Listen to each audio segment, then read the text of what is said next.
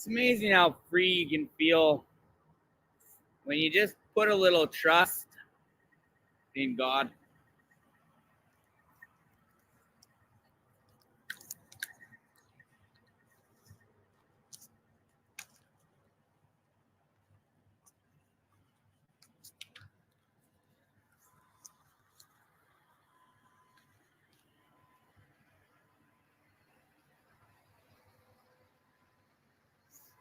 Love from Alabama.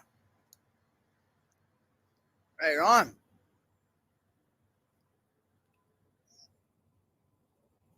Oh, this is a little girl? Yes, it is. This is Hey, Zara. girl. What's up, Zara? Want to say hi? That's a good girl. That's a nice little girl. Yeah, How's your night going? pretty good. That's good. Just a little worried coming up to 12, but it passed. All good. It sounds quiet down there. It's so quiet. Weird. It's like annoying, I was like, eerie, and yeah, I was like expecting some noise when I came up, and I was like, oh, it's so quiet. not a horn, not even a single blast. Only thing I heard was Buddy on his bagpipes. Oh man. I know, right? I thought I'd take her for a little walk around before going to bed. Right on. Okay, have a good night. Night.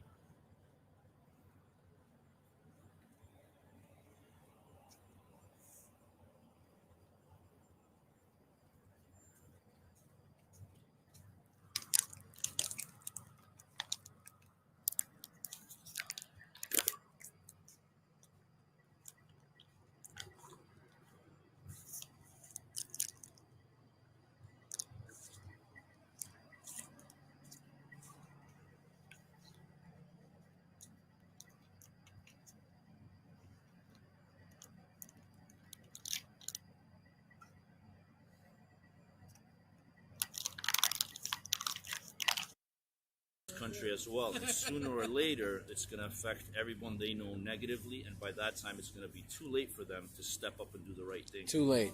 Too late. When So they we've all been trying to realize. help. We've been trying to tap into the humanity in them, hoping that we'll turn them. We even the other day, I can't remember the guy's name. He's a tall white guy. Was trying to do interviews or whatever. We surrounded them and asked them to put out the real news and everything else. Yeah. Where's your humanity? All of that stuff, and people even embraced the guy and gave him hugs. Yeah. You know what I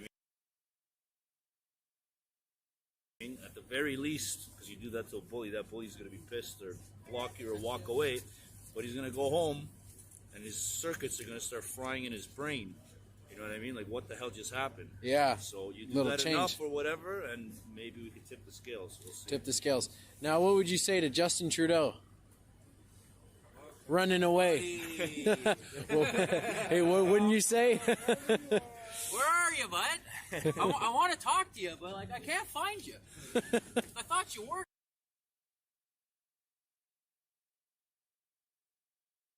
here. Yeah. Oh, he works here?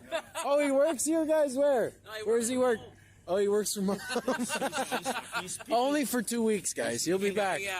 He'll be But back. when he gets over the COVID-19, yeah. He's, Then he he's got all speaking, his he's stuff speaking last through the week. blind somewhere, or that, or he's in Yeah. Costa Rica. He Or probably found somebody sick who and licked the knows? inside of their mouth. He's in Costa Rica. Where's his wife? Where's his wife been? You know what I mean? Uh-oh. Wife been to support. Yeah, And then they're he had not. his- They're not his- even his together. second- Do you think he would benefit from actually coming here and talking to the people? Would he benefit? Yeah, or would it make his situation better? Would this tone down this quote unquote, violent, hateful protest? I don't think it would benefit him. It wouldn't benefit him? It wouldn't benefit him. People would be. I think there would be a small group of people, whatever, that would obviously start chanting "fuck Trudeau" and all of that. Yeah. Which, like, understandably, it's a reasonable way of Well, where are they coming from, right? yeah. 2 years of He's lockdown. screwed a lot of people. He's destroyed lives. He literally should be tried for treason and even murder Yeah. in a way. Yeah. Right? So there would be some of that, but I think with the way that we've been doing things here, it would be peaceful, and there is a specific group of people that would be the ones to question and negotiate Yeah. terms and whatnot. Well, where So are they coming from, right? I don't think it would be good for him because that's like we've been blasting about 2000 or so. energy everywhere. Yeah. I loved it, and it informed a lot of my thinking. And I could see that things weren't going well. And I remember being with my wife. I met my wife in 1999. I was 19 years One more old. thing. What happened? What's And, happening with the fuel? you know, she Have said you to seen me- the cops take fuel? You know, we were discussing what do we want to have? What's the police coming Yeah. through the friggin'? You think most of the cops are doing it, or maybe it's just some of them doing it? I mean, with the state of emergency and everything today, Do you see an emergency anywhere? well, I just saw a funny picture how they were saying how it's funny how a fringe minority quickly turned into a state of emergency. Yeah, yeah. Oh, yeah. The fringe minority is responsible for Now the. there's a state of emergency. It must be Master Chief Halo, running around here. The fuel thing is it's not a big deal. They've arrested a few individuals or whatever for aiding. And abetting, according. About 2000 or so. Yeah. They changed laws. I loved not it, that long ago. and it informed a lot of my thinking. And I could see that things weren't So going they well. could And lay I 'em. remember being with my wife. I met my wife in 1999. Very I they're was 19 reaching years with old. that kind of charge. because Yeah. And to say you know, that, she said to me, they were going to do you know, we were something discussing what mischievous or whatever. what do we want to have? What's the police coming through the friggin'? It's really a farce. It's a farce. It's a show. It's a Yeah. it's for PR or whatever. I'm sure it's going to be put on. It is already on media. Yes, it is. Media. And then Car. also it's scare tactics to deter people from helping in that way, right? Which it's not working at all because let me tell you, the fuel is and will continue to get here. They can't stop Chess. them all. It's chess. It's chess, eh? Hey, man, cheers. Cheers, nice to God meet you. bless you. Hey, guys. Right on, man. You want to say anything? Quick. I don't know what to say. I honestly don't know what to say. Freedom, huh? Freedom. Freedom. Free time. God bless. Let's go. And those are the. Yeah. Those special people. Self-proclaimed. That's where the Oh, the Queen of Canada's over there. Queen, eh? There, right The there. Queen. You could get nice and close. Yeah? Only chance. You guys want to walk over? You can touch your tiara. I'm kind of scared. I'm scared of the Queen, guys. I might get hung or something.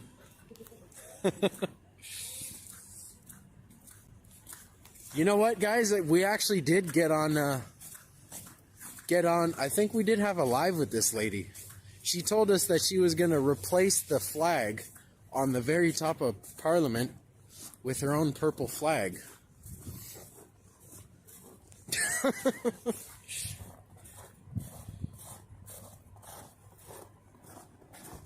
Yeah, Justin. Oh, I don't want to get run over here, guys.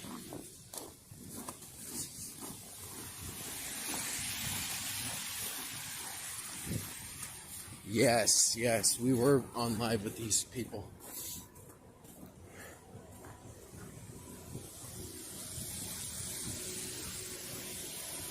I don't know if she represents the natives or what's going on.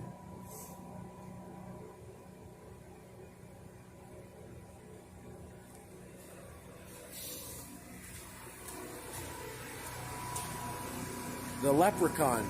Ugh. Guys, it might be some witch magic going on.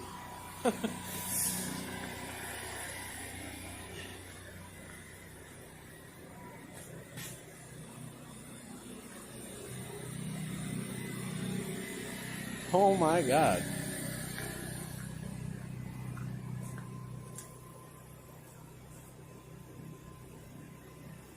Her Majesty Queen, Romana Didulo. Oh, wait, hold on. I have heard of this one because people in my chat were talking about this, and it's some crazy fucking QAnon lady. And she thinks she's like the Queen of Canada, and that she's going to replace Queen Elizabeth. Like, she smelled like a total fucking Fed, but I didn't know it was that woman, you know? Too fucking funny. Everything going on down here in Ottawa. Make sure you guys check us out, man. Got a couple interviews, a walkthrough, some of the speeches there. We got some more footage we might upload. We're going to be going live every day hit the like, share the video, share the live. We're having a global effect here, guys. Global. All over the world. Truckers are doing something for the people. Want to give a big shout out to Portland Andy. Shout out to the truckers. Big shout out to the truckers. Can we get a big truck yeah in the chat, guys? Truck yeah, brother.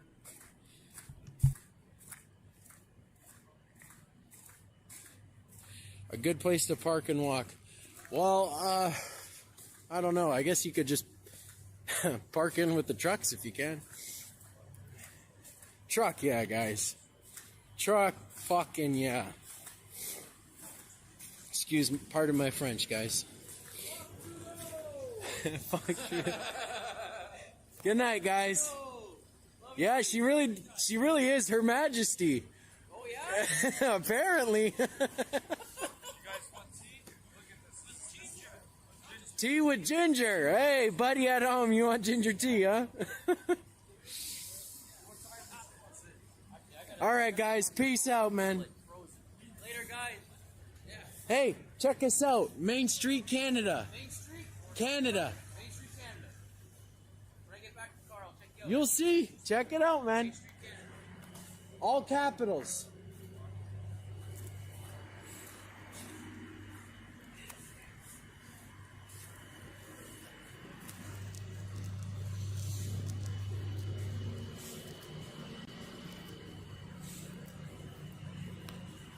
Truck, yeah. For freedom.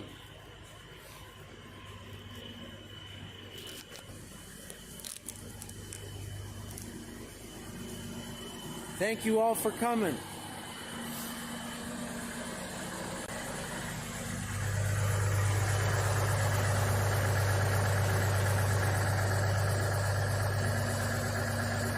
She's not First Nations, huh? So she's hijacking them is what she's doing. Hey man, you know Yeah, what? guys, I gotta get back. Honestly, I can relate to that. Like, I mean, I dyed my hair black and I call it my Indian hair, so... Look, guys. There's no reason for anybody to be stealing food. I mean, there's bags of food everywhere. The generosity is just... I don't even know what to say, guys.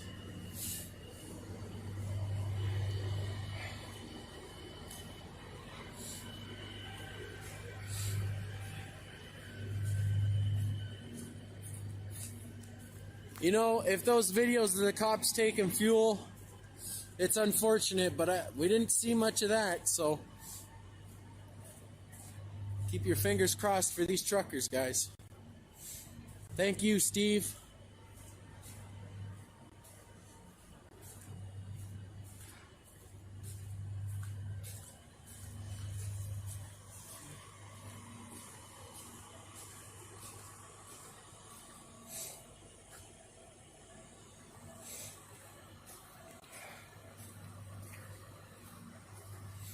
Ottawa police are stealing from the people. It's wrong.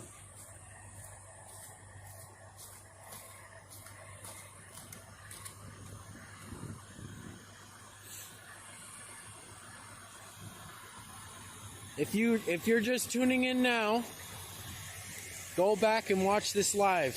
Lots of stuff in it.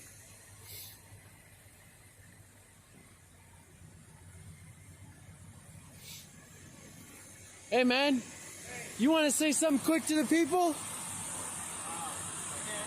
Say something quick, man. Not give up. Not give up. Fighting, because we need it now. We need it now. Oh yeah. So if you can make it down here, come on down. Oh yeah. We're gonna need it. Props, brother.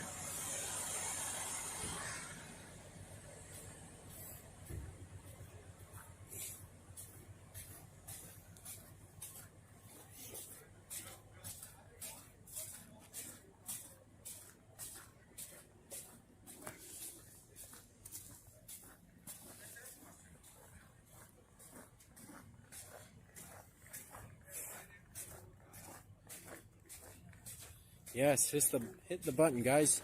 Hot dogs in the chat. We love you, Andy.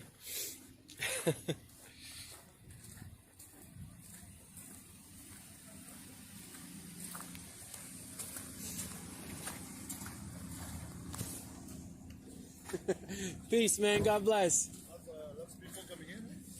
Huh? Yeah, maybe. I don't see too many. No, I haven't seen too many cops. No. Take it easy, my man. Peace out.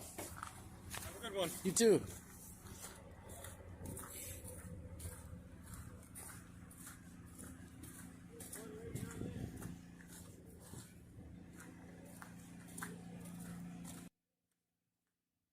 If your woman is not moaning truck yeah or screaming truck yeah while you're with her, then she ain't a keeper. Oh, yeah, we'll get back to the hammer, but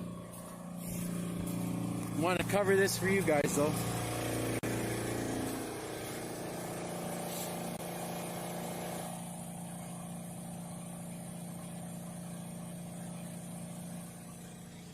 Albert Street.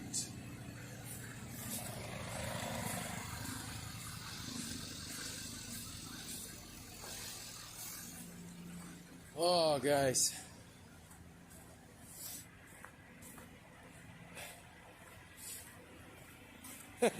Yeah, we're not rushing back to the hammer. We're going to stay here for a bit. Don't you worry.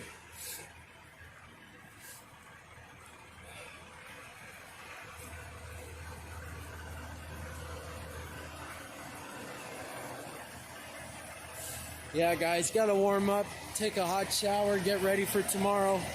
You guys stay tuned, man. Subscribe, like, be ready. There's more to come. You heard these truckers, they're not going nowhere. Go rewatch this live. You'll know how the people feel.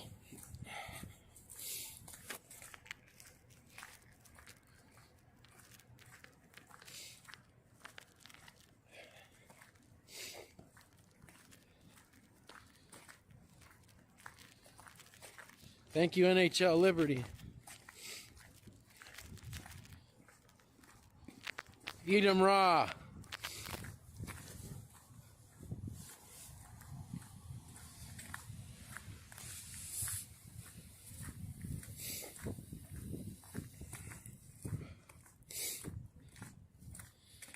Full of great people. Lots of spirit, guys. Positive energy.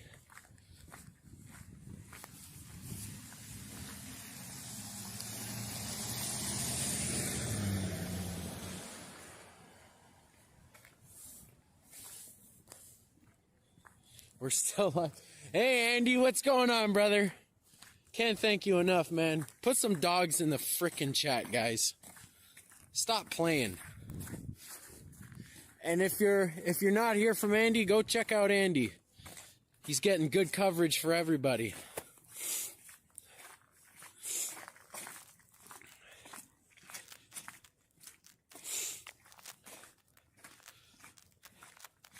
Remember this, guys. All that complaining they do on laptops and phones, that trucker brought it all in. All that food, they brought it in.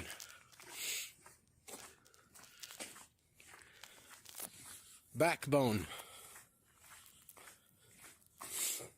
Texas, man. Portland, Andy, go check them out.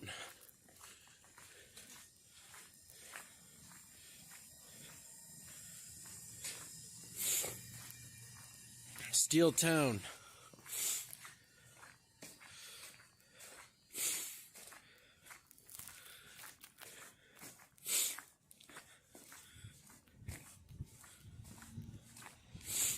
Missouri out here, man. We got people from Russia, Uruguay, Trinidad, Jamaica. People from all over.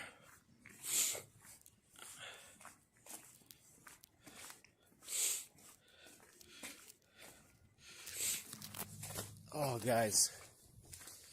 What a night. Winnipeg, Virginia, Atlanta, okay. Denver, Victoria, Arizona. Oh, he's talking about Portland Andy. He's another streamer, kind of like me, where he takes multiple streams and does a little bit of commentary and stuff. He's a cool guy. You know, 15 hours.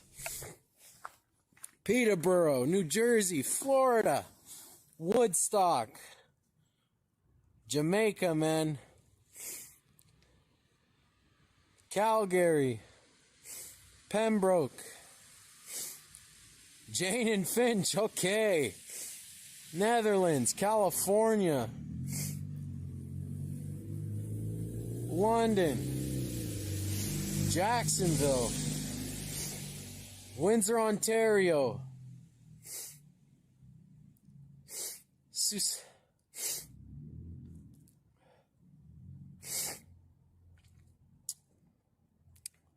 Scotland,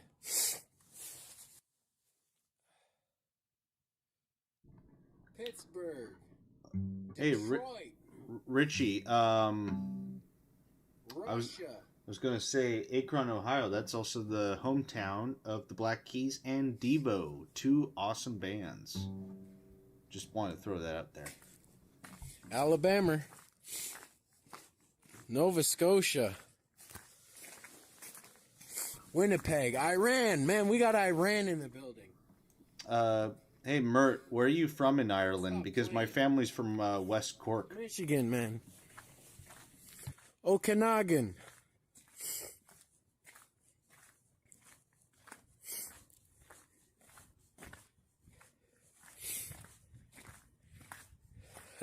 Even the Wisconsin guys. Don't make too much fun of them. Beavercock, Ontario. All right, buddy, we won't play with you.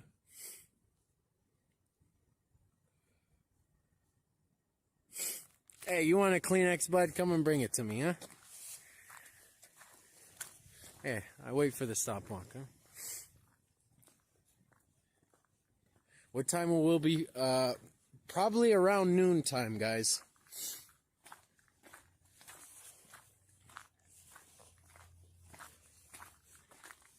Ozarks. Around noon. And we'll also do these late night lives too.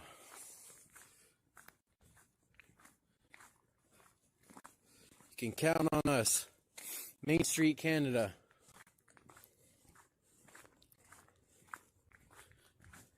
Thanks for hitting the 2K, guys. 2K. 3K on the way. Just stay tuned. Love doing these lives. Love bringing you this live footage. Getting out with the people. Vancouver Island. My aunt lives there. Nanaimo.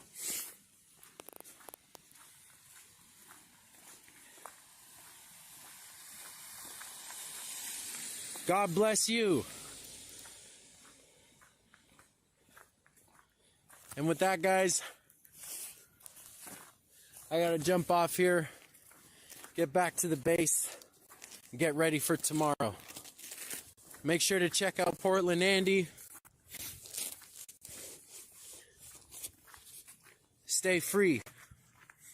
God bless you all.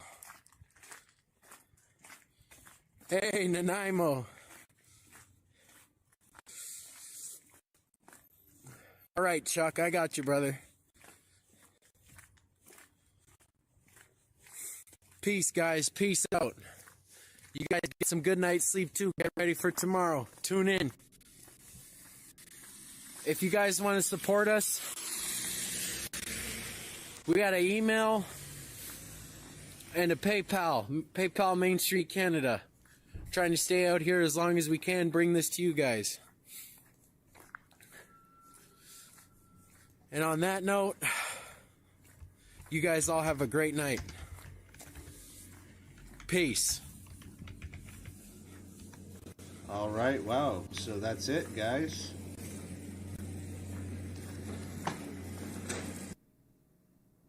Wow, that is it.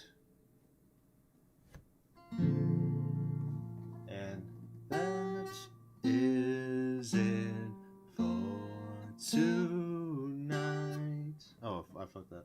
That is it for tonight.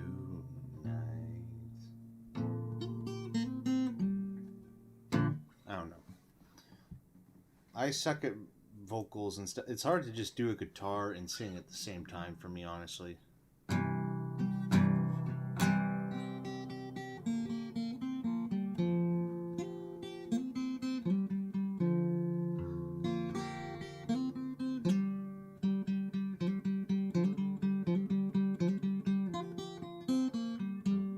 Wait, seriously?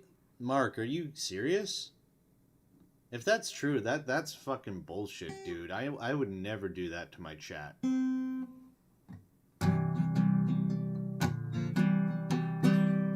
That's it for tonight.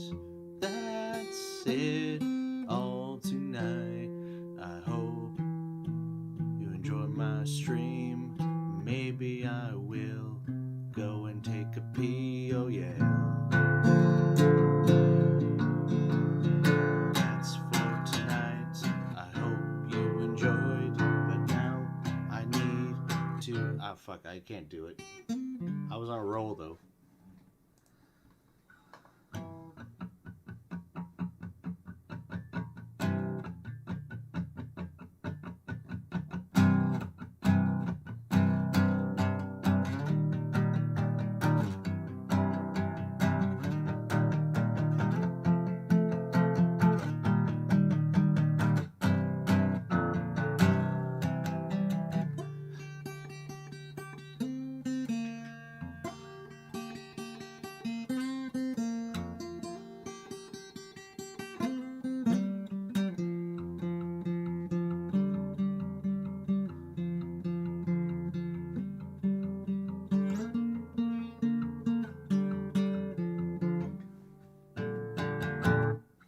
Anyways, I'm one of those guys, as soon as I get a guitar in my hand, it's going to be hard to disconnect it from my body, you know?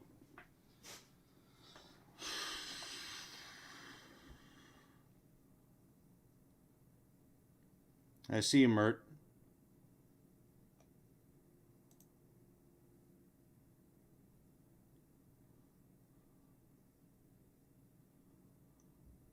Well, yeah, by the way, this is Main Street Canada's channel if you want to give him a subscriber.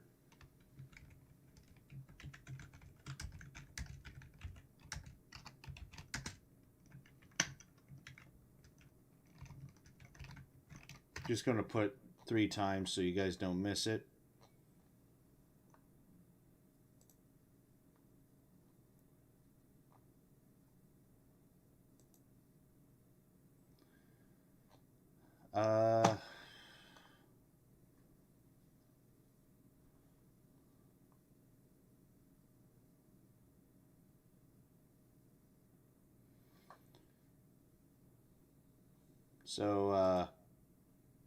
Yeah, I might as well end it with this. Have you guys been hearing about, like, this? Karen in the chat. No, that's not an insult. That's actually her name. She's one of my mods.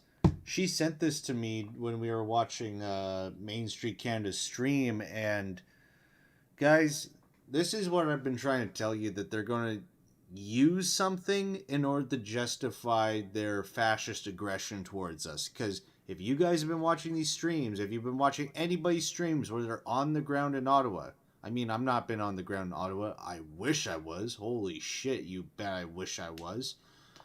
But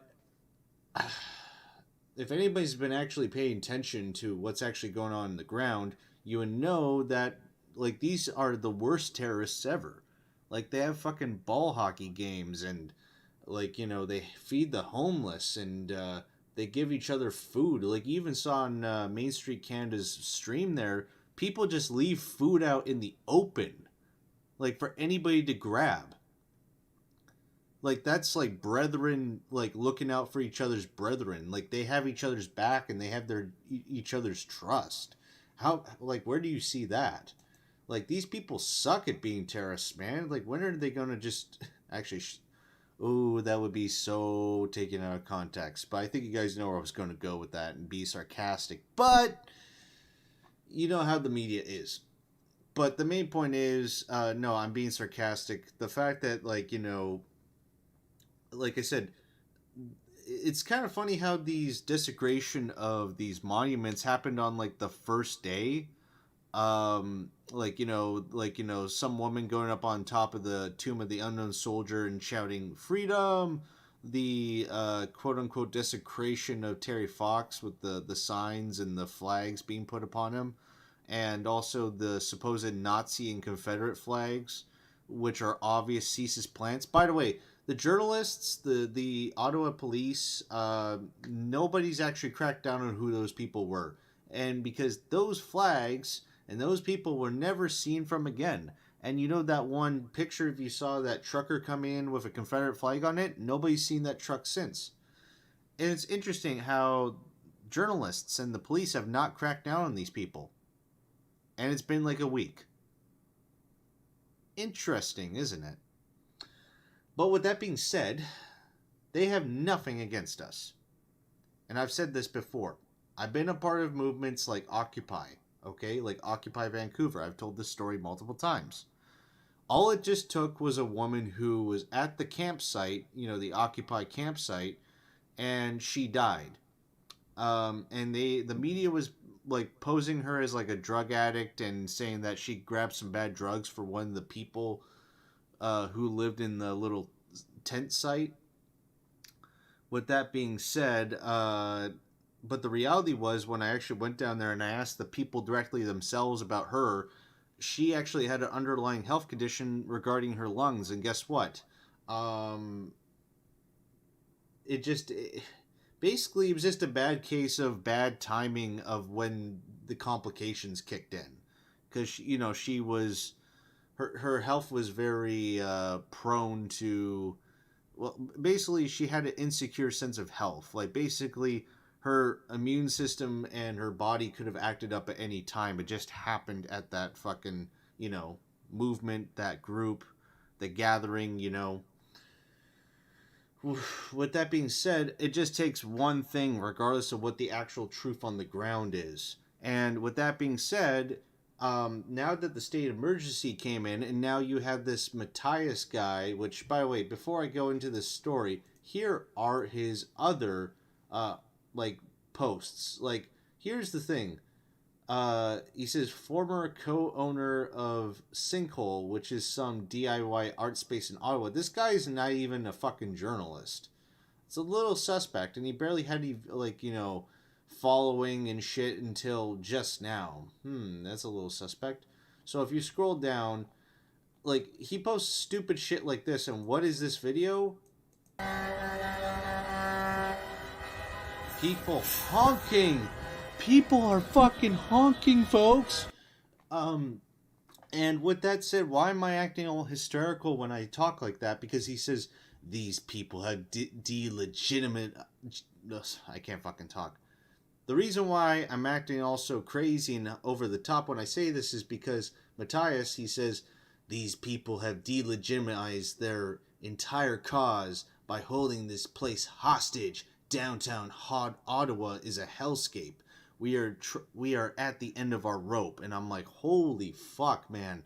Like, I said this before. I remember a friend of mine about like a few years ago, and he said to me, like, dude, there should be another world war. And I was like, what the fuck? Why are you saying that? But what he means is that he feels that there hasn't been an event or something that has given a generation like the actual sense of like what hell on earth really is, like, you know, what the worst actually is, you know what I mean? Because all this is just showed, like, what, you guys literally just can't fucking handle horns and shit and stuff? Like, seriously? Like, it could be just me, because, like, you guys need to understand, I live down in East Hastings, alright? Like, you know, the ghetto part of Vancouver. I hear sirens and fucking fire trucks and everything all day, every day. So when it comes to unwanted noise, I'm used to it at this point, and you guys can't suck it up to this. I've dealt with this on a fucking daily basis, and I've been down here for years. With that being said, I just see a bunch of entitled bitches, because, like I said, this guy seems kind of suspect with this story he's about to tell here. Right after... Oh, sorry, one more thing. The story I'm about to read to you guys here, he posts this right as soon as the Ottawa police start dismantling convoy protesters' logistics camp on Coventry Road. Like, the little camp where, trucks can refuel and stuff like that.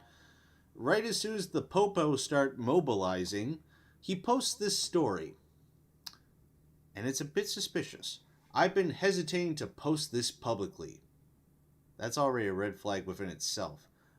I gotta say in the voice.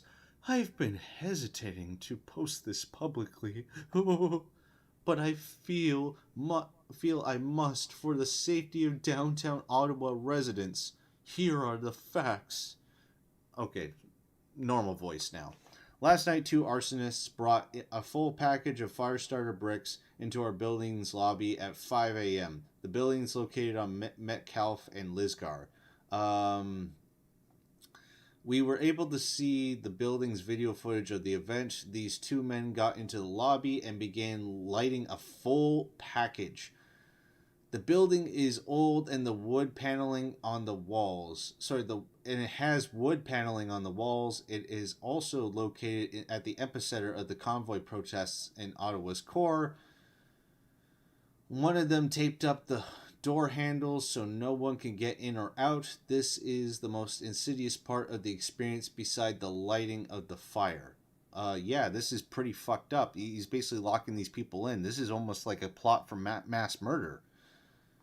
After a night of blaring horns and fireworks until 4 a.m., which actually I gotta admit that was a bit excessive. When I was watching the live streams where people were throwing raves and stuff, I was like, yo, this is awesome, guys, but this is kind of bad optics because you guys kind of took an oath to not fucking honk and make noise and shit after like 8 o'clock, from what I recall. So that's just from what I've heard. And from what the live streams I was watching, yeah, it seems like they kind of cut it down a bit. Anyways, some residents had yelled and pleaded with the protesters outside the stop. As the fire was being lit, a tenant walked by and nervously asked who they were. One admitted to being part of the convoy protests. This is where, like I said, this is a little suspect. And keep this in mind with all what Matthias has already posted on his feed. Note the timing of this. And I'll explain because there's probably something in your head that's kind of not clicking when I'm with me telling you this story. And I think I know what it is, but let me read the whole thing and I'll point it out to you. Because some people in the replies saw it, and even I was like, oh my god, that makes sense. But anyways, as he says, the tenant quickly got into the elevator and arsonists continued to ignite the package. Once lit, it grew and nearly touched the wood panel walls. The arsonists escaped out of the side door as the video shows as the fire grows. After speaking with many residents, it became clear that certain protesters outside became very aggressive and angry at the tenants in the hours leading up to the arson. Not all protesters. It's funny he says not all protesters, but if you've seen the other tweets, he thinks all these people who are part of this convoy protest are scum. Like he says it's a hellscape, and they feels like it's literally under like military occupation. Like, yeah, it's an occupation, but not into the extreme extent he thinks of. But a few screamed and were clearly upset with the confrontation earlier in the night. So, a good Samaritan was walking by the door outside and saw the fire. Luckily, the door opened, and after some struggle with taped handles, he got in and was able to extinguish the flames. Fucking right on for that guy. Order of Canada for him. Because, I mean, whoever these guys were, regardless, they're scumbags, and I hope they get locked up for a long fucking time. Whoever they, tied themselves to. It is clear to us, as residents, that this was a blatant reprisal by the protesters. Not only have they subjected Ottawa residents to widespread harassment, assault, and aggression, but now an attempt to light an entire building on fire. You see, he's setting this up as a way to make you go outside, and if you see a fellow convoy protester, He wants you to pretty much go out there and fucking be a total savage towards them and just, be fucking relentless and, tear them apart. Like, he's not actually saying this. He's not actually directly calling for violence, but he makes you want to not see them as human. He wants you to see them as savages. That's what he's trying to do. Our hope is that the Ottawa Police and Jim Watson, Ottawa, along with Catherine McKenney, who is a part of the Ottawa City Council, calls for immediate and firm resolution to the convoy's occupation. This incident could have ended much, much worse. No shit, Sherlock. Will heed. Okay, that's what I was like, why does it say he's? Anyways. For anyone wondering how I got the footage, the building manager is a cool dude and let us see it. Police were called once the fire remnants were noticed in the morning, and they are investigating. Also, the tenant who interacted with the arsonists did file a report. Police are pulling it all together and taking statements from the tenants in the building. So, regardless of the suspiciousness, this is still a fucked up little incident.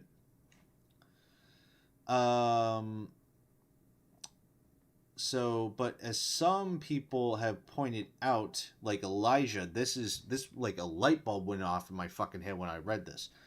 The police seem to have found out this via your post on Twitter. You didn't mention in the post anyone called for the fire department or police that night.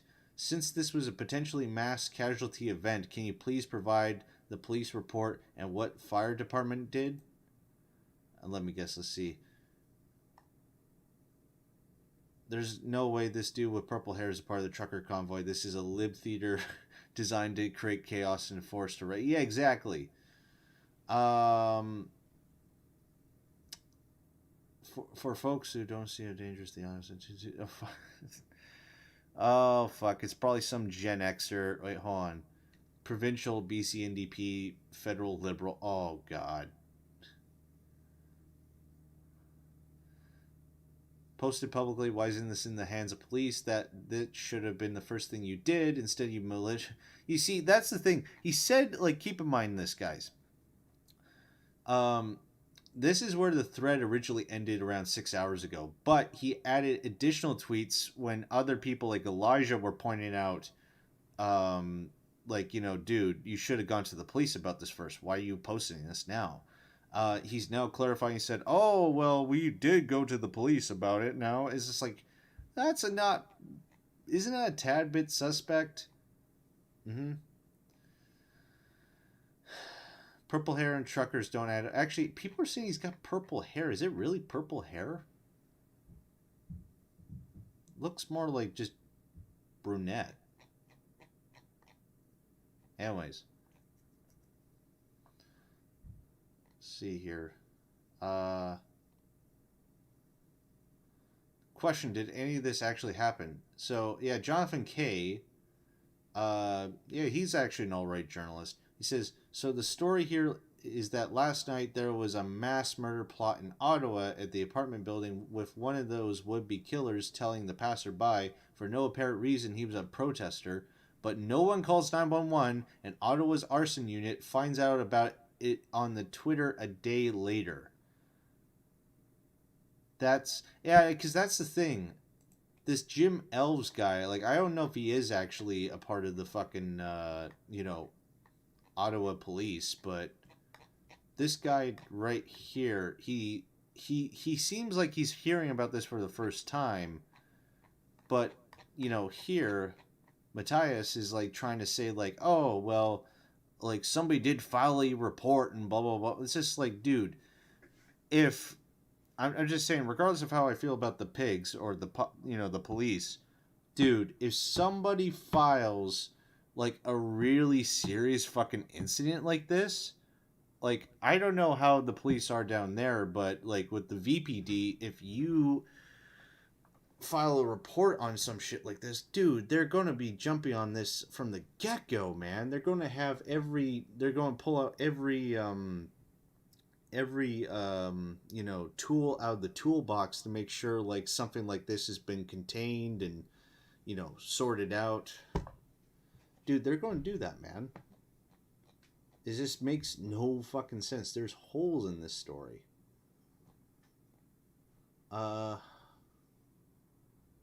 Look at this guy. Oh my god. Oh my god. He says here, I've been comparing anti-vaxxers to arsonists, and now we have an anti-vax protest involving arsonists replaced. This does not sound like a glowy at all.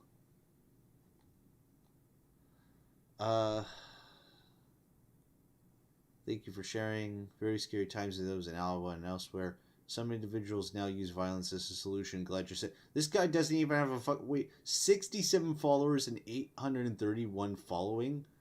He has no profile picture, and he just joined about like 2 years ago. Not suspicious at all.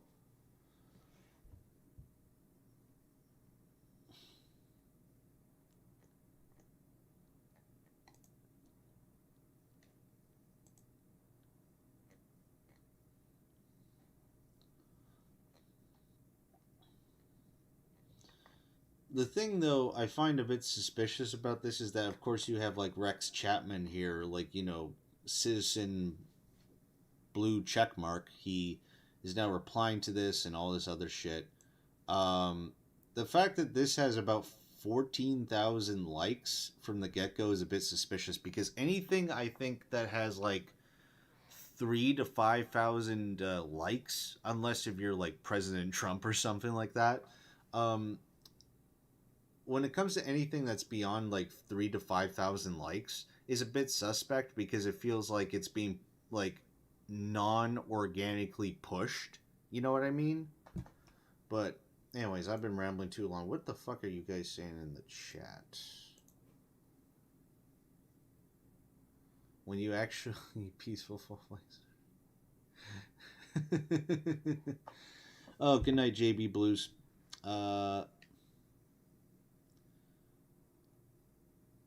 Milk Collins, can you please stay on topic, please? I'm not saying you can't talk about certain situations, but yeah, it was Putin.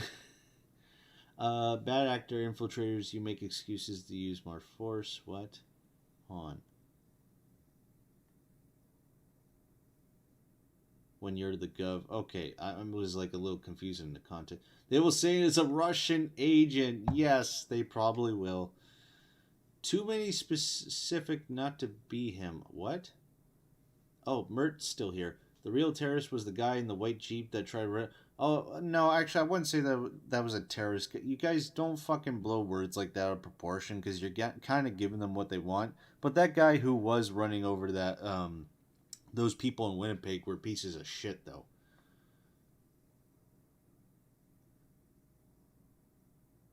Police are taking the truckers' fuel. Yes, we know about that, but it looks like it's calmed down for the night, but it's the calm before the storm.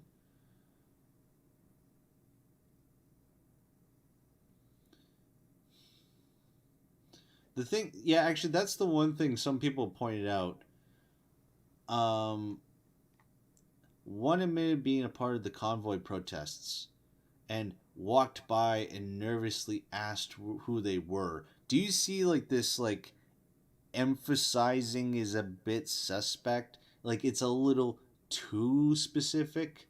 Like, I mean, I could be just different, but when I talk about stories and shit like this, like if I was in this position, or if, like, you know, there was some big shit that happened going on, like, I don't say I nervously asked. I'll just say, hey, I just asked him. You know what I mean? I don't add, like, extra emphasis on things. It seems like he's purposely grammatically adding words in order to fuck with your heartstrings, you know?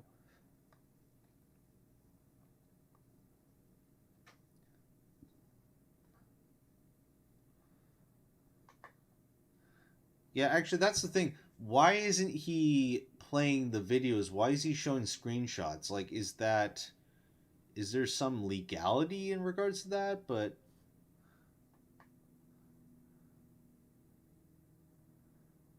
yeah.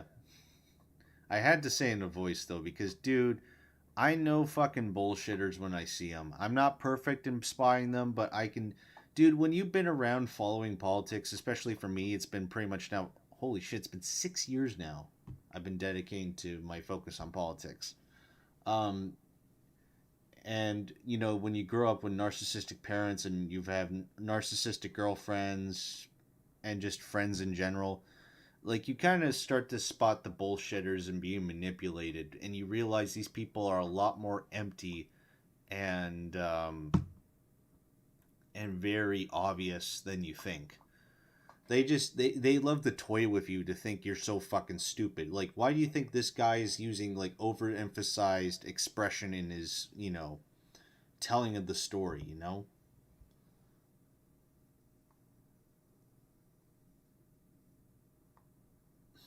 I'm just reading some of you guys in the chat.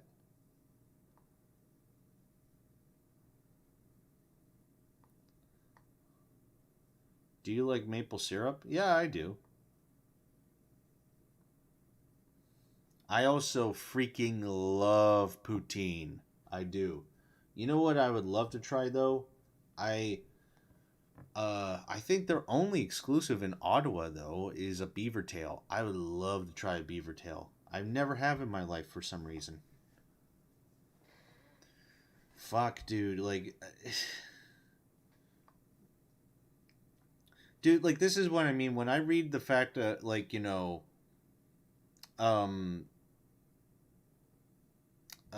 when I see, like, Matthias here, like, copying, like, CSIS or, like, intelligence talking points, like, you know, establishment talking points that countered the real narrative that's going around, like I see that and I just think to myself, plant, agent. So fucking obvious. The guitar is an extension of yourself, bro. I love to think that.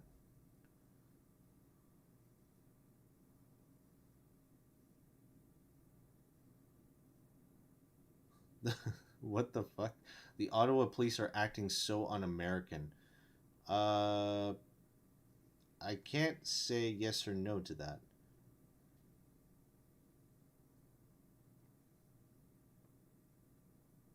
Was the purple people? But dude, like, that guy's hair doesn't look purple. It looks fucking like dirty blonde or brunette. I don't know what the fuck is. Do I just have color blindness or? There's no. But like I said, guys, he didn't even post a fucking video of this. It was screenshots.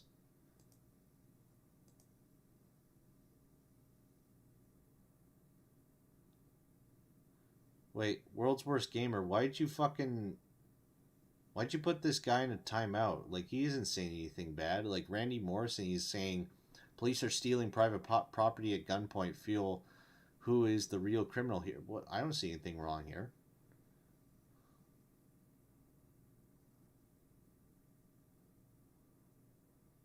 Do you support Israel taking Palestinian lands by genocide? No, I don't. I am very vehemently opposed to Israeli lobbies and how you know, they lobby for the government to work in Israel's favor. Like, world's worst gamer. Why are you fucking timing out people who are being, like, asking honest questions, dude? Like, we allow free speech here. Can you please stop? I know it's a bit off topic, but please. Just, if somebody is being off topic, please just say, like, don't be off topic. And if they don't, like, you know, obey, like, your command in that regard, you can then time them out, please. No step on snake. Build the liberal Republican. This won't happen. What? You got it. I don't know what you mean by you got it, but thanks.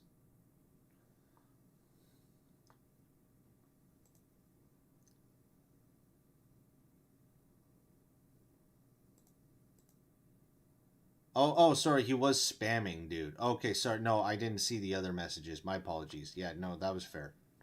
Ron Paul is great. Yeah, dude, the day Ron Paul passes away, it's gonna be a fucking sad day, man. Yeah, by the way, Ron is totally on the side. He supports the truckers too. Fucking rock on. Like, I mean, I'm not a libertarian anymore, and I'm still, like, economically on the left, but he's the fucking man. You can smell a rat. Exactly. There you go. Oh yeah. Okay. I think you guys are talking about the over, like the overemphasis in his story. Yeah. You guys got it. Just a deep fried pretzel with he was spamming that. Oh, okay. Now I get you. Okay. Palestinians don't have any like. Yeah, pretty much. They don't. Sadly. Okay, warning. Yeah, okay, that's the thing. If, yeah, like I said, if somebody's being off topic, please just give them a warning first. Don't just go boom and cut them off.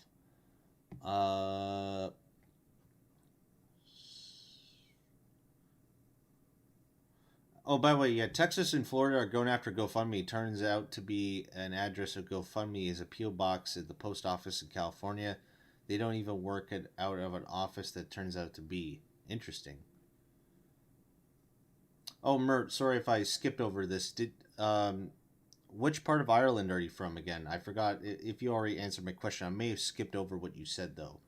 Like I said, my mom's side of the family is from West Cork, and they immigrated during the famine over to Newfoundland. So I also thought I saw like an angry Newfie or something like that. The government authorities are being very dishonest for the most part, but the people that are gaining support across the world. Yeah, pretty much. What do you think about Rand Paul? I'm mixed for the most part. When he first was in office, like, before Trump, he was a really fucking solid guy. And he still is to some degree, but like I think ever since like the Fauci stuff started happening with COVID, it seems like he's just now just a performance artist, I think he's not running again for re-election this year in for the Senate because he believes in term limits, which I can respect. There should be term limits when it comes to any form of government too, because we need fresh faces all the time. But on the other hand, too, some people have made a good counter is that gives also a bigger opportunity for other people to get replaced quite frequently, and that could lead to a special interest candidate coming in and easily replacing the grassroots candidate. It's a little complicated, but the Zionists like to lean on Holocaust for as a justification to take other people's land. They're not even Jewish. They're Italians obsessed with Judaism. I wouldn't say Italians. I don't know where the fuck you got that from. There's definitely a lot of Eastern Europeans that very much descended from, I was going to say the first Israelis, after the formation of the Zionist state in 1948. A lot of the big migration that went to Israel were a lot of Eastern Europeans, like specifically Eastern European Jews. That's the thing, like, I'm not going to hammer too much about this, but the thing is, Zionism itself was founded by Theodor Herzl, who was an atheistic Jew. It literally has nothing to do with Judaism. In fact, the Palestinians, if we want to go on ethnic ground, they have a lot more common with the Hebrews, like, from millennia ago, than the Zionists do. Like, the current Israelis, like I said, they all mostly descended from fucking Eastern Europe and shit. Like, I don't know from all across, but like I said, a huge chunk of them came from like Eastern Europe and such. And Germany as well, like Central Europe.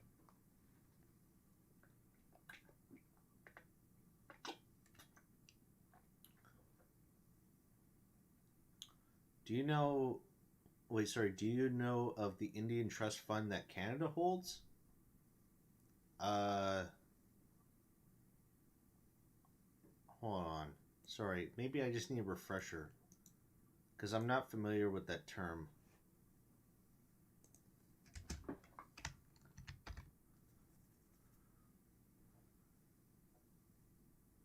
Canada's 650 trillion Indian trust funds. Let's see here. Wait, hold on.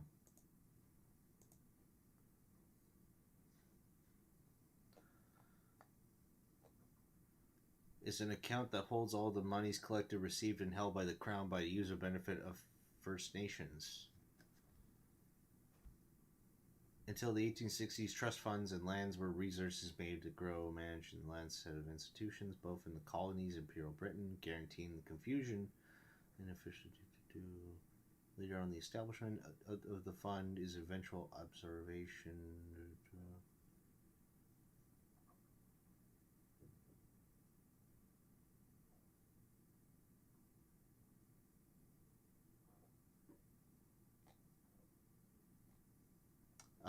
I need to look more into this because I'm actually not too aware of it until you just asked, if you want me to be honest. I'm from Cary, East Cary, right beside West Coast. Oh, shit, so you're very close, brethren. Nice. I know all West Cork. I flew from Cork Airport to London, and then on to Halifax, then to St. John to New Brunswick. Oh, shit, so you and I may, ethnically and ancestrally, may have a lot in common. Kick ass, man.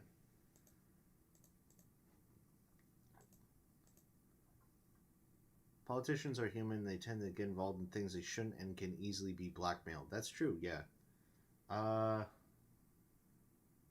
enjoy your channel. Never really commented. Oh, that's cool, man. Yeah, like I said, though, but guys, like, here's the thing, though. Like, I'm not trying to stroke my ego or toot my horn, but this should be kind of a moment where I can tell you guys that I'm a genuine fucking dude in this case. Because there's people who are like grifters and shit that will try to pretend like they know what they're talking about certain subjects. Like, well, for example, Wolf Moon here asked about the the Indian Trust Fund. I actually have never really heard about it that much until he just said it. And I looked it up and I was like, okay, this is not like a simple thing that I can just read in one description. I need to dive into this to know what I'm talking about, because I'm not going to talk about shit I don't know what I'm talking about, you know? Because if I mostly, like, I'd say 99% for the most part, if I express an opinion or I have a view, it's because I've actually done research on it. And I feel like with the evidence I've found in the research I've done, there's shit to back up my claim. Now, does it mean I'm right or wrong? No, I like to be challenged. It's fine. But I also use it as a way to say, like, when people try to put me in a straw man caricature, and I counter it with my point of view based upon my research and evidence. So, like I said, I like to have a conversation with you guys. Like, we all kind of interact with one another to learn with one another, you know? First Nations are unable to access the money. Well, oh, okay. Huh. Well, that is kind of scummy shit. I'm not surprised, though. Saw the Famine Memorial in Moncton. All Irish names. Nice, yeah. You are not allowed in politics unless you're a Masonic fraternity. Actually, you know what? I wouldn't just say that. The Masonic stuff kind of gets into weird territories. But what I can confirm is that if you are not a sociopath, you have no future in politics.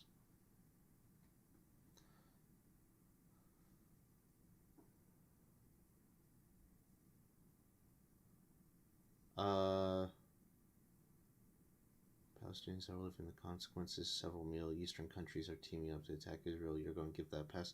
Wait, Jimmy, are you talking to me or are you talking to somebody in the chat? Because I'm a little confused by your comment. Good man. Yeah, good stuff. So, yeah.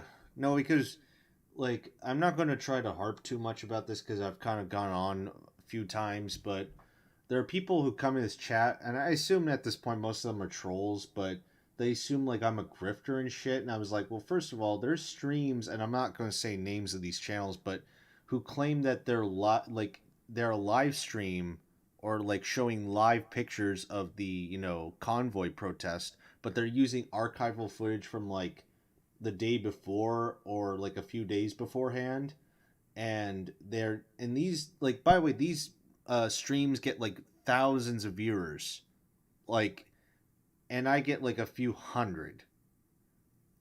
So with that being said, when I do a stream, it's where it's obviously not covering the protest like what it is right now, where I'm just sitting down talking with you guys, or like I actually show a legitimate live picture.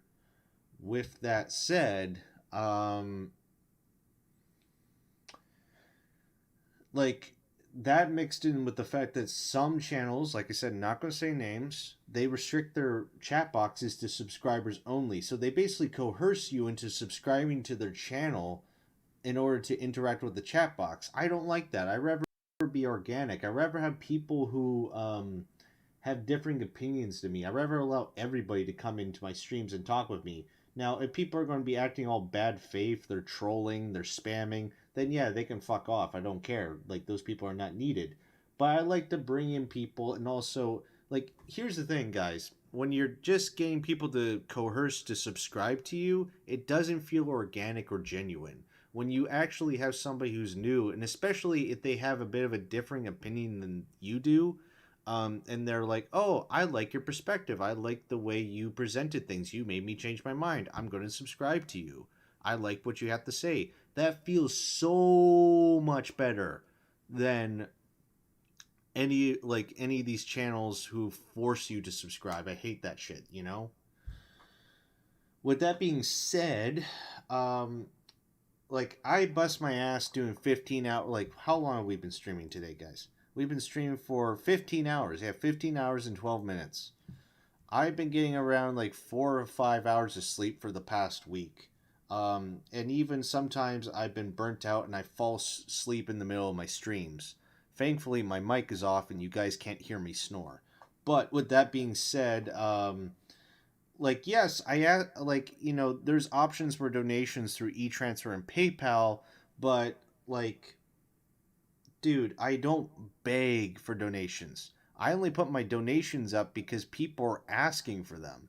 And in fact, like I say, like, you guys look at the fucking pinned comment. It says donate to the streamer. Whenever I'm putting up, like, other people's streams, I usually say, hey, go support this guy. I even tell some of you guys in the chat to go to this guy's channel in the chat box and ask for, like, a little shout out. Let him know I'm helping him out, you know?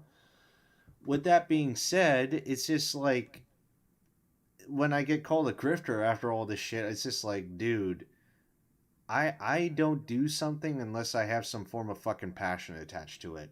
Okay?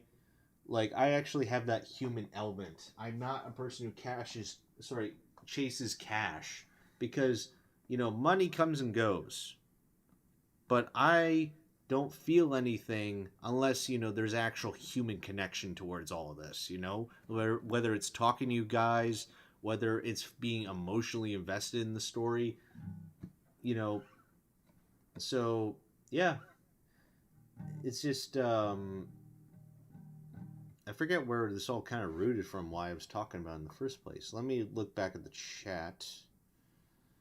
Oh, yeah, because I was talking about, like, saying, oh, if I don't know a fucking subject, I'm going to be honest about it. And you know what? You can get all these fucking narcissistic shitbags who are going to be like, oh my god, you don't know this subject? No fucking shit, Sherlock. I don't fucking know everything. I'm not perfect. So fuck off if you have to come in and say, like, oh my god, you don't know this. No shit, I don't. I'm an actual fucking human being. I'm not perfect. Sorry to kind of get all personal there, guys. It's just that I've had narcissistic girlfriends. I grew up with 2 narcissistic parents. And even recently, like, I'm not going to get too much into detail. I'm not even going to show the comment she left, but even my mom recently, which, by the way, I'm going to file a fucking, like, a non-emergency police report, basically letting them know that she's basically fucking harassing me, because I wrote a letter to her 2 years ago, let her know that the next time she contacted me again, that I would, take other legal means regarding it, right? And she respected that for the most part until yesterday, because I was in downtown Vancouver, actually covering the Vancouver convoy protest, right? And it was kind of, long story short, is that she then commented on my stream after it was done, and she was like saying, oh, I didn't go down there because I knew it was a shit show, but the good thing is, due to your stream, I could watch it from the from the comfort of my home and see that it actually was a shit show. Anyways, I hope you grow up someday. That's the shit my mom left. And it's not just towards me, guys. That's like, she's one of those people that, like I said, she lives her own fucking world, and she thinks that, like, she's not interested in anybody's, like, perception or, you know, experience. She thinks that, like, she's superior to everyone else. And when you're growing up with that, and especially when you have that whole, like, oh my god, I can't believe you didn't know this, and like, oh my god, Brent, you wake up every day like it's a new day, like you never hold on to shit. The reason why people do shit like that, especially narcissists, is that because they want you to be miserable as they are. And I want to let you guys know something. Like, I don't know any of you guys if you've gone through the same thing or you're going through the same thing, but this is what I'm about to tell you, and this is an objective fact, okay? When you turn 18, when you become a grown-ass individual adult, and especially when you leave the house, you have the absolute right to disassociate yourself from anybody you don't want to be associated with. Nobody is entitled for them to be in your life. And yes, that includes your parents. That includes your family, okay? Anybody who tries to put this bullshit onto you like, oh, you gotta be there for me and da-da-da-da. Dude, guys, we're only on this pale blue dot for a brief amount of fucking time. Do not waste it with people that you know you won't get along with. Because then you're going to just be reliving the same old fucking day over and over, and you're never going to be able to experience new things. It's been tough for me. I just want to clarify, though. I'm not trying to say this like it's going to be an easy walk in the park, because it still hasn't been for me. Like I said, I just got the comment yesterday. I'm not trying to let it get too much to me, but I was just fucking disappointed that she just put that shit. But I'm also kind of not surprised, because it just kind of confirmed and reaffirmed my decision to, you know, disconnect from her. Like, just, the thing is, you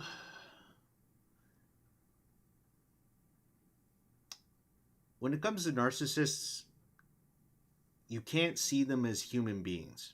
And I'm not saying that in a dehumanizing way, like, you know, in a sociopathic, like, you know, their level. What I'm saying is they don't see you as human beings. Like, they don't have empathetic human compassion.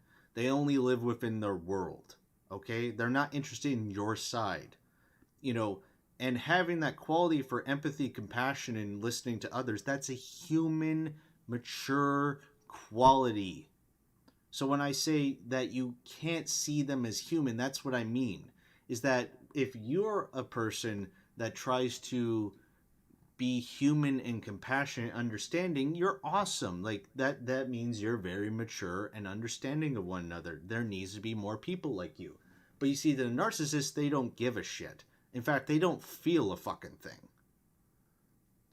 Why treat them thinking that you're, like, they are on your level when they are not even thinking about, you know, having a different level with somebody else?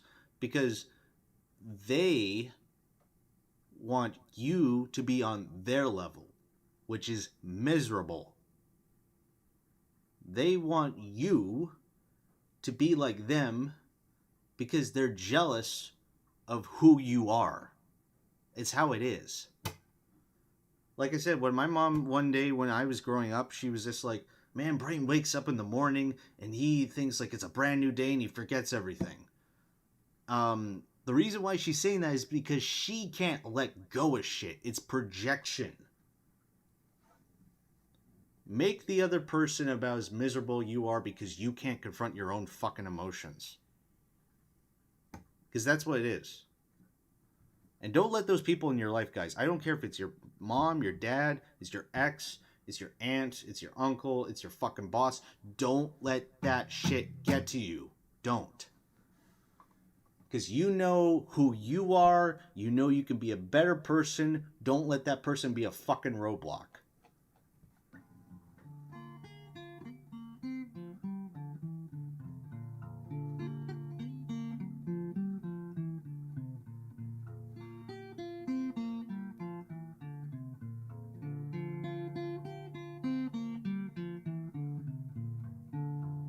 Yeah, see, like, I know this is probably a troll in the chat, but,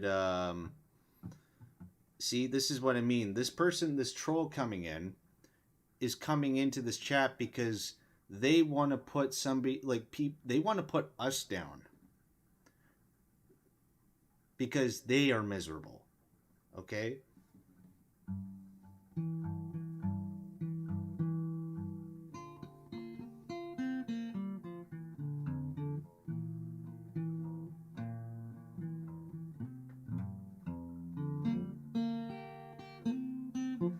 Oh, and I'll get rid of this troll, guys.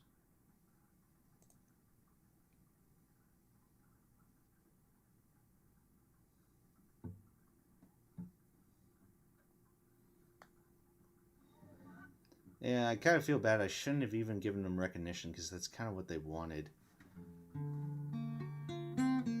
Oh, no, it looks like it's winding down.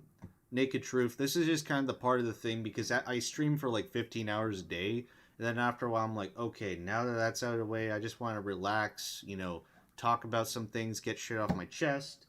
We relax, then, you know, we slowly drift off into the sunset, end the stream, then we just kind of go our own business. I go to sleep and, you know, put a nice little coat on things, you know?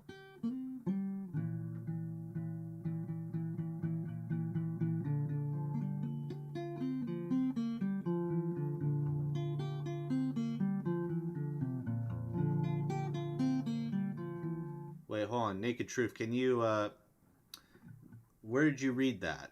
Is it a feed? Because if there is, feel free to, send me an email, which is in the description down below, or send me a message on Instagram, which is Brighton Band.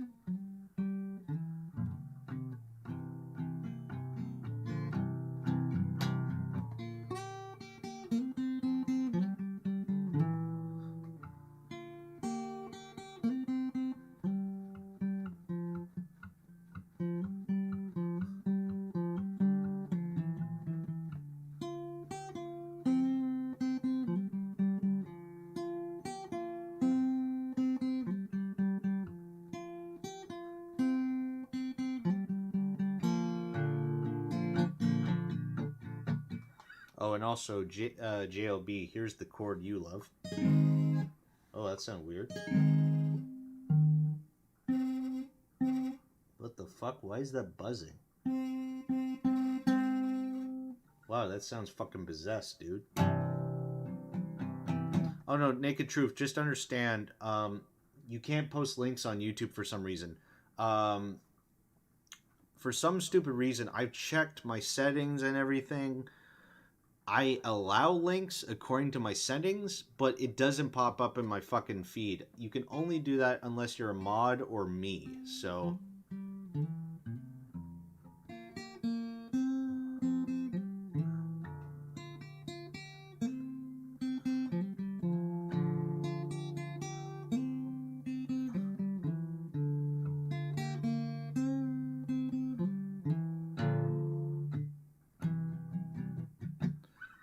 Bohu. Actually, that's an interesting little name there.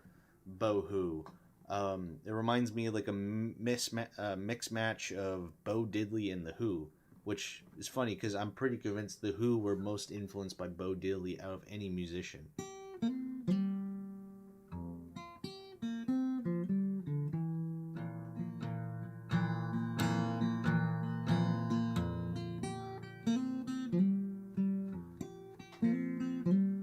Oh fuck, guys. I'm going to have to get up early in the morning. I may get up actually... I may start my stream around 5 a.m. actually. My time, which is 8 a.m. over there. Because I think I think the battle lines are being drawn, and it's yeah.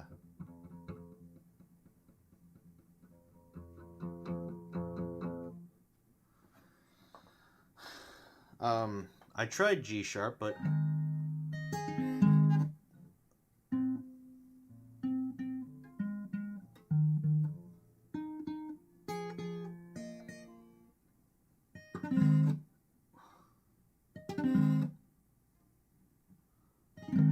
yeah, that works.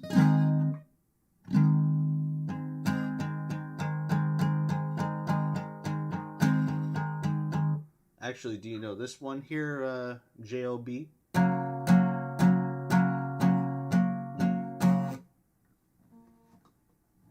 Purple Haze. You know, I feel kind of bad that I still haven't learned that song. But I can, I think I can do, this song, though. Hold on a second here.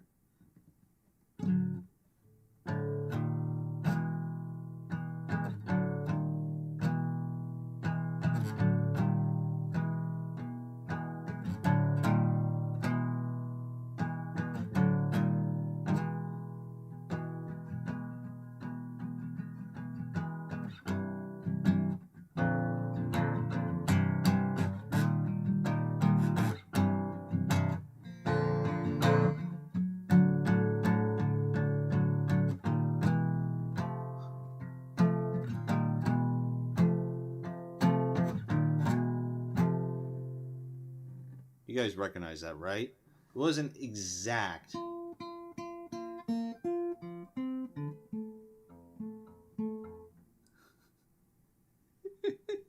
Hey, I mean, unacceptable matches your name, but your comment made me laugh.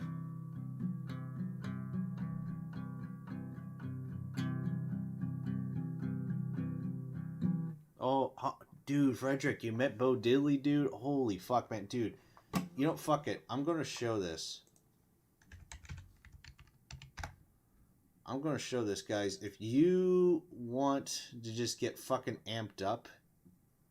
Oh, actually, sorry, hold on. Looks like the 4K guy uploaded a new video.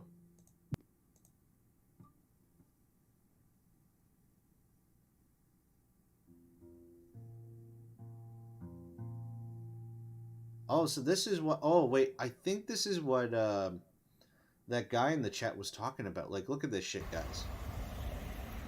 Look at this fucking pig convoy here.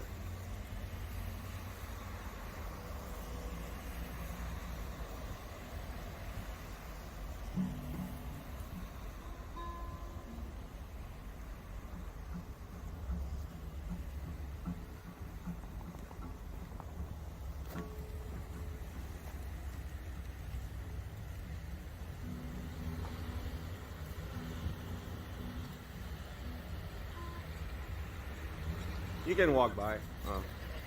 No problem.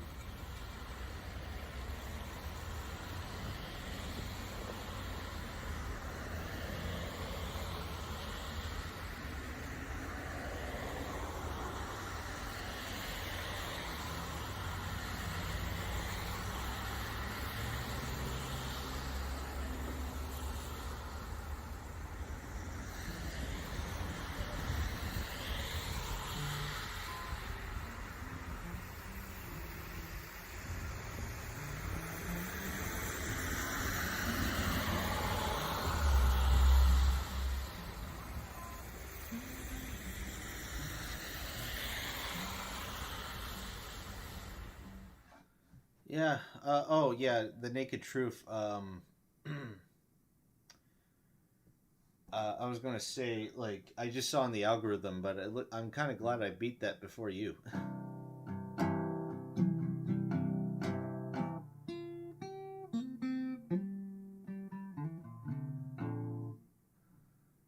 Oh, by the way, you guys can't see me on camera, obviously, but I should be noted, I'm playing without a pick. I'm actually hitting my nail in, like, the edge of the nail of my finger as the strumming instrument. So, and yes, I gotta admit, it's a little swollen up a bit, and it's a little bleedy from hitting it because my strings on my guitar, if I recall, I actually asked the guys at the shop. I was like, "Hey,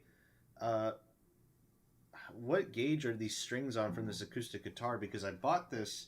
Long story short, a neighbor in my building, he was giving it away because he said, "Oh yeah, somebody I was getting exchange for like an electric scooter," but he was like, he threw in this guitar for me because he didn't want it anymore, and he said, "Oh, I'll give it to you for $40, and it comes with some extra strings too if you ever break any." And I thought, "Oh, that's awesome." And on that same day when I was getting this guitar, I was clearing out one of my former neighbor's room because there was a fridge I wanted to grab, and move into my room because I didn't really have a fridge. Well, I had a small, like, crappy bar fridge, but besides that, this was the real deal fridge.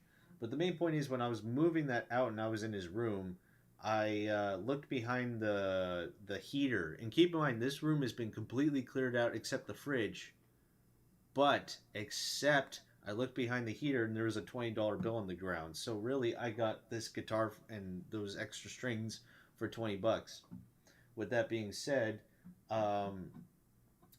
like I said, I this already had strings on it and everything, and I went to the store and I asked him. I said, "What's the gauge of this?" And he said 12s, and like these strings are so like strong, like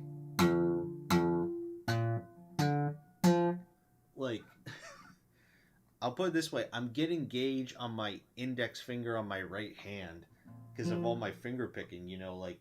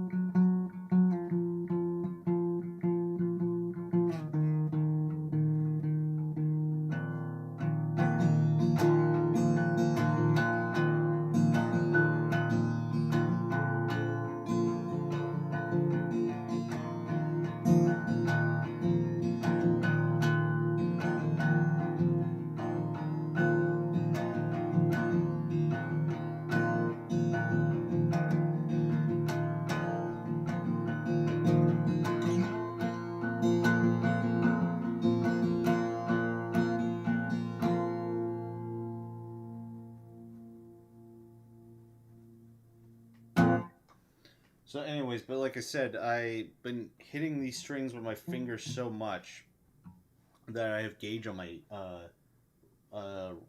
right index finger, so...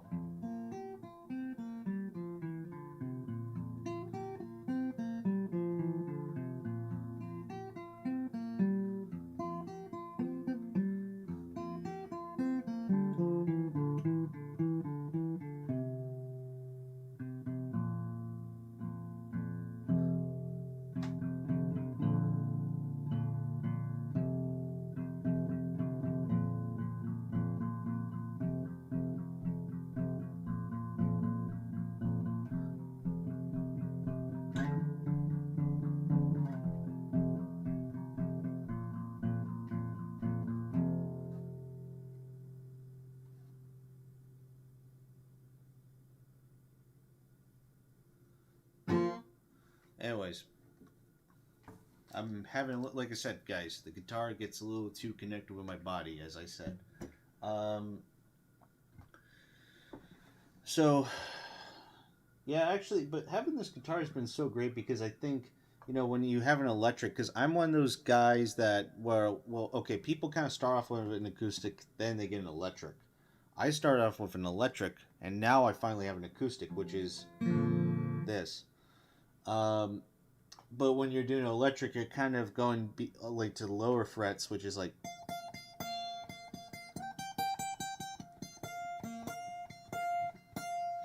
Yeah, so anyways, but when you have an acoustic, you're mostly, because like I said, if you hold an acoustic in your hand, when you get to the 12th fret, you can't really go lower than that. So you're kind of focused up on, like, you know, the first, like, 7 frets at least, you know. And when you're focusing up here, you're going like, okay, now you have to get new ideas on focusing up on, like, the first, like, 3 or 4 frets, you know. So with that being said, I think that's really expanded my creativity instead of just kind of just doing like.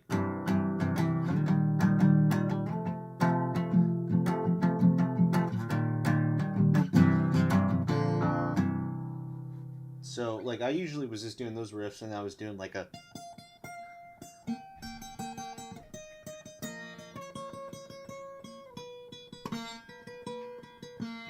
So, but yeah, I used to just do shit like that, but with this kind of unlocked things, because then I was starting to do things like this.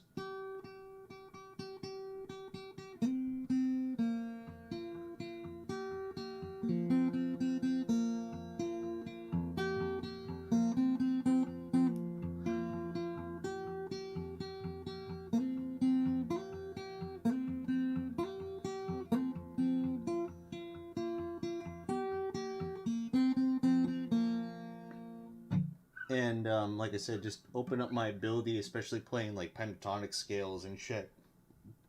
So, and this guitar itself is tuned to F, A sharp, D, F. Sorry, hold on. F, A sharp, D, F, A sharp, F. It's an open A sharp or B flat, depending on how you see it.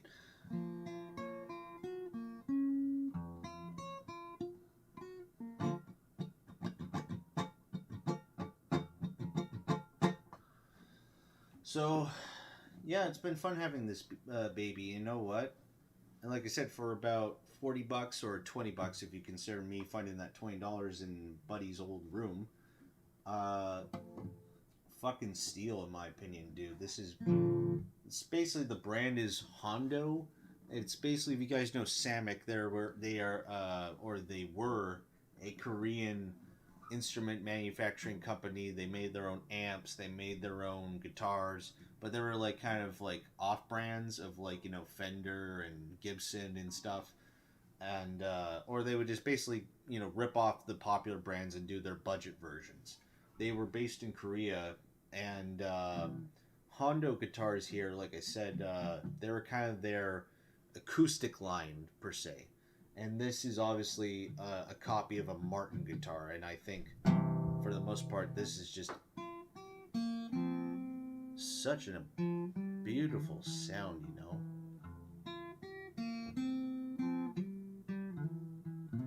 Oh, see you, Donna Lynn. I don't know if you're the same Donna Lynn I used to talk to all the time on Twitter, but I don't know. I know she goes probably under a different name on here, if I recall, but we'll have to ask. But thank you for stopping by.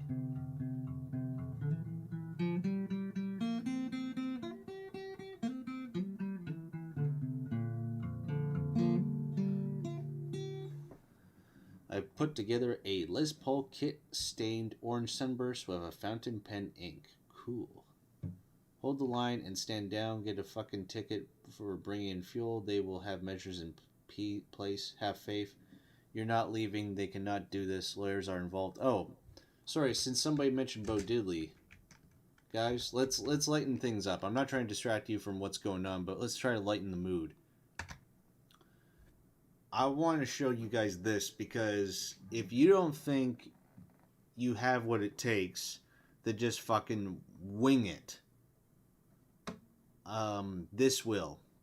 You don't need to shred like Eddie Van Halen or play like a 20-minute guitar solo. You don't need to be the most accurate player. You don't need to play a shit ton of pentatonics and arpeggios. You just need to do this.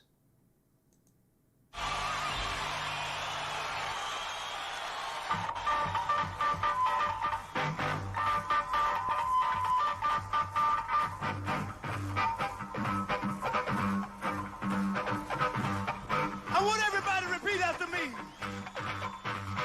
Yeah.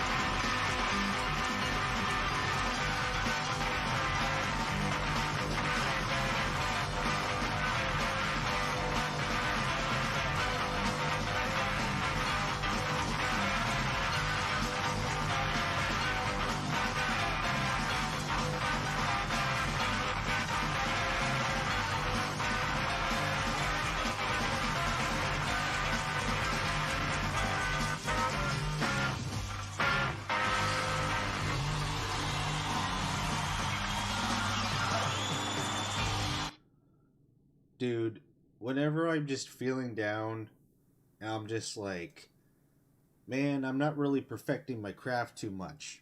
Then I watch this, and he plays basically 2 chords. Like, if you are paying attention to his hands, like, keep in mind, if I recall, he tuned his guitars. I'm not saying all the time, but I know for a long amount of the time, like, Hey Bo Diddley, like, Bo Diddley, Hey Bo Diddley, Man, what was I gonna say? I'm a Man, like, all those songs, dude, he was tuned to an open E.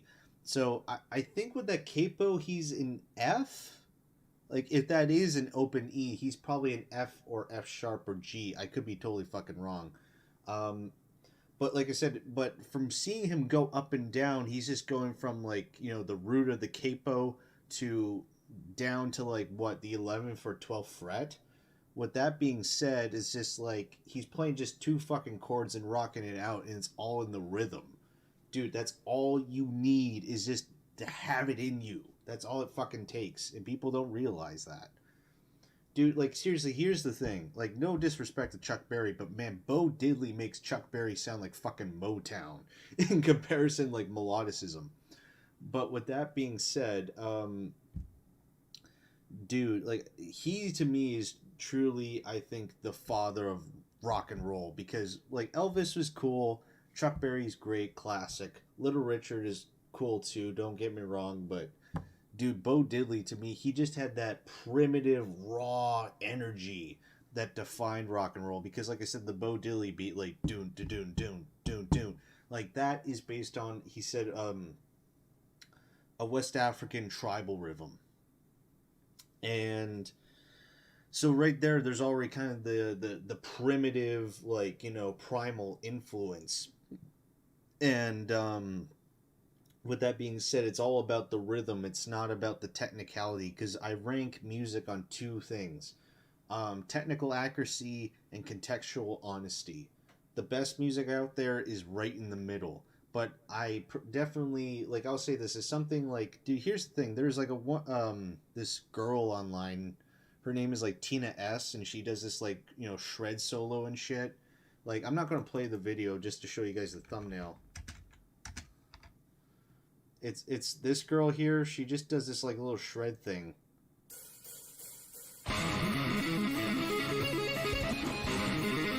Like, here's the thing. She's talented. This is awesome, but I just don't fucking feel anything from it. I just don't. It's all just within the technicality. You need to put some, like, heart and soul into this shit. To me, this just feels kind of robotic. This is why, like, when it comes to, like, Eddie Van Halen, like, playing, like, a fucking 15 to 20 minute guitar solo, I just think that shit's boring, man. And it just feels like a lot of ego and jerking off. It's how I see it. This is me. This is my personal preference. But, like, I'm more emotionally invested into the person who's more contextually honest. Like, dude, like, listening to the blues, which, by the way, of course, Bo Diddley, his music is obviously rooted within it, because he even said one of his key influence, like, you know, got him to the moment of, like, why he wanted to do rock and roll or play some, like, you know, rock and jumping good music, was he heard John Lee Hooker. And if you guys have listened to Boogie Chillin', I actually played it on my stream one time as, like, you know, little intermission music, or, like, something to begin my day. If you've listened to that, obviously, you know, he was inspired. It was like, yo, this groove is jumping, it's boogie, it's awesome. Like, and he thought he would take that concept and, like, take it to its, like, most raw extremes, you know? And especially if you've listened to the whole chugga chugga chugga chugga, like the train moving type of beat, like, fuck, like, dude, that obviously is an influence on later, like, metal bands, like the whole like the chugga little fucking drum beat. If you've listened to chugga chugga chugga chugga chugga chugga. So, but no, it's just awesome. I prefer somebody who just fucking puts their heart and soul out, even if it's not the most technically fucking superficial thing. It's just, like I said, it's, if somebody's just putting their fucking heart out, it just shows me they have humanity, you know? You know, they're being honest with themselves, and that's something that I would find attractive in somebody with everybody. And I don't mean attractive in a sexual way, obviously. I'm just saying, like, something that makes me feel like, wow, I'm actually alive. You know, I'm actually listening to another person, you know, being themselves. Not living behind a superficial fucking, you know, over-the-top persona, which is obviously phony, you know? Like, I'm not saying she's phony. Dude, this woman has talent. I'm clarifying, she has talent. I just don't feel anything. You guys can confirm. But, yeah. What do you guys say in the chat? Yeah.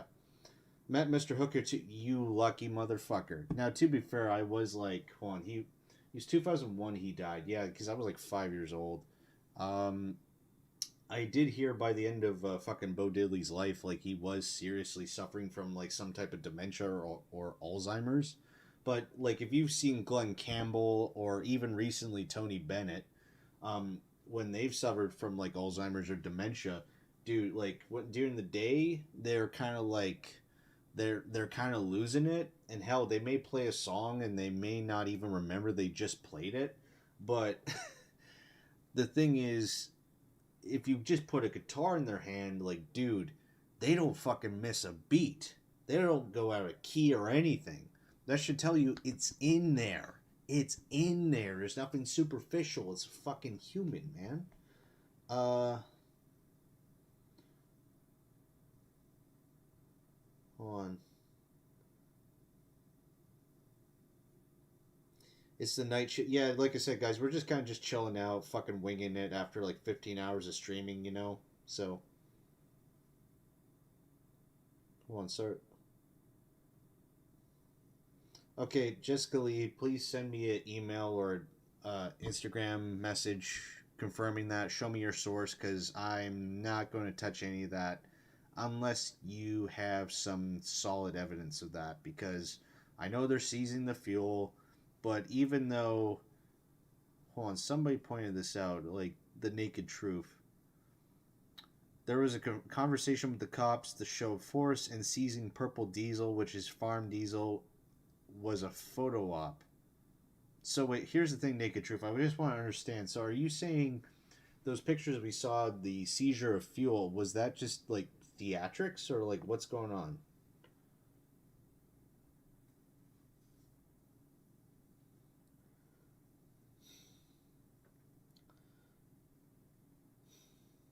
Yeah, I was going to say JLB. If you could crack that code, what were the chords that fucking Bo Diddley was playing right there? Because I want to just, you know, wing that shit on my fucking electric when I can.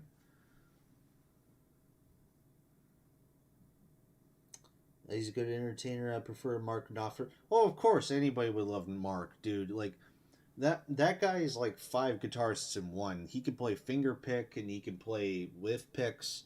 He can play blues. He can play reggae. He can play new wave. He can fucking do anything. That guy is incredible. And his passion and love for the attachment of guitars, incredible. His stuff is how the blues first started. Exactly. I want that. Oh, fuck, dude. I want that guitar too. Man, guys, actually, sorry, this is a random thing to bring up, but man, dude, there was a guy in fucking Chilliwack who was selling this guitar, and I wanted it so badly, but he acted like a complete fucking asshole to me. You see, guys, like I said, I live in Vancouver, and I don't drive.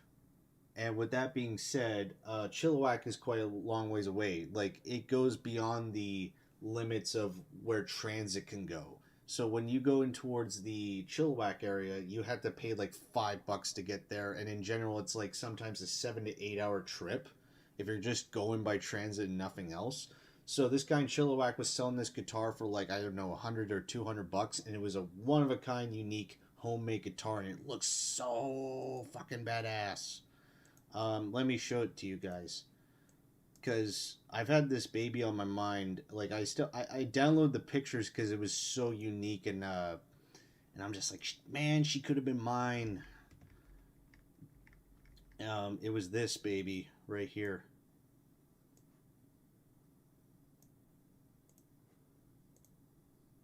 So badass. So badass looking. I thought about like just not going at first because, like I said, the long trip, right? But then after a few days, I was like, "Hey man, can I come and pick it up?" Like, and he read my message. He left me on red, and then it was like 6 or 8 hours later. I said, "Hey man, you still there?" And he said, "Oh no, I sold it." I just fucking hate when people do that, because he put it directly in his ad that he would remove the ad as soon as it was sold. And the thing was, like I said, he left me on red, but as soon as I asked if he was still there, he immediately removed the ad. Fuck, I hate it when people fuck you over like that. And here's a little close up of what it looks like. Fucking shotgun caps is the nozzles, and also a bullet cap too for the tone or the bridge switch here, dude. And it's made kind of in the same style as, like, the Hofner travel guitars.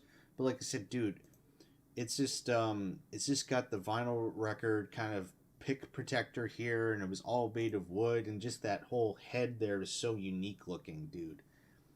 I thought it was just like, man, it's such a one of a kind guitar, but that dude fucked me over. It pissed me off so much, man.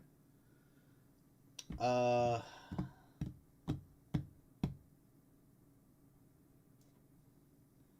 know. I need to get into Dire Straits though, for real. Because I forget what the fuck was that one album they put like a 15-minute track on there, and I was like, yes.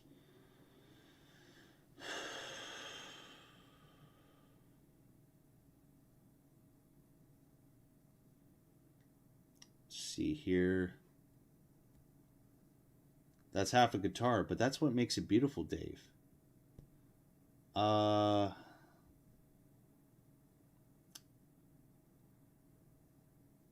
Nice to hear, Germany. Nice to hear you there. But yeah, like I said, this is such a beautiful fucking guitar, man. I wish it was mine. But here's the thing. After a while, I kind of got like a weird like obsession about the fact I couldn't get this guitar, and I was like, man, I'm obsessing over this thing, like over like a girl, like, have you guys like ever fallen for like a woman that you kind of like, oh, she's so incredible and da da da da, or even women who've like looked at guys and they're like, oh man, he's so perfect and beautiful, I want him, da da da da. But then that person rejects you and shit, and you're just like, oh, I wish I was him, like, And I realized I was obsessing over in the same way, or like, you guys have like an ex that you miss a lot, and you're like, I wish I was still with them, but you just need to let it go. I realized I was kind of the same thing with this fucking guitar, but that should kind of tell you where my passion comes from, Fuck, man, it's like this, along with recently, actually right before my fucking, I started doing these live streams of the convoy and shit, I was, it was literally the night before I went to Long McQuaid on Main and Terminal, and they were giving away this lefty Les Paul Jr. model, like left-handed like model with no strings, like the head was broken, like basically the G string tuner was falling off, and I thought, hey, take this home, fix it up a bit, change like the neck bridge, like for the strings, and make it a right-handed guitar. Dude, but here's the thing though, when I was about to buy it, it was like only $85. I thought it was a steal.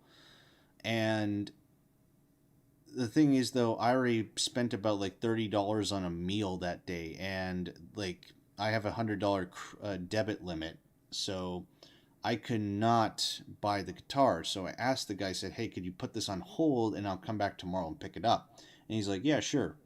I didn't ask for like a deposit or anything, because like I said, it was a beat up guitar, so I didn't think that would be on the table or an option. I should have exercised my ability to do that, but in retrospect, but the main point is, I thought, okay, this is a small little deal, he's going to put it in the back, I come back tomorrow and I pick it up. No, like, this is basic shit.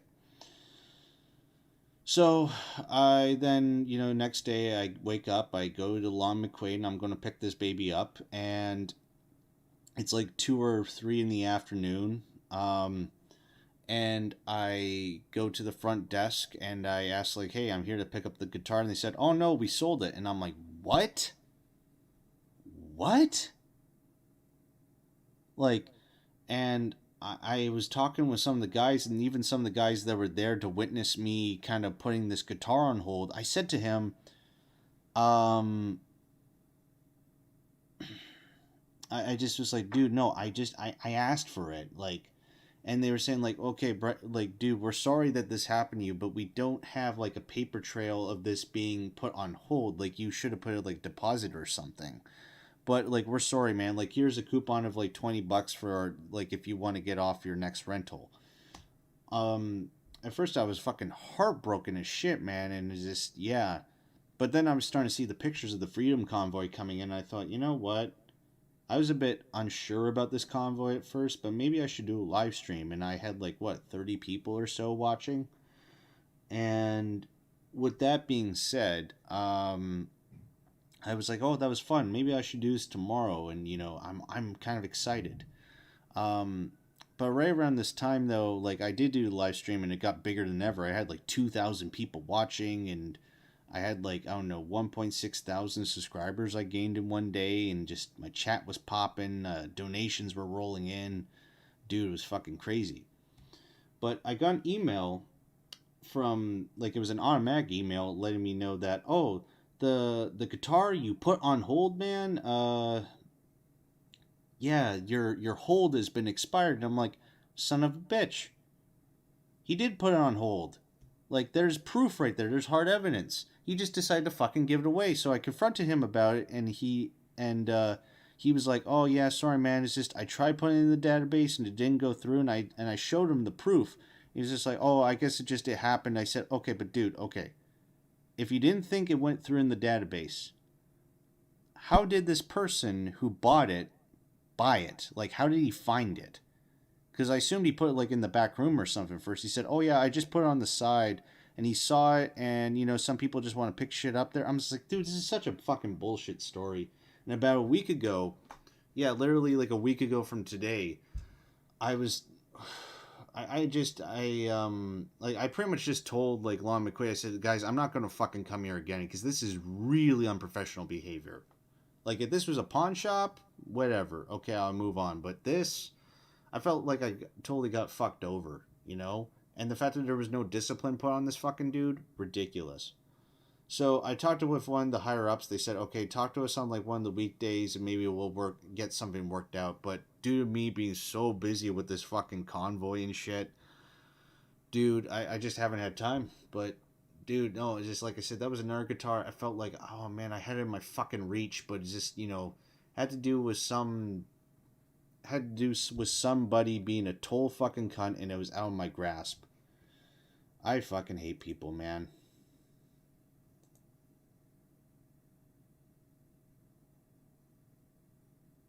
Baby Yoda the trucker, man. Yeah, that's the thing though, Annette. That's what I try to remind myself. It's like, man, it wasn't meant to be, but it like you have to understand about the guitar. It's like now it's gone, whatever. Maybe I meant to just have my blue electric guitar, you know? But the thing that just pissed me off and why I kind of hold on to that story was just that, like, I asked for a simple fucking request and my trust has been totally fucked with. And, like, the fact that there was almost no discipline on this guy, like, that pissed me right off.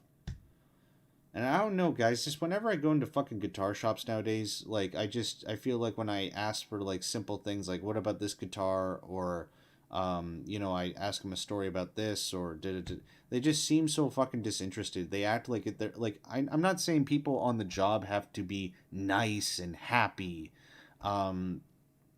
but it's just like, it seems like a chore to them. Like, man, dude, if I was working in a shop like that, and I know retail is kind of a pain in the ass, but dude, if I was in a guitar shop and people were asking, like, oh, which guitar should I get, and, you know, suggest me this model, so forth and so forth, like, I would be having a fucking blast, man. I'd be doing what I'm doing right here, just rambling about shit. Is this your full-time job, YouTube? I've wanted it to be for a long time, and I never thought it would be. especially since the algorithm got even shittier and shittier. But recently with this, fuck, man, like, I see a potential to fucking grow, man. The fact that I got like 6,000 views on that recent state of emergency video explanation. Like, I got 6,000 views, like almost 700 likes, almost 200 comments, and this is like just in a few hours ago. I would never get those fucking numbers. That would be like I would have to like be on a roll of the dice for that shit. So the negative feed off your negative reactions. Yeah, I know. You're attracted to the wrong kid. No, you see, baby Yoda. Oh, fuck. I'll just say Yoda the trucker. Yeah, you see Yoda. Oh, fuck, that's even worse. But seriously, Yoda the trucker. Okay, fuck it, I'll go for it. Yoda the trucker, I'm attracted to junk, okay? I'd rather be around something that has been, you know, beaten up a little bit and a little rough around the edges. Like, it has more character. If it's just something brand new and stuff, I just don't feel any attachment to it, you know? It's kind of like there's women out there that put a lot of fucking makeup and they try to look nice, you know? They're really aiming for it. They're trying too fucking hard. I'd rather be with the woman who's kind of had a bit of a rough life and, you know, has had a bit of struggles, but, you know, if I, like, you know, get to know her a little bit, maybe I can help her turn her life around a bit. Not saying I'll save her, but, you know, this is kind of how I approach my, like, instruments or guitars. And also, when you're on disability, guys, and you have only a limited amount of money, like, instruments are not fucking cheap.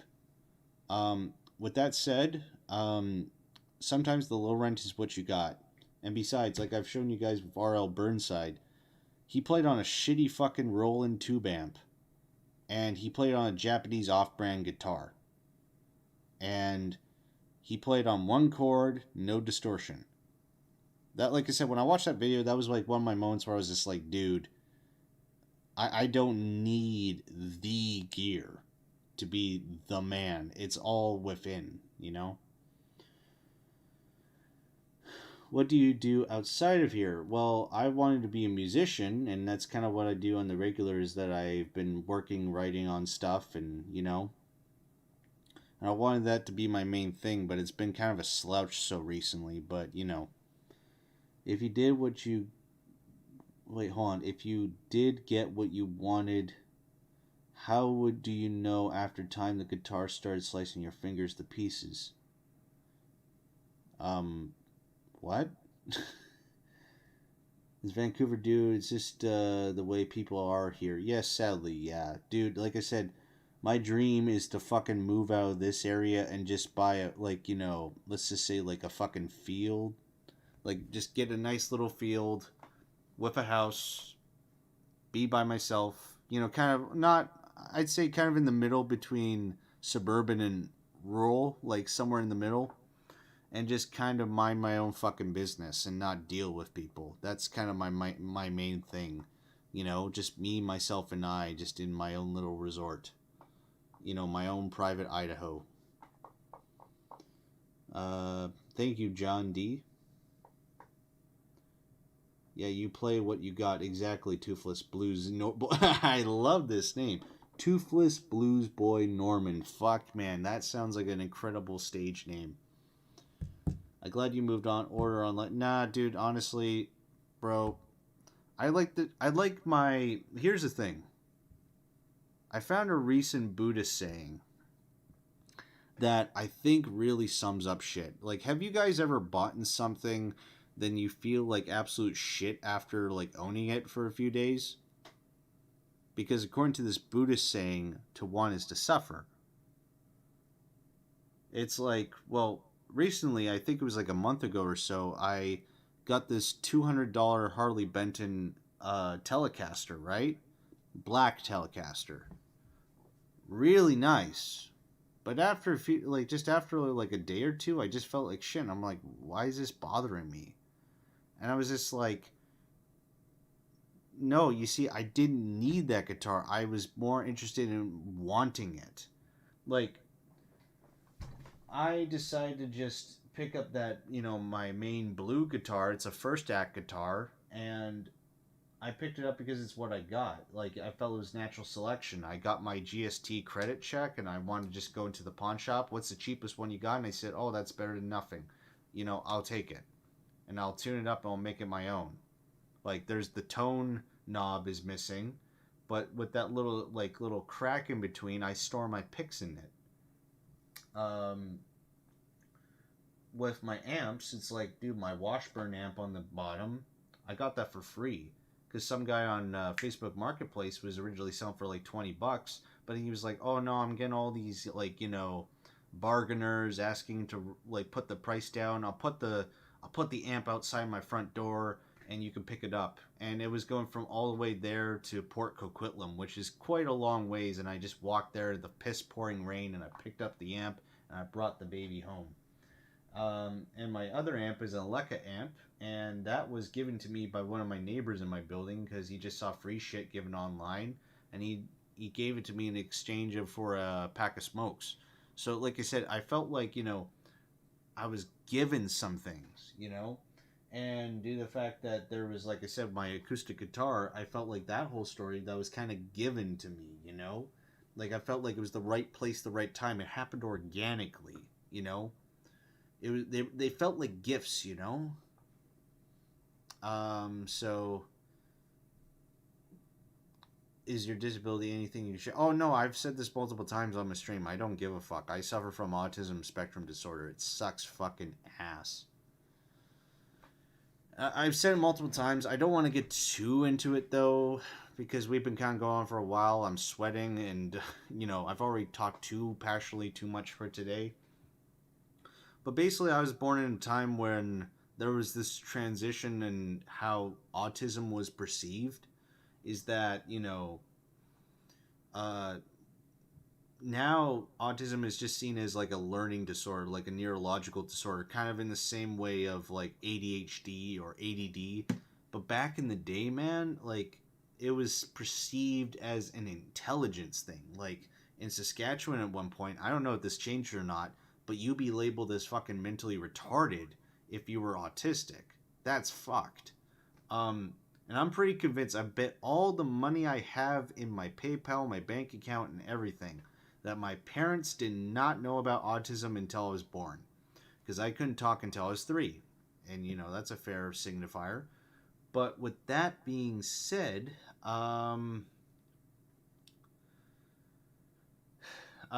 dude, no, when I was growing up, dude, I was given the retard talk treatment. What I mean is, you guys know when somebody with, like, Down syndrome, per se, like, you know, they do something, or they have a project they showed, like, hey, look at me, look what I did, you know? And then you go like, oh, that's very nice. Good job, man. Like, I get the reason behind it, but it's kind of disingenuous praise, you know? And when growing up, when I would make a lot of shit that kind of sucked, or I did something that kind of sucked, I was just given like, oh, you did a good job, man, when it obviously wasn't a good job. It fucking sucked. And this is why for the longest time it took until like just a few years ago, because when my channel was finally on the road, like I was gaining subscribers and shit, people are like, oh dude, you're doing such a great job, and blah blah blah blah blah, and I was kind of like, fuck off. Now you're probably thinking like, that's a weird reaction. That's a fair reaction to that reaction. But it made me realize it's because of how I was raised in that regard, you know? And it's just like, dude, if somebody sucks, especially if your kid does a failure, like, you should be honest about it and say like, hey, I think you're doing a good job, but here's where you can make some improvements, you know? But don't be like, also, like, this is the thing that, like, my parents, they were very fucking out of balance. Is that they would be very, like, you know, hey, don't do that, and like, very fucking harshly dismissive, but they would also be just so disingenuous with their praisal. Like, there was no fucking balance, man. And like I said, this took a long time. This is another reason why I don't talk to my parents anymore. And this is why, like, a lot of people in my life I just don't talk to anymore, because it feels like I'm kind of handcuffed with them. Like, I'm forced to like them. I'm forced to get along with them. I want to be with people. I want to get along with people that I will get along with, you know? Yeah, basically, I got the short bus treatment. Yeah, because I don't want to say retard talk, because that sounds a little too harsh. But yeah, basically, I think it's better to say I got the short bus treatment, you know? Like, when I was in school, like, I sat down with the other kids who, like, you know, had, like, Down syndrome or other very severe disabilities. That I was put on a list, you know? Like, it fucking sucked, man. Like, honestly, dude, like, especially, I haven't even told you guys this, so, like, I may have told you guys, like, I ran for the PPC in 2019, right? I ran in Pitt Meadows, Maple Ridge. And I remember I was on Twitter at the time, and we were talking, like, you know, the polls were coming out, and I was, like, giving my opinion and stuff, and this one guy, he went by the name of Noam Chomsky. No, it's not the actual Noam Chomsky. It was a pun name, like Garden Gnome Chomsky, like a chomping gnome. It was kind of a funny name.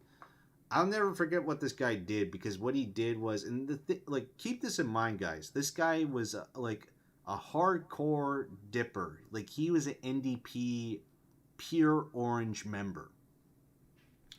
And I remember he was telling me, like, the dropout and all this other shit, and he said, like, dude, you're gonna regret this. You're gonna be, like, framed as, like, a racist and misogynist because of your association with this group. And there was even people seeing this guy's comment, and they were backing me up, and they were like, dude, what the fuck? Oh no, he's gonna be called mean names and shit. And I'm thinking the same thing too. I'm like, dude, I've been called every fucking name in the book in my life. I don't give a shit what people think about me. What they think about me is irrelevant, okay? I know who I am. Yes, there's the press out there. There's people out there who will try to smear me and shit. Who cares? I know who I am. I know how to counter to their shit.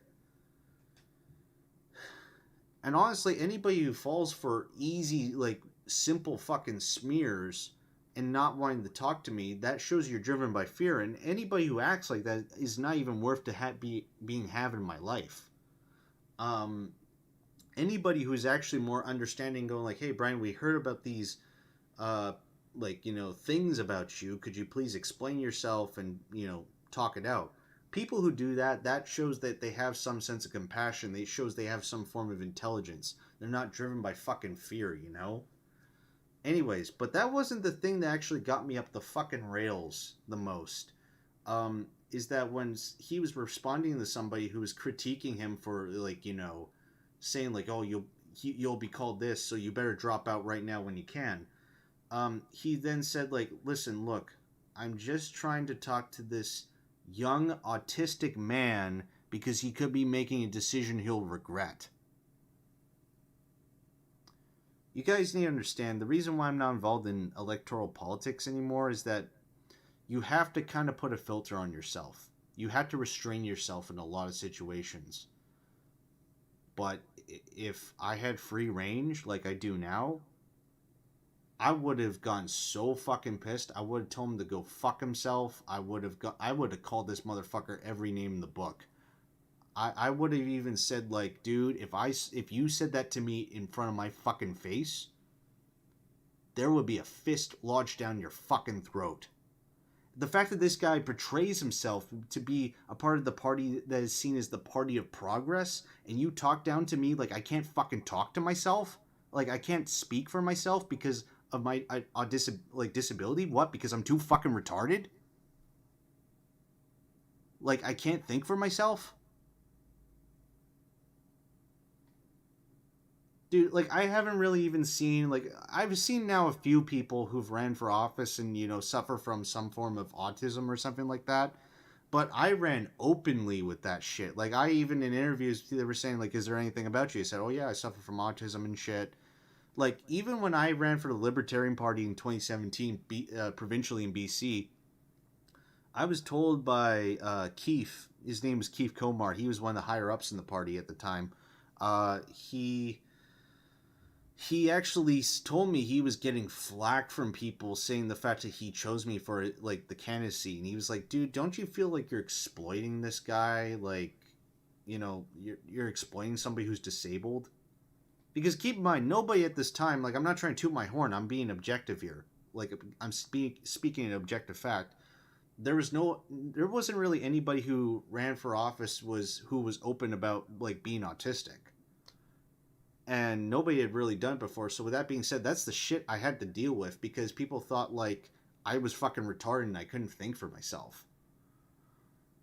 And just like I said, with that one comment there, man, I was like, fuck, and the thing that's even worse too, dude, I think this guy is still on Twitter, but he deleted his old account, which was the account that he made with that tweet, you know?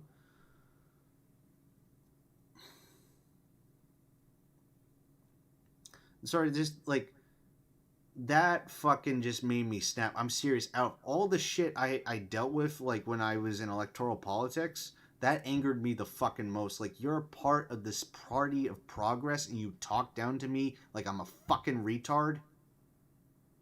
Holy shit. So, wait, something might be happening. Sorry about that, guys. Just...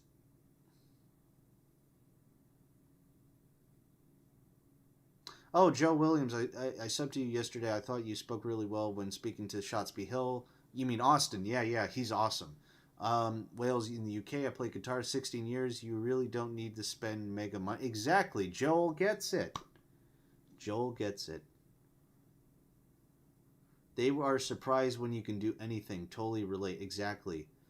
Oh, dude, no, guys, I'm actually serious about this. I wouldn't even call, like, okay, guys, I know something's happened. I see you guys in the chat. One final note. If I ever find this guy on Twitter again, and if he's tweeting or if he's still active, I'll point him out to you guys so you can tweet to him to give him shit, you know? Hold on, wait, whoa. The police are intercepting a delivery truck on the... Can you guys send me an email about this? What the fuck? Hold on.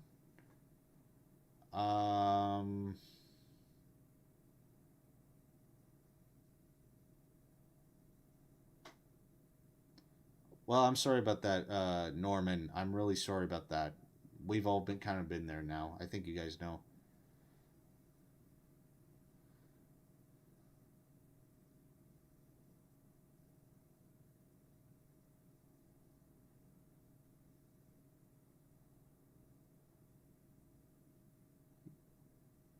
Oh, Lulu, I'd say give your boyfriend some time and he'll probably come around to it.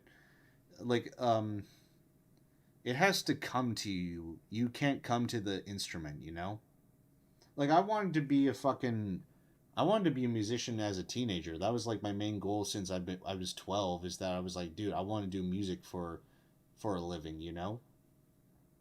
But it's just, it wasn't in me. It wasn't until, like I said, about 2020, like after I retired from electoral politics, I revisited things again and I picked up a guitar for the first time in a long time. I just was like, holy shit, it feels so different now when I was compared to when I was a teenager, you know? And I was like, I think, like, the experiences and the shit I dealt with, like, you know, I got the blues, basically. You can't play the music if you don't have the blues to some degree. Yeah, Beck's first album, One Foot in the Grave, uses a 24 Sears catalog guitars, 4-track. Is a real treat. Yeah, I should look into Beck is pretty cool. I'm not a massive fan, but he's cool. Yes, I recorded something, Lulu. I would share it, but it looks like we got some action going on. Get what you get and make it work in your own space. Exactly.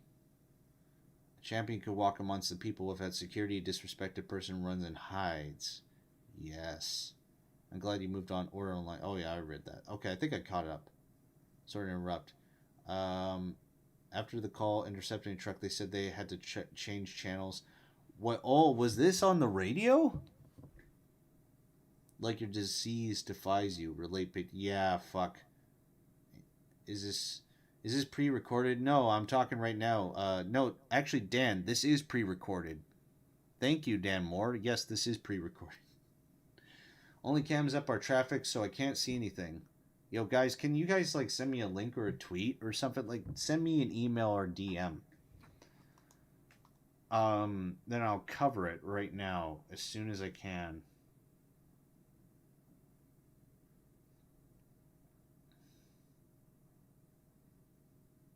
see. I've gotten... Oh, I have 7 fucking message requests. Holy shit.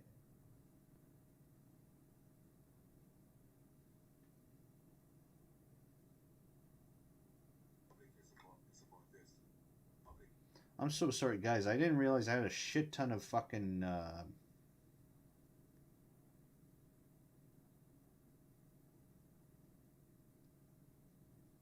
Sorry about this, guys. Give me a second. Bonjour, le Vermont. Q, le freedom, I need...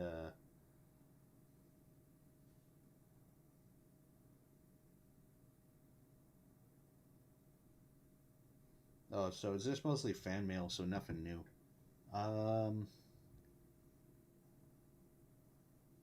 That was a radio... Oh, shit. So you had to, like, be there in order to catch it.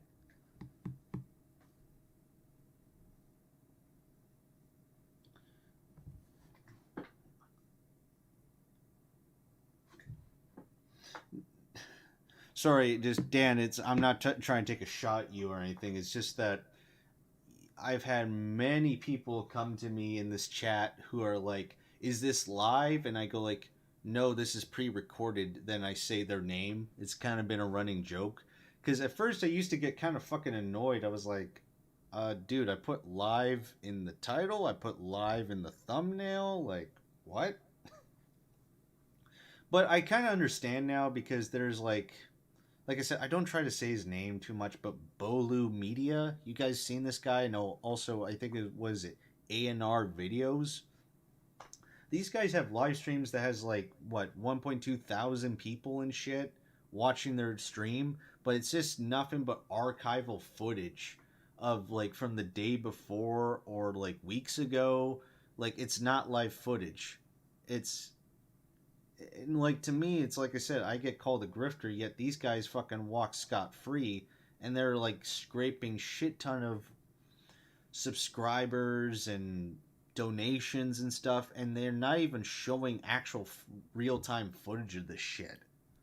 It annoys the living hell out of me, so I can see why I have people coming in saying, is this live?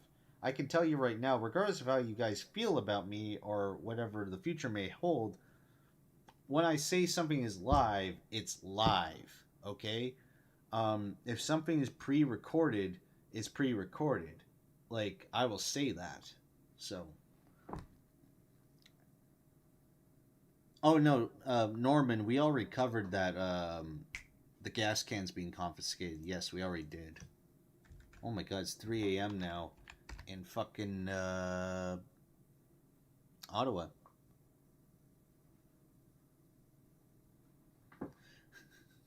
I like this. Damn it, why are Joe Rogan and Susan Sarandon starting war with Russia? God damn, Susan Sarandon is so fucking hot, dude. I won't go any further because I will... You guys... I don't want to be like that other guy in the live stream where he was talking about like, well, I kind of find spanking kind of kinky and, I've written jokes about it. Like, there was one of these guys I was streaming off of, and he was just going on a random, like, tangent about, like, you know, connecting the dots between sexual spanking and being spanked as a child, and I'm like, whoa, what? Thankfully, it was towards the end of the night, and I asked my guys in the chat, I was like, yo, can I turn this guy off and just talk to you guys or get a different feed? And everyone unequivocally said yes. Dude, that was so fucking weird. Like, I mean, I respect that guy because he was on the ground reporting the shit. But dude, that was like a little too fucking weird. And you know, that's kind of amazing when somebody like me with autism thinks you're being TMI. Because I have no fucking filter for the most part. I don't give a shit how people think about me.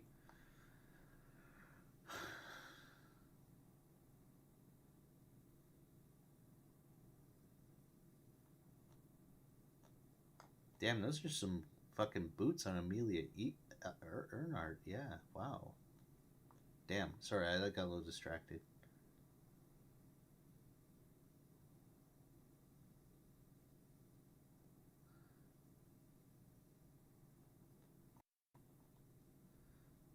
Man, fuck, I despise Crystal Ball. This bitch is so fake. I can't believe people fall for her. And she's married to a venture capitalist dude. She's supposedly on the left. Fuck. Sorry, I'm seeing you guys now in the chat. I'm a first-time viewer. Well, welcome, Dan. It's all cool. Like I said, I'm just playing with you, you know?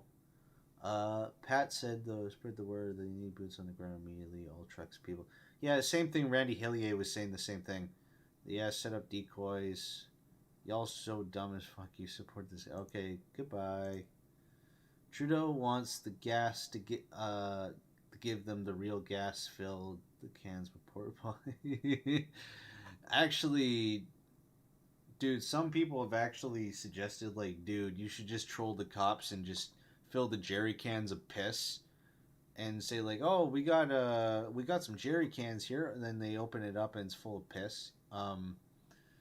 Actually, some people have even suggested in terms of, like, for fuel and stuff, like, people should grab, like, multiple, like, Coke bottles, just dump them all out and use them for, like, you know, gas and shit.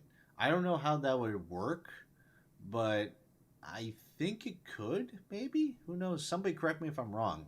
I like their ideas, though. I noticed this and how I came to this channel. Glad I did. Are you talking about what the new developments or what? He's going on the fly investigating research now. Where are we watching? Something archived? No, I'm live right now. Fake lives? Oh, are you talking about those other channels? Yeah. Yeah, I've seen them. Loser guy can't... Yeah, you see, that's the thing. And also, like, some of these also Bolu Media guys, and some of these other channels, dude,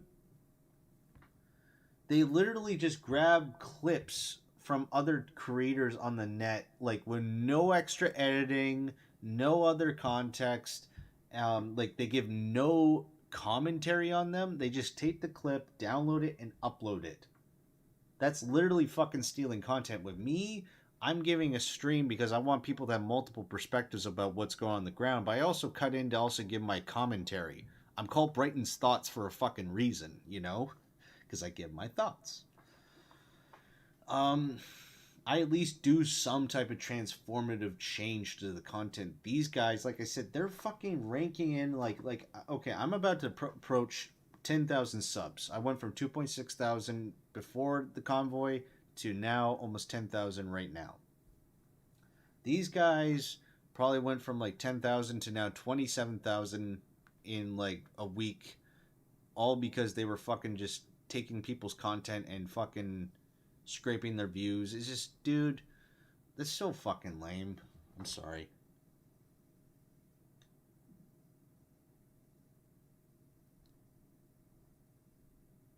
Bad idea. They'll say they are Molotov. Oh, I didn't think that.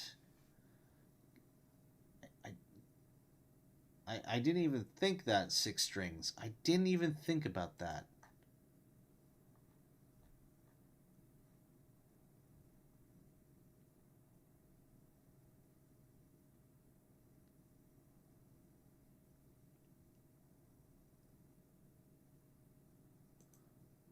Hold on. What's this? I'm not When gonna coronavirus... No, fuck. I told you to mute it, you piece of shit. Well, because I don't want to, because it probably has, like, bass boosted music. On Midas Touch, how three brothers slam Donald Trump daily with razor sharp viral videos. Fuck. Yeah, these guys are pieces of shit. The funny thing is that we have nothing to do with any of this. What?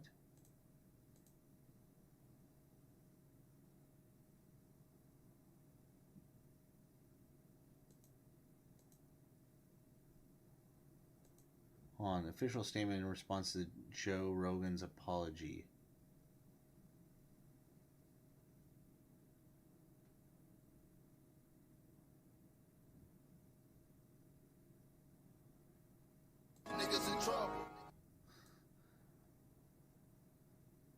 Sorry, I'm just kind of watching this guy's video here. Oh, I fucking knew it. Yeah, that Patriot Takes account on fucking Twitter is so bullshit. the guy portrayed himself. He says, "Oh, I'm just like I'm a working man, father, you know, trying to expose the right wing." It's like, dude, you fucking take donations through Act Blue, you piece of shit. The live streams that were archived. What are you talking about? I'm concerned they want the gas out of the way just in case a smoke bomb sets one off. What are they? Yeah, that's what I mean. There has to be something about starving them from fuel. Don't they want them to fucking leave? Like, do you guys see what I mean? This feels like it's leading from one thing to the other. It wouldn't be the first time Molotovs were used on peaceful protests. Yeah. They're testing the lines, looking for the weakness, stirring the pot. Yeah, of course, they're fucking pigs. Yes, they're squeezing the truckers and testing their resolve. They will need a plan because both sides are trying to squeeze the people to have an advantage. Okay, it's okay if you don't think about certain things. That's why the night shift is here to help. We need to understand that everyone is tired and cold. Yeah, dude, that's the thing that's so fucking bullshit about this whole situation, about starving them from their fuel and their food. Guys, it's -10 in Ottawa. Thankfully, tomorrow it's going to be like 1 degree, but like, hold on. Let me look at the weather tomorrow for Ottawa. Give me a second, guys. I'm on it. Ottawa. It's -9 right now. Yeah, it's going to be like okay, in the morning it's going to be -8, then going into the afternoon it's going to be -2, and going to the night, holy shit. Going into the night tomorrow, it's going to be -6, and there's going to be snow coming down.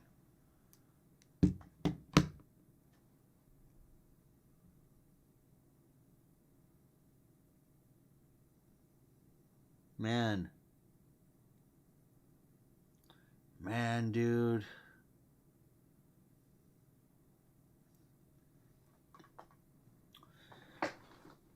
What do you consider people who deal in absolutes and, you know, man, actually, I'm trying to think about this.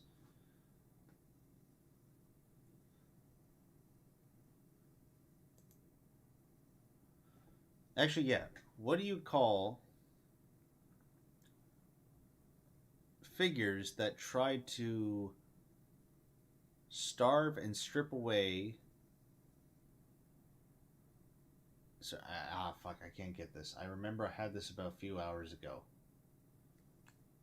Basically, people who are pulling the, like, okay, what they're actually doing right now towards the truckers right now is terrorism, actually. It really is. Because you have one side that doesn't want to deal in absolutes. They want to use unnecessary over-aggression towards innocent people. Like that's, by their definition, terrorism, isn't it? Oh, guys, I can't believe... Oh, by the way, guys, if you guys have a Twitter account, please retweet this.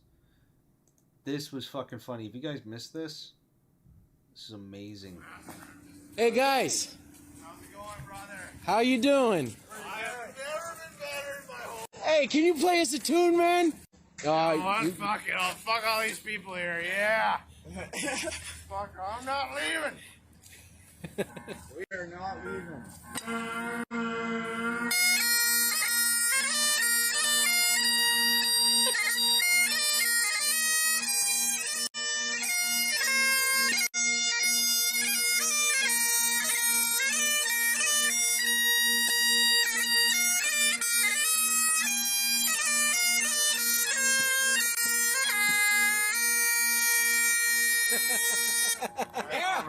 Rock on. Hey, Thanks. that was live, man. That was awesome. Oh, was it? Right on. Tell the people what's Yeah, up, man. brother, I just want to say, F Trudeau, that cocksucker, I want to picture with him right now. Yeah? Master of disguise is anywhere. What would you tell the CBC, huh? Oh, the Communist Broadcasting Corporation of Canada? I'd say, Yeah. fuck you! That's what I'd say to them. Yeah, That's all I'd say. I want to go play outside your fucking apartment all night long. Kill yourself. Yeah. Just end your life. That's the only way I'll forgive you guys. Suck my open, sweaty asshole. Exactly. The only way I'll forgive this CBD. Oh, all right. Hey, guys.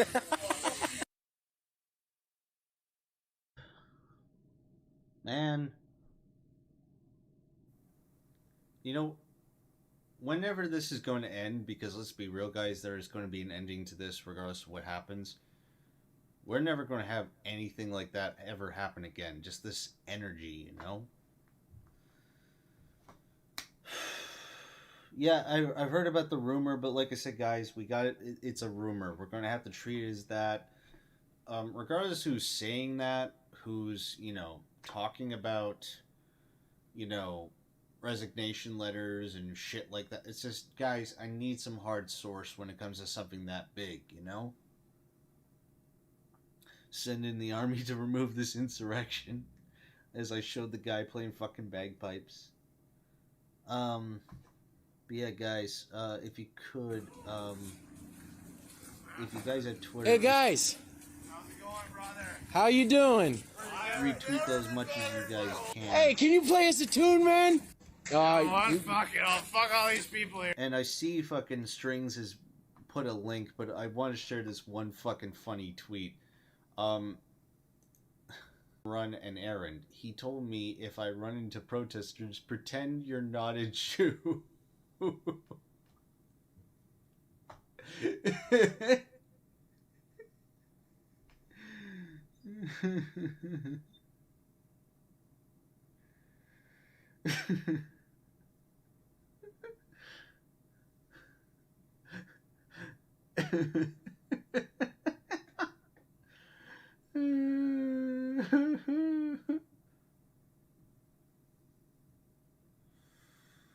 Oh, I didn't even tell you the best part about this tweet. This woman doesn't even live in Ottawa. She lives in Vancouver. She lives in fucking Vancouver, dude. She's referring to the Vancouver convoy that came about on what was it? Friday. Sorry, no, not Friday, Saturday. It came on Saturday. Which was fucking harmless. Dude, I know, I was there. It was just people on fucking Robson and Burrard just honking their horns and, you know, hitting their drums and cheering on their truckers. Dude, that was it. Fuck, dude. I think it gets even better. Read this fucking dumbass. I never thought I would live to see anything like this. I'm afraid and heartbroken. Stop giving people choices. Canadian flag, maple leaf. Canadian flag, maple leaf. Oh, fuck, man. Dude, hold on. 3.6 thousand following and less than 600 fucking followers.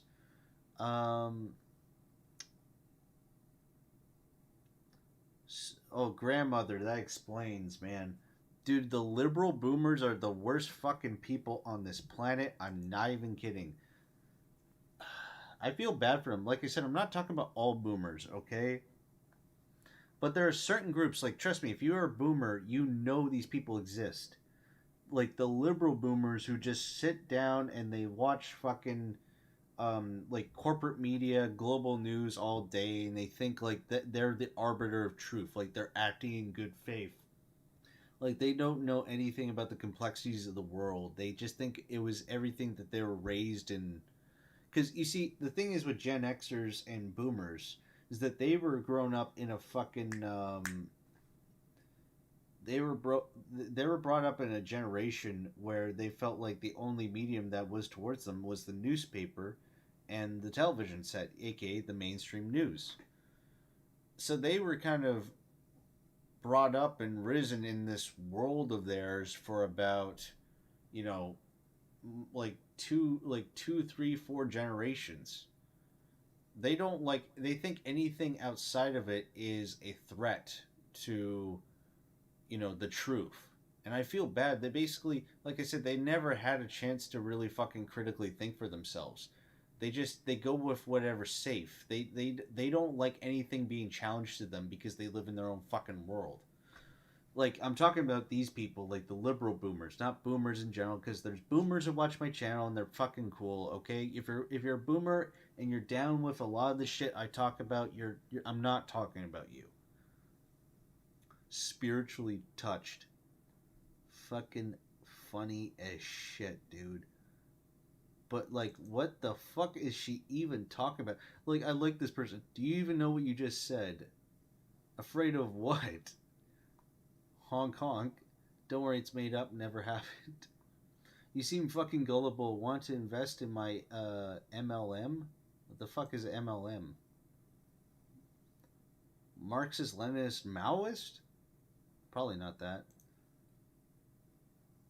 Firstly, nothing has happened. You've been gaslit into thinking the truckers are Nazis. Then you go full fascist. Fuck, dude. Oh my god. Like, I could go on about this for days, but no, we got a fucking stream to go on about. I'm sorry, guys. I'm sorry. I'm sorry.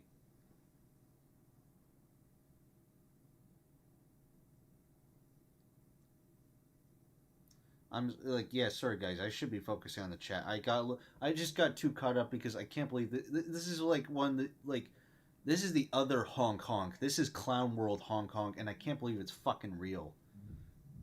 They're not even trying. Well, okay, sorry. Copy that. Oh, okay, guys, we got a link.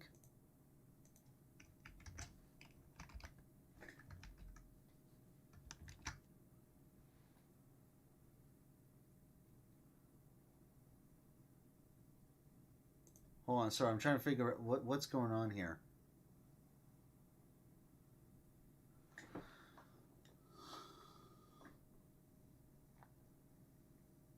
Hold on a second here.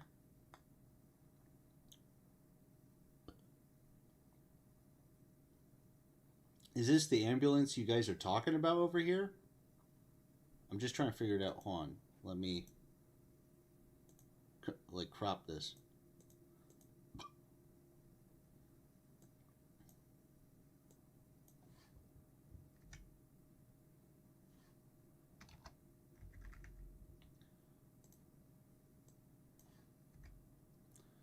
Yeah, that'll do. I'm trying to figure out what the fuck is going on exactly. Sun Robin Command, Tank 45. Tank 80, we're going to swap out with Tank 81, and we'll let you know when we're swapped out and cleared.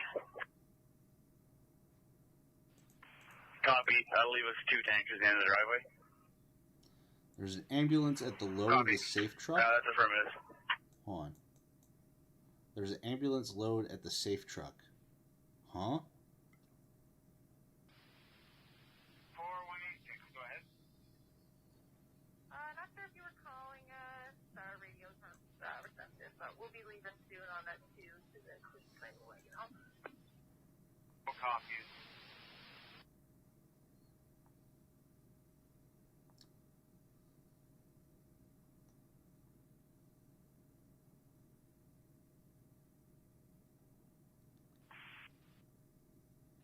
Back in quarters now here. Have a good night. Messages on Tank 53. Good night. Wait, camera video unavailable. What the fuck? Oh, no, it's back. Never mind. Peter, I don't even know who the fuck you are.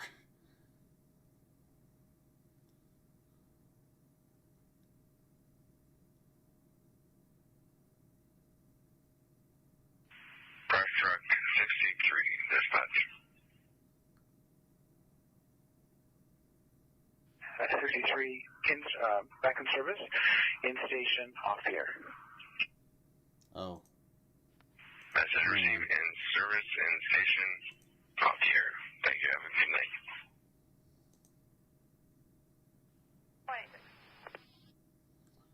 Go ahead.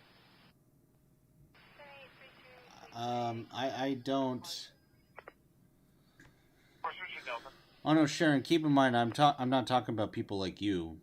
Like I said, if you're a fan of me, I'm not talking about boomers like you. Trust me.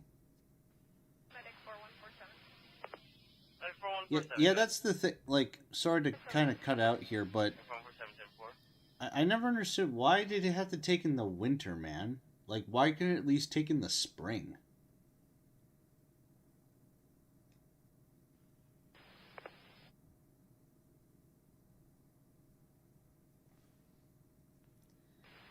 Yeah, exactly, the big guy, 1986. I absolutely agree.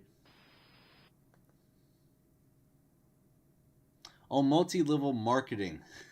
Oh, okay, yeah, because I was like, the only MLM abbreviation I know is Marxist-Leninist Maoist. Cognitive dissonance, yeah. Yeah, so many stuck. Yeah, there's the word I'm looking for. Normalcy bias, as tyranny takes over, and that's what I feel bad for a lot of Gen Xers and Boomers is that they've been kind of grown up on the normalcy bias to the point where they're afraid to have any like genuine challenge put upon them, and they'll consider any challenge to be kind of, against them. Like it's kind of sad.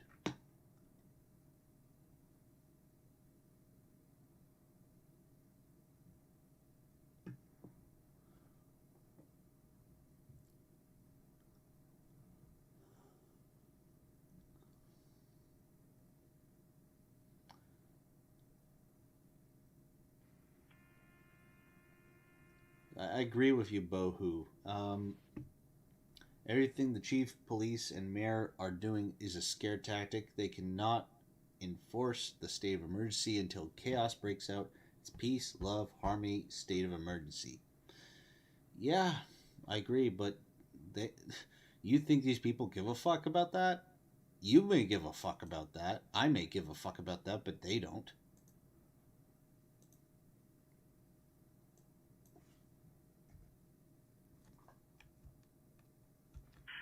November 202. We have a suspicious person over on Patterson Street in Almont. 202, 10-4 en route. Yeah, apparently there's a male that was going door to door. Was that his? Right. Oh. 10-4. He was at Caller's house. He didn't ring the bell. He was 4 houses down from Caller's house. Seems like he's going door to door.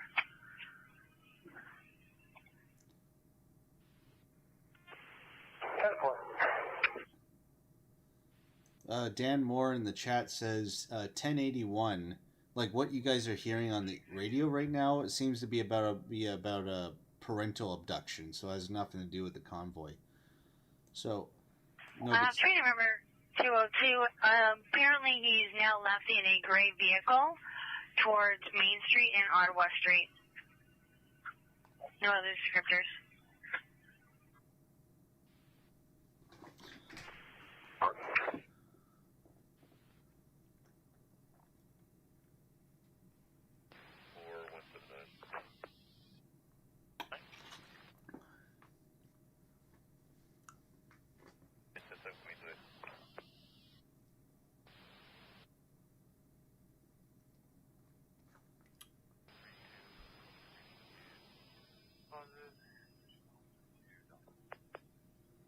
Auto copy. Ah, you're very funny, Jessica. I like that. Oh, what the fuck? Yo, guys, hold the fuck nugget. Oh shit, I can't back that up. We'll just have to wait for the camera to come on again. Done rubbing. Camera video is unavailable. That better not been that camera. Guys, like, look, see, the fucking ambulance is gone. What the fuck? That's what, like, that ambulance is now gone. What was that for? Man. Roof area.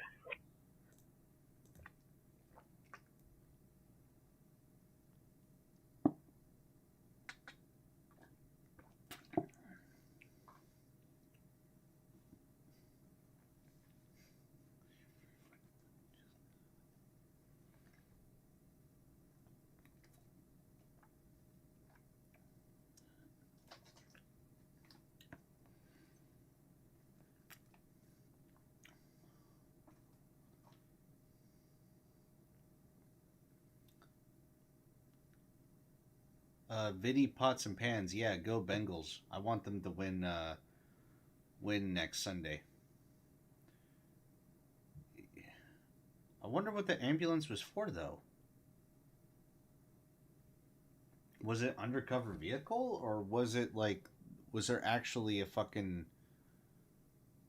It just seems so weird. Why would that fucking ambulance be in front of this whole truck blockade downtown, you know?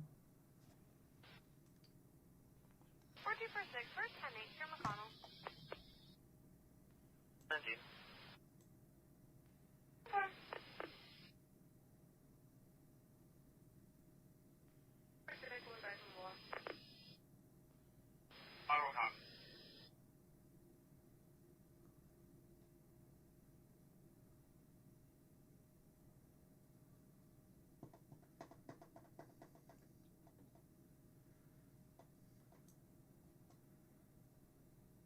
You know, I'm starting to think about that like clip that came out. Remember when fucking Stunt Dummy was walking around? He went by the Bank of Montreal building and he saw this weird like off-brand budget truck, like it was a budget moving truck, and it had a bunch of weird shit on it. And the people that were moving the shit in looked like cops from out of town. They weren't Ottawa police. And as soon as he approached the building, they like the security immediately jumped on him. No, I don't mean jump on him like they tackled him, but you know what I mean. They sprung into action. I'm still thinking about that, and I'm like looking at that ambulance that came by there. Like, what the fuck was the purpose of it being there? John Robin, command, pump tank 41 operator. Yo, what the fuck is a 1041?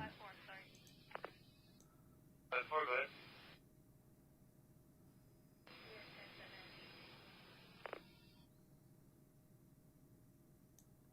Flight tank 52. You can let me know when it's a good time to do the switch.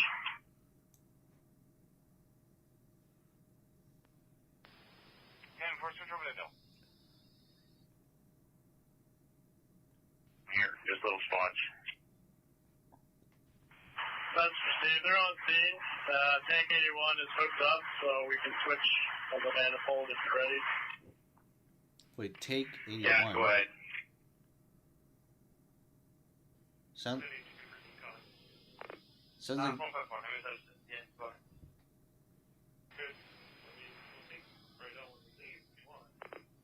sounds like the it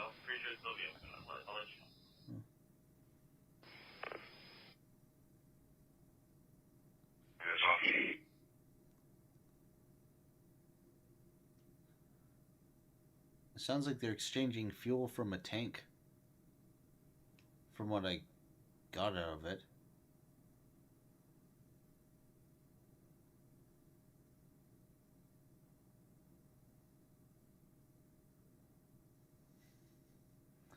Ambulance dropped off cases of Pabst Blue Ribbon. That'd be funny as shit. That was actually the real reason.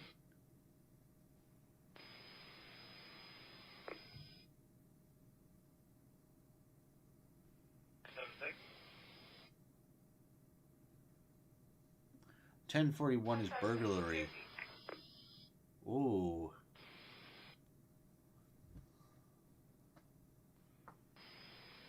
We made aware that 60787 was in 4166 for transport. Wait, string says shift change. Who's in 66? Roger. 60787 is in 4166 for transport, and I'm otherwise still heading to the home port. 10-4, you can switch over to Delta again.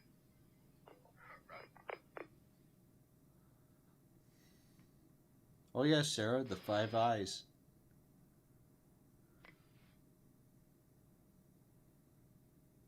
Dispatch.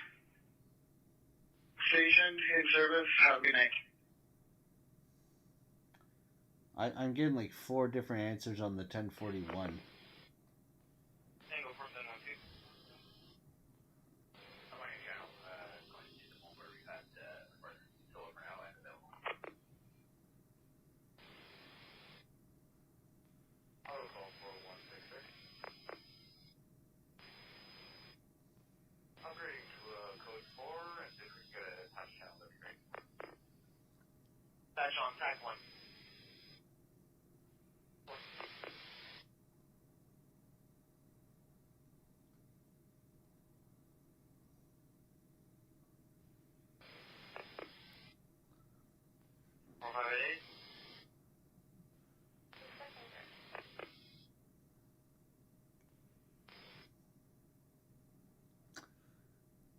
free stuff. You know what? I'm thinking that too, but we could be totally fucking wrong because there's certain codes I have no idea what the fuck they're talking about.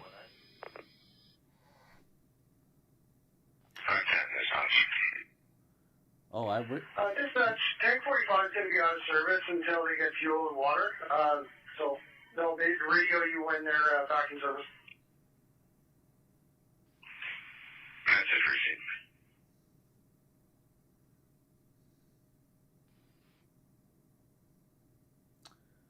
Oh, I wish that ambulance was dropping a shit ton of tacos off. Man, you know what? I was actually at No Frills today, and I wanted to pick up a taco kit. Damn it, now you make me fucking regret it. And it's actually stupid. Here in Vancouver, we can't... Like, dude, grocery stores cannot give grocery bags anymore. I'm not even kidding.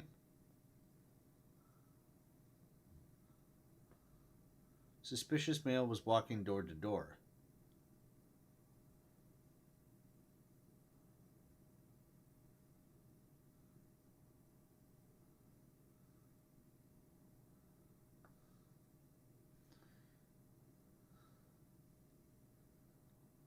Yeah, Michael, that's what she said.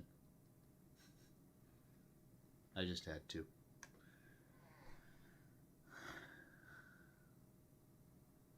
Well, sorry, to clarify, like, they don't give away plastic bags anymore.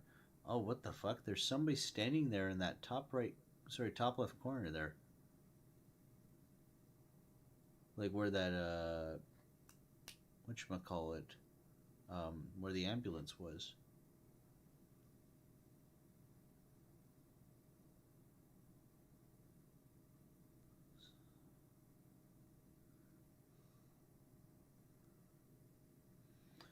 I think, 1045 could be just a police tag. Because I know there's cops here that just, they just go by a number. They don't go by their name. Some like to keep it very confidential. Some just don't give a shit. But, I don't know.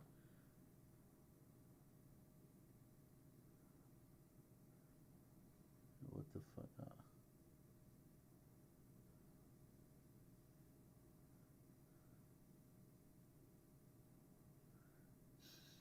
Wait, Jessica, are you talking to, are you talking about that person in the chat talking about the Knights of Malta and shit? Yeah, that's a little, it's late at night. I'm not going to be super enforcive of the like the rules and shit and being off topic. But yeah, that guy's being a little off topic. I don't know what the fuck he's going on about. Let's read some of these codes, folks. Dispatch 136. 136, go ahead.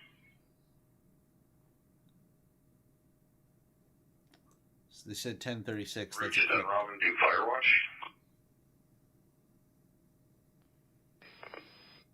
Code 4 at 1427 Bull Bay Avenue, 1427 Bull Bay, at the north of 13th Street West and west of Pitt.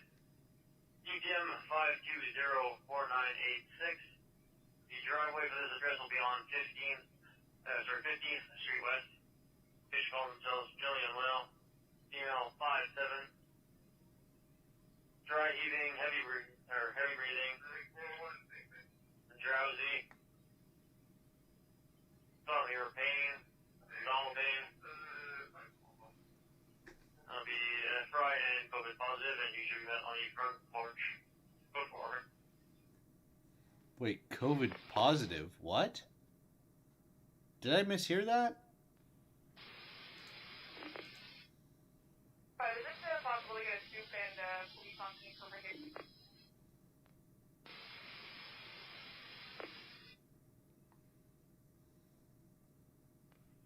What's priority? Oh shit, 1045 is deaf.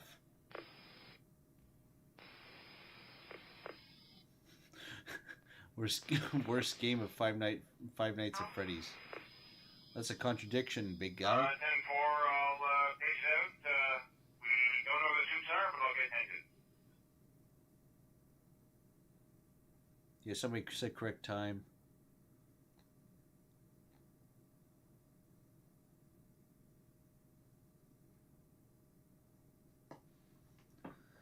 Thank you, Steph from France.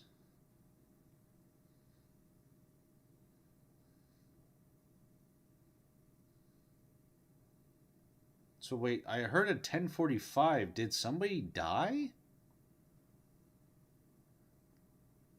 Because didn't they say 10:45?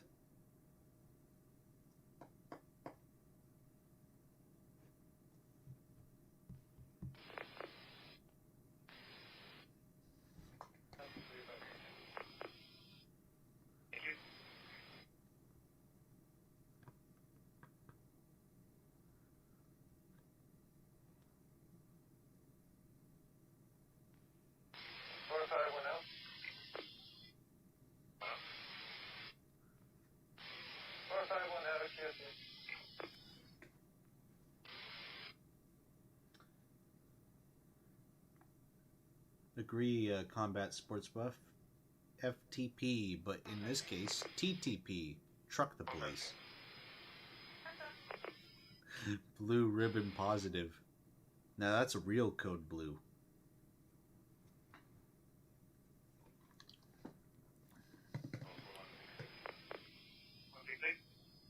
Yeah, I was thinking that, Dan.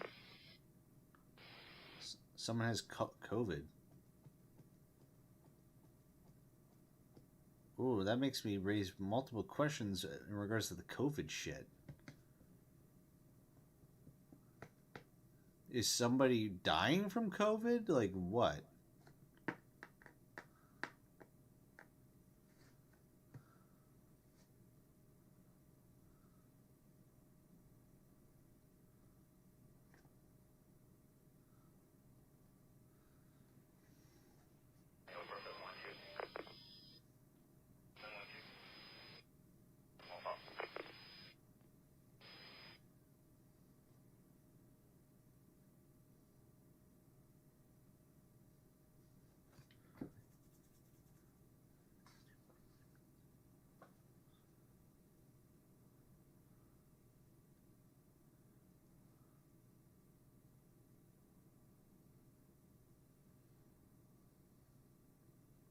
Jessica, what do you mean by ALM? I don't understand you.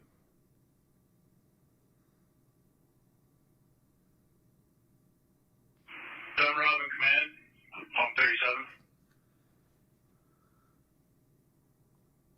Go ahead, Pump 37. We're on location out of the road here.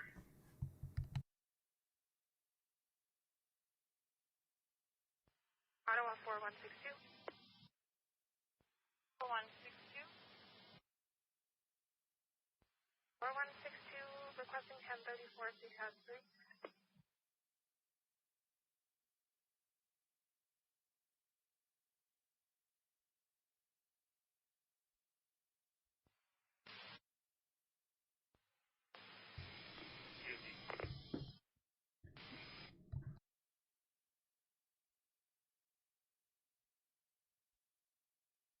Have a long driveway. Might want to bring some SCBA bottles. It'll be a little smoky to work in here, and there's 0 bottles left. Message received.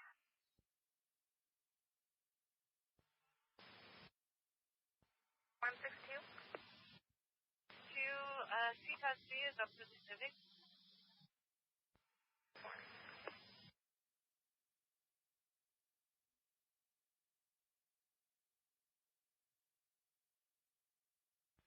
One 45.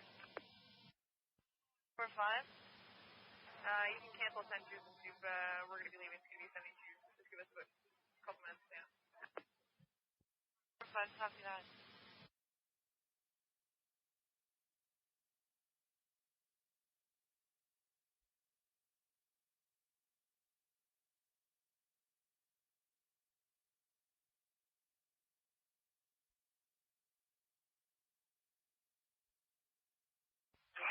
Tank 62 is going to be in my place. Can I help you with anything else? No, that's great. Thanks for your help. 4-4.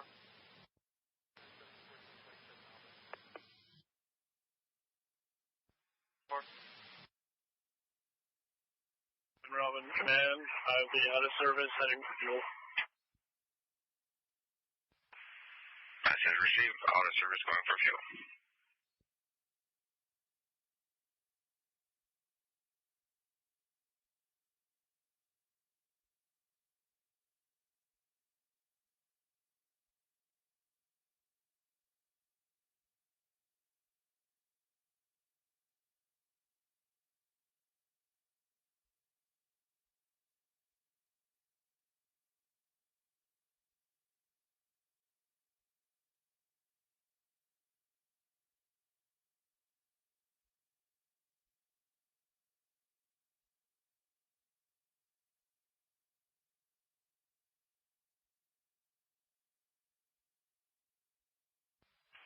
Tank 41, 4110.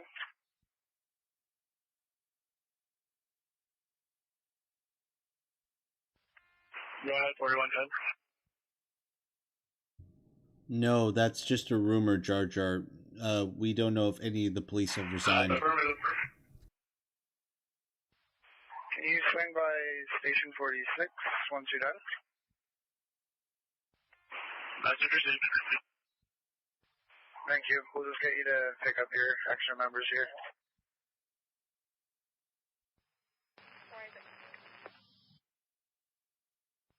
Six.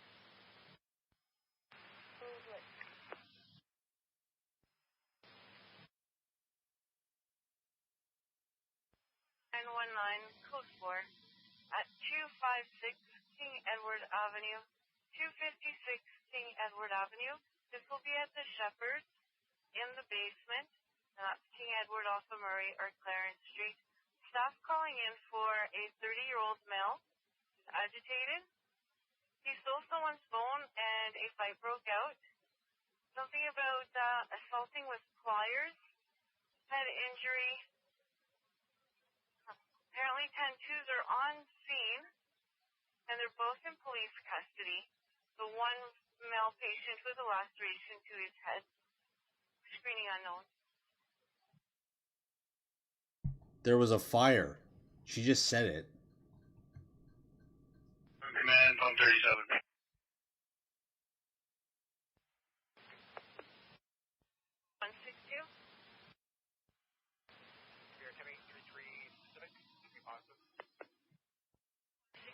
You're good to switch over to Delta.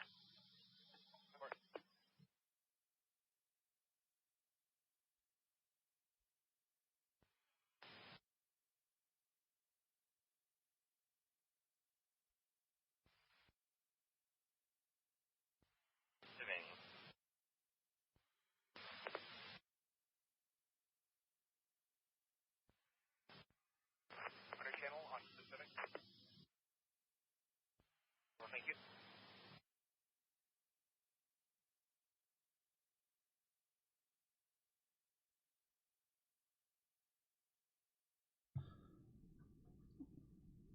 Yeah, we know about the arsonist at Metcalf and Lisgar. I covered that a few times. It's very suspect, you know. And should be noted, they said a code 4, which means it's urgent.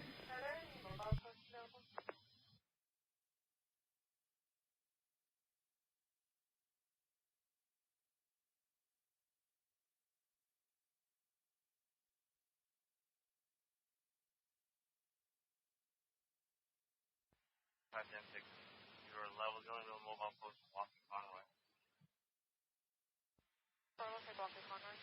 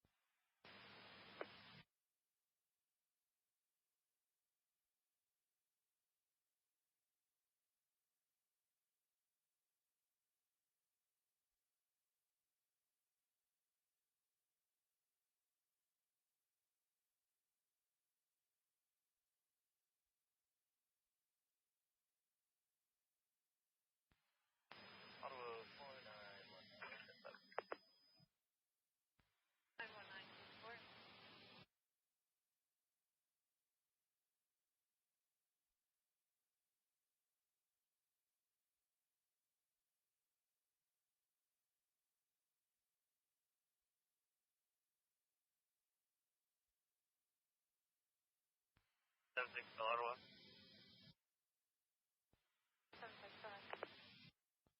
6, sorry, code 4 just popped up at 4363 Stella Crescent. It's for a breathing problem to be by St. Laurent Donald on Charlie.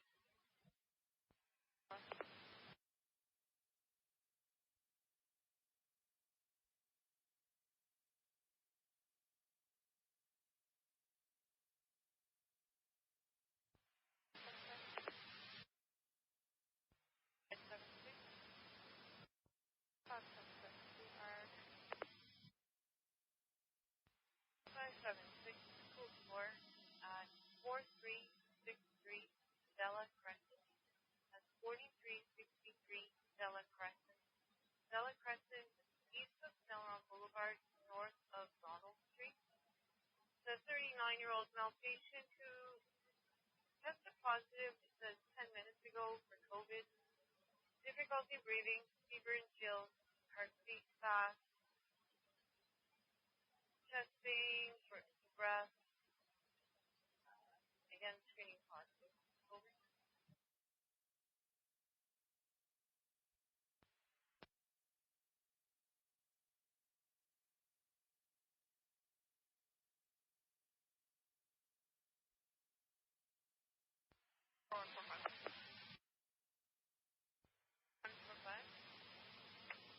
We are heading to Guthrie.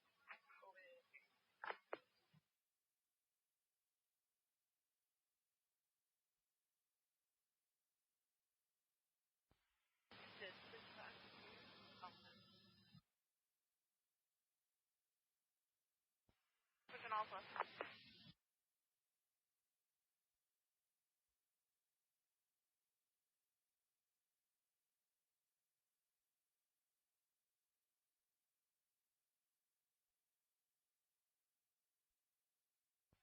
On 45. Good. Thanks.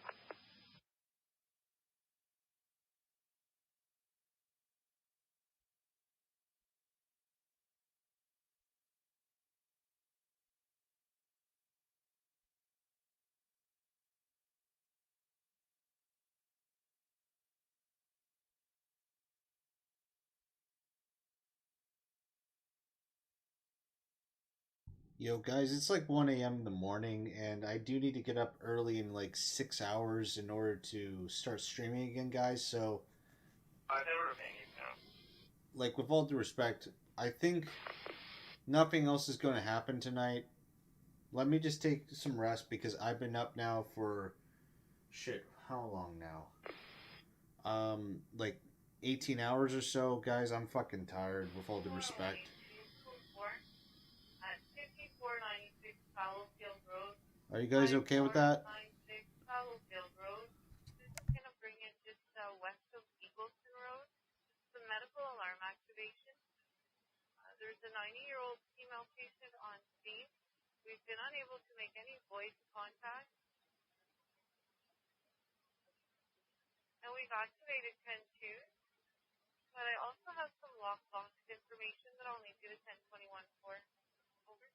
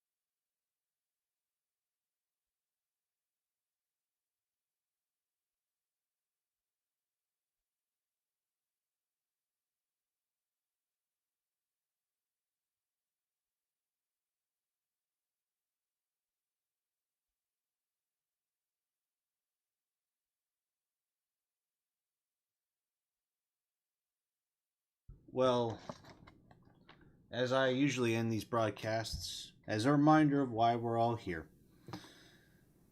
As much as I have differing political views, you know, we're not going to always be exact, but we're all here for one reason. And tomorrow, we're going to be fighting for it like never before. Well, for the first time in a long time anyways. Tomorrow, we're going to be dining in hell. And the battle lines have been drawn. And I hope you guys are all ready. Because no matter where we come from, no matter our background, we all have one common bond truly. And what is that? Take it away, Mr. Cooper. Do you understand what I'm talking about? What is our common bond truly? Freedom. Freedom. Without freedom, you can't be a Christian no matter what denomination you belong to. You can't be a Buddhist. You can't own a donut shop. You can't drive from here to Oregon. You can't be an American because that's what it's all about, and that's the only thing that it's all about. Nothing else. Nothing else. It's about freedom. Freedom. Only freedom.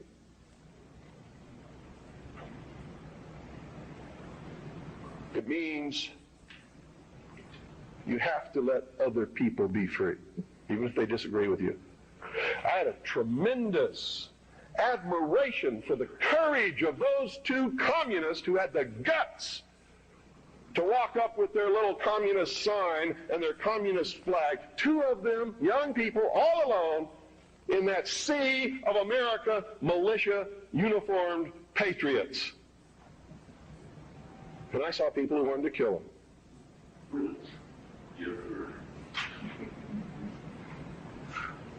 You know, I don't like their philosophy. They're misled, misguided. Communism is a terrible thing. But they had guts, and I had a great respect for them.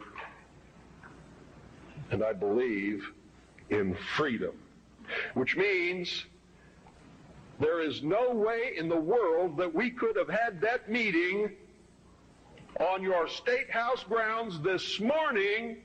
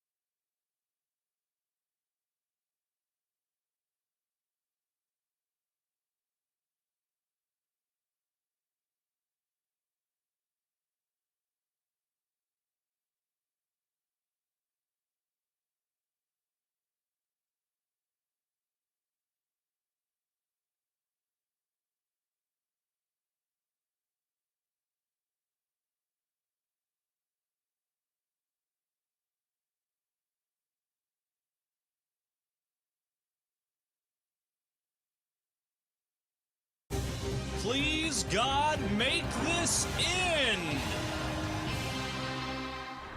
From foreign countries to local jurisdictions, everyone's dropping COVID restrictions. That's a rhyme. But will COVID fanatics still seethe when normal people are free to breathe? First, no more COVID mania for friends in Scandinavia. Well, they like rhymes over here. The Prime Minister of Finland, an actual place, has announced they'll be ending all COVID restrictions next month. That follows neighboring Denmark, the home of cheese, who scrapped their restrictions starting today. England lifted the last of their restrictions, and Ireland also dropped theirs days before that. Hopefully, Europe will inspire us, although I'm not sure it's worth the soccer. But it sounds like Americans are ready to follow suit. A new poll finds that 70% of Americans agree with the statement, "It's time we accept that COVID is here to stay, and we just need to get on with our lives." Finally, We're more sick of mandates than COVID. And here's a shocker. That same poll found a partisan divide between who thinks it's time to move on. 89% of Republicans versus 47% of Dems. And 98% agreed we should still keep a mask over Nancy Pelosi's face. Either way, February 1st, looks damn good. It's almost over because the dominoes are already following. And like a lesbian coming out of the closet, we're all saying no more mandates. Saw that joke coming like a frisbee in the desert. Colorado dropped its vaccine requirements for large indoor gatherings over 500 people. And you should only wear a mask if your bong hits are extra dank.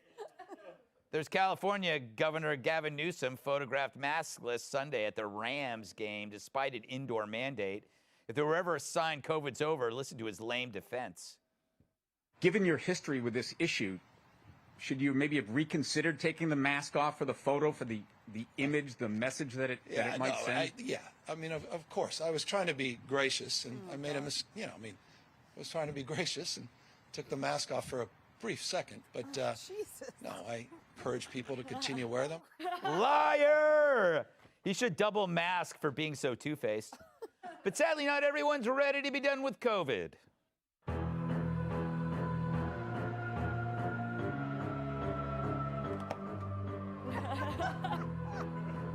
Janet! Oh my gosh, Janet, where is your mask and why aren't you 30 feet away from me right now? Because we're both vaccinated and tested negative this morning. Okay, well... Plus, we had COVID before, no, so we have antibodies. No, you're using a computer. Aren't you worried about Y2K? Keith, that was 20 years ago. Also, COVID's almost over. You gotta stop being so paranoid. Remember last summer when you refused to go swimming because of shark attacks? At my pool party. Well, okay, well, maybe you're right. Maybe I like freaking out because it gives my life meaning, but not anymore. No, it's time for Keith to start living. Oh my God, a shark! Get my mask! He's clearly not vaccinated. Oh, I did not see that coming. Props to Stuart Varney for playing the shark. Scrappy little animal that guy is. Geraldo. Aye, aye. It's February 1st. It's over. Let's party. We're going out. Is it February 1st? I lost Black History Month, baby. Yes, sir. Yeah. Right. 28 glorious days, you sons of bitches. Why aren't I in Florida? I don't know. One of your many homes, perhaps. No, I think that it's... You got your rose-colored glasses on. I do. It's after my eyes get red because of... The pot. Hey. So anyway, I think I like the idea of people making their own choice, except the whole thing going on in Virginia with Glenn Youngkin. Nice guy, Republican, I wish him the best. But he has a tip line that to me is creepier than mask mandates. When you have a tip line, if someone's going to teach critical race theory, so there's a tip line, snitch on the people teaching CRT. So the tip line is creepier than the CRT to me. I just think that let people evolve. They're getting their pharmaceuticals. It's happening. Today's nice. Tomorrow will be better. Tomorrow will be better than that. Yep. So I think all things in their time. All right. Tyrus, I believe that if it's over for the leaders, then it's over for us, or we have a revolution. Like if they enforce rules on us and they break them, and we get in trouble, then we have to have a revolution. Come on, Greg. How can you be so flippant? All of you. Shame on all of you. You should all be wearing masks. I should be wearing a mask. Not right. You should be wearing a mask. But I can hypocrite myself. It's not the point, Greg. You're just like that QAnon leader, right-wing, white nationalist, Bill Maher, who says he was tired of masks. Yes. Bill, I'll save you a seat. Welcome. The attacks on common sense is unreal. And that was my best Whoopi Goldberg impersonation, because no one says flippant like she does. Yes. Flippant man. Yeah, they are flippant because they are picking fights with the wrong people. And just this last week, I've seen Judge Jeanine. They went after Judge Jeanine. Yeah. Nobody goes after Judge Jeanine. I wouldn't. I would rather fight a bear, a lion, a tiger, and perform cesarean C-section on a gorilla before I would fight Judge Jeanine. So all because of masks. She was my prom date. No, Judge she Janine? wasn't. No, really? I'm lying. Oh. That's more depressing than the empty vault, Geraldo. I wanted that to be But real. just like the vault, he had us. Yes, he did have it. He did have it. He did. I was like, tell me more. Yeah. No. Because Kat, it could be. yeah. It could be. No, that's why you're the master. So, Kat, I came up with an idea of an app that tells people restaurants and bars and stores that aren't doing mandates. Yes. So that you can go. But I don't have the technology to do it. Can your husband do this tonight? He better. Because I agree with you. I went to a bar where they made you wear your mask as you were passing through the door. Exactly. And then you got to take it off. It doesn't make sense. None of the mandates make sense, including the Vax card. Like when I had COVID this last time, I could have gone to any bar I wanted to and just show them, the second time. She's literally had it 8 and times. just It's like a show walking them my memorial Vax card. Yes. And because they ask you, do you have your Vax card? They don't ever, I wouldn't even have to lie. They never asked, do you have the COVID? They would have never asked me. I could have gone right in. I did not do that. I drank at home and on the park bench because I'm a good citizen. Yes. But that was up to me to make that decision.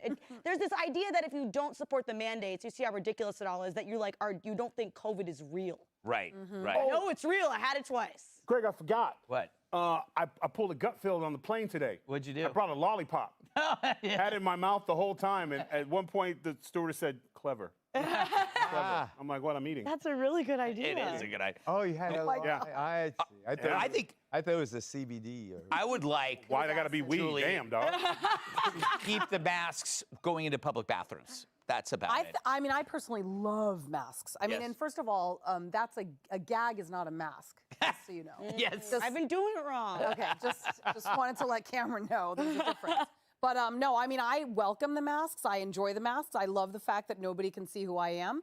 Although I will say 2 years later, I look at myself a little differently, like I'm ready for a facelift. But the other thing that I'm going to miss about COVID is like just, being able to be in your own home, in the privacy of your own home. I can smoke pot with my cat. And it's not even frowned upon. You know what I mean? Yes, my cat's dead, but that's different. The problem with pot is you never notice. Yeah. It's February 1st. It's the beginning of the end. It's not going to happen all at once, as Geraldo points out correctly. But it's happening when you're watching it. You're watching this thing unravel before your eyes. Oh, stop it. Stop it. You are not ending the mask mandate during Black History Month. Okay. We are not sharing the stage. Enough. We already got the shortest days. End it in March. All right. February is ours, Gutfeld. All right, I'm sorry. Do not put it out there. Oh, God. I should have checked. He has 2 Latinos. Flip it, Gutfeld. Yes. Flip it. Up next, Dems don't want to discuss how they threw border agents under the bus. Hey, Sean Hannity here. Hey, click here to subscribe to Fox News YouTube page and catch our hottest interviews and most compelling analysis. You will not get it anywhere else.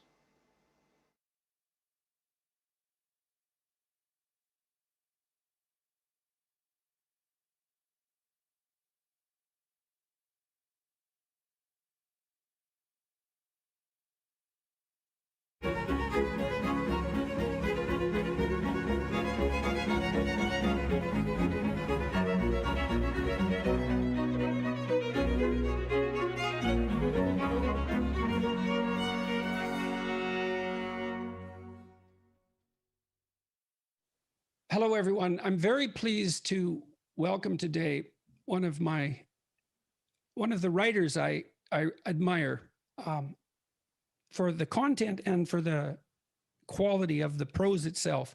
He's been compared to George Orwell, which is high praise indeed, as one of Great Britain's finest essayists. Dr. Anthony Daniels, better known by his pen name, Theodore Dalrymple. He worked as a prison doctor and psychiatrist, retired in 2005, but worked all over the world and traveled. And he's written many books, some of which have had a rather profound cultural impact, including Life at the Bottom, the Worldview That Makes the Underclass, 2001, where he discusses what you might describe as the philosophy of poverty, Our Culture, What's Left of It, The Mandarins and the Masses, 2005, Not with a Bang, but a Whimper, The Politics and Culture of Decline, 2008, Spoiled Rotten, The Toxic Cult of Sentimentality, 2010, and The Terror of Existence with Catholic theologian Kenneth Francis in 2018. For The Spectator, he wrote a weekly column on his experiences as a prison doctor for 14 years. Those were later collected in various books. He wrote a weekly column for the British Medical Journal as well for 6 years, discussing medicine and literature. His essays have appeared in the finest newspapers and magazines in the world, including The Times, The Spectator, and The Wall Street Journal. Welcome, and thank you very much for agreeing to talk with me. Well, thank you for asking me. I'm going to start by telling you how I found out about you. When I was working as a clinical psychologist, I had a social worker as a client who, immigrant, second-generation immigrant female who had been a rather radically leftist thinker in her youth and then spent 20 years in the social work trenches and was eventually hounded out of her profession, hounded out and bullied out of her profession by the radical leftists themselves. And she mentioned Life at the Bottom to me. And so I picked it up and read it. And I thought, I've never heard anyone state this so bluntly. What struck me, I guess, was three things. Was apart from the quality of your writing and the content, the particularities of your experience.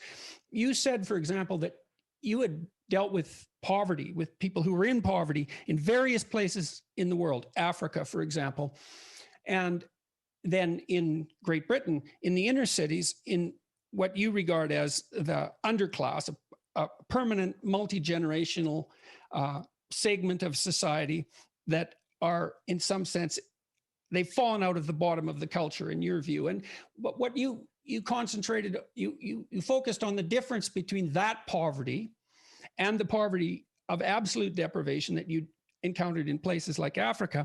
But then you added another twist to it, which was you made a very, very strong case that there was a philosophy in some sense, or maybe an anti-philosophy, but it boils down to the same thing, a worldview that constituted the essence of the poverty that you saw in Great Britain, which you also regarded in many ways as more severe and less addressable than the poverty that you had seen in the developing world, for example. So it was your combination of broad worldly experience, intense involvement with the underclass that so many people feel morally obliged to save in some sense, but actually never interact with, your experience as a psychiatrist, and then your willingness to put down these very critical and certainly politically incorrect by virtually every measure observations, which to me rang true, generally true, and which I hadn't encountered with any other thinker. Yes. Well, I didn't really start out with any preconception, certainly not any political preconception. I just saw a lot of patients, and the penny began to drop about what their lives were like and what they expected from life. And who did you see? Tell everyone about the nature of I your worked in patients. an inner city hospital. The inner city hospital was right next door to the prison. And the main difference between these two great institutions was that far more violence in the hospital than in the prison. But and I would work in the morning in the hospital, and then I would go and work in the prison in the afternoon, and often at night and weekends as well. So in the hospital, I saw maybe something in the region of, I didn't count exactly, 10 to 15,000 cases of attempted suicide, or at least of suicidal gestures that varied from real attempts at suicide to attempts to bring parents to heel, everything in between. But anyway, everyone, I examined them all, or when I say examined, I mean I spoke to them all, and of course they told me about the life around them. So they told me about the lives of people around them. And so in the end, I probably heard about the lives of maybe 40, 50,000 people, of course, refracted through these people's lenses. But nevertheless, though it was a selected sample of people, it wasn't a small sample of people. And so obviously I began to draw some conclusions, see some generalizations, which I didn't start with. So we could talk about the selection for a minute. I mean, because you were working in the hospital and in the prison, you obviously saw people who were hospitalized or who were in prison. And so obviously there's a selection there, but your patients were drawn from lower socioeconomic strata. So they were poor and dispossessed, but comparatively speaking, and they had got into trouble of one form or another that was sufficiently damaging so that they ended up being brought to the attention of the medical authorities because of the damage that had been inflicted on them, or prison authorities because of the damage that they inflicted on other people. So that's the selection. It would be poor people, relatively poor people who were also in trouble. And yes. And you said you didn't start with political intent while you were a psychiatrist, but well, walk us through what you saw, if you would, and over and what you started to conclude and why you started to communicate it. Well, I'll deal with why I started to communicate it, was that it was so terrible that it would, that I would have found it very difficult to keep it to myself and remain sane. In fact, my predecessor in the job, I found little bottles of vodka everywhere where he went, because I think he had found it extremely difficult. It was very, very distressing. Once, for example, I kept a diary of what I saw every day, rather than mold it in a kind of literary fashion for articles. I just wrote down what I saw. And after a very short time, actually only a few days, I thought, I can't go on with this. First of all, no one would want to read it. It's just too terrible. So actually things were worse than I described in my book. Now, what I saw was a complete social, what seemed to me a complete social breakdown. I mean, there were almost no families in the sense of mother, father, and children. That was almost unknown in the area, practically unknown. If you asked 16-year-olds who their father is, they replied with things like, "Do you mean my father at the moment?" Or they would say, when I say, "Who is your father?" they just say, "No." Well, I was listening to your book this morning, Life at the Bottom, at 2.5 times normal speed. And it was quite I mean, I'd read it before, but I had forgotten it's an unending litany of complete calamity across every dimension you can possibly imagine. And then you said you saw like 20,000 of people who were in dire suicidal straits. In addition, I presume that you had patients other than those who were suicidal as well. Yes, well, mainly because I was working in it was a general hospital. Then I would see organic patients with organic problems and a few others. People who'd been beaten by their partners. Oh, I saw that was standard, of course. I mean, I discovered that about 80% of the women whom I saw had suffered violence at the hands of one or more of their sexual partners. Well, we could dig in there. You tell this story that's really quite interesting. So you're, and very, what would you say, liable, any discussion of it is liable to create controversy. So you talked about the women that you saw, the patients who chronically chose males who you could identify at a glance as extraordinarily likely to burst into violent, jealous rages and become physically violent. And you also point out that the markers for that were not precisely subtle, comparing the men that you were looking at, I believe, to your neighbor's tomcat, who had been in enough fights, so his head was a mass of shredded ears and scars and missing an eye. And so these were men who had shaved heads, multiple scars from battles, often tattooed on their fists with blatant messages of nihilism or social rejection or anger or threats or curse words or so it wasn't exactly subtle.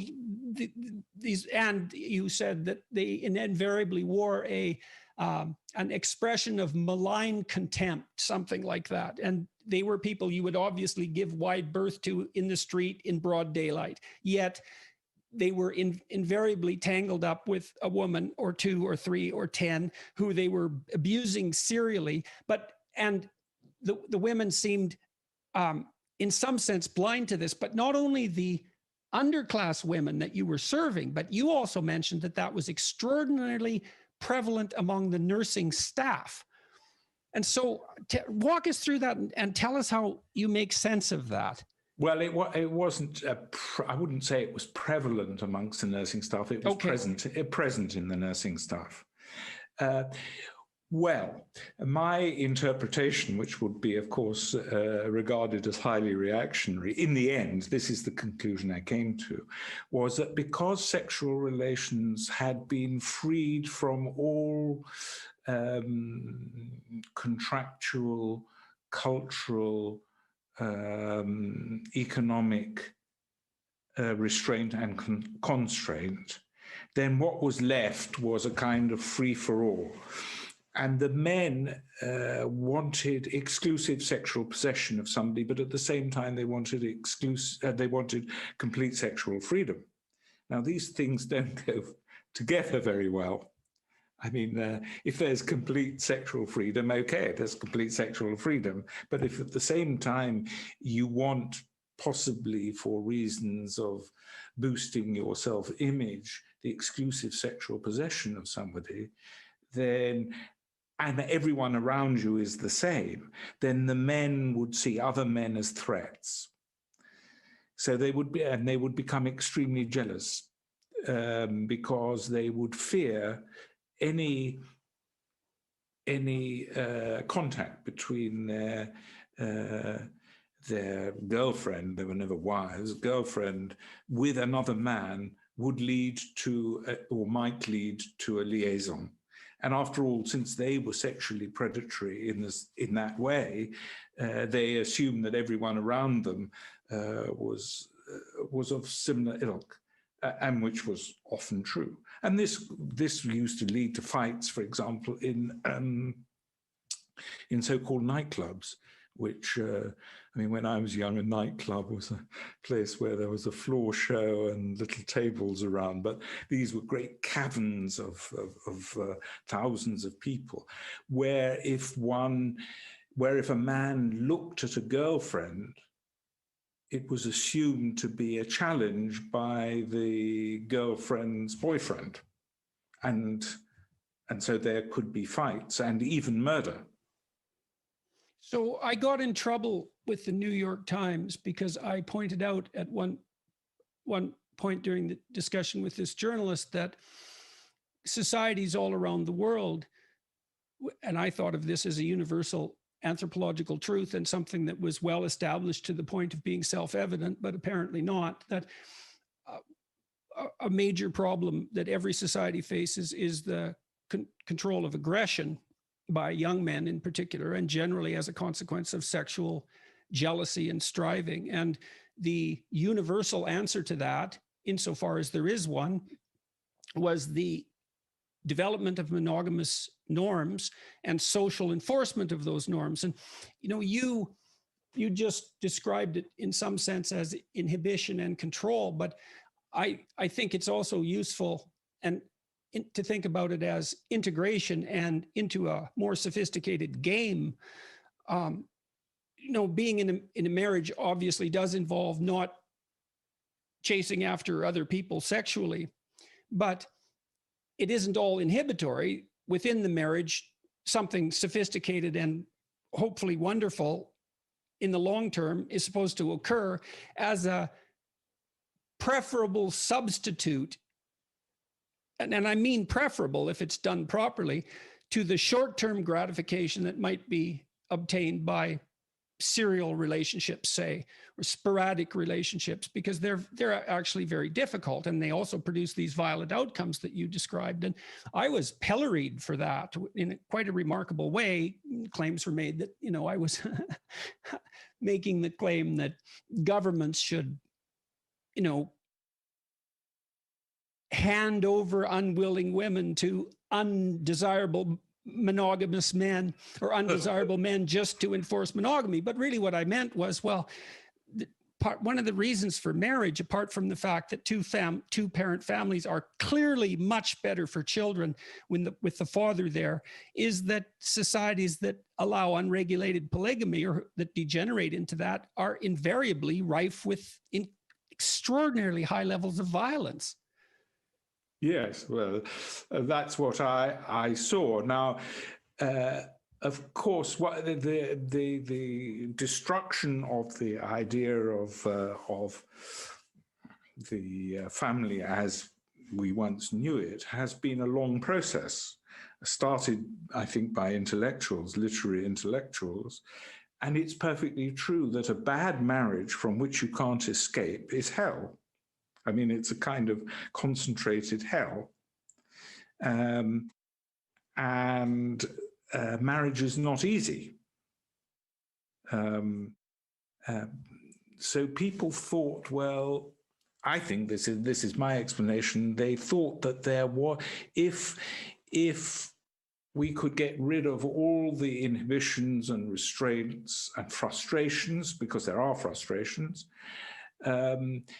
then the full beauty of the human personality would emerge, and we would associate with one another just by love and nothing else. And when love was over, then you just go on to something else, somebody else. But this is actually a very shallow view of things, apart from anything else. In a marriage, if there are difficulties in the way of ending a marriage, this gives you actual incentives to make it work. It also tells you that society values what you're doing, which helps you continue to value it, which makes you more likely to stick with it during periods of doubt. I mean, obviously, life is extraordinarily difficult and just on its own, and it's certainly no easier if you're alone, that's for sure. And so life is difficult when you have a partner.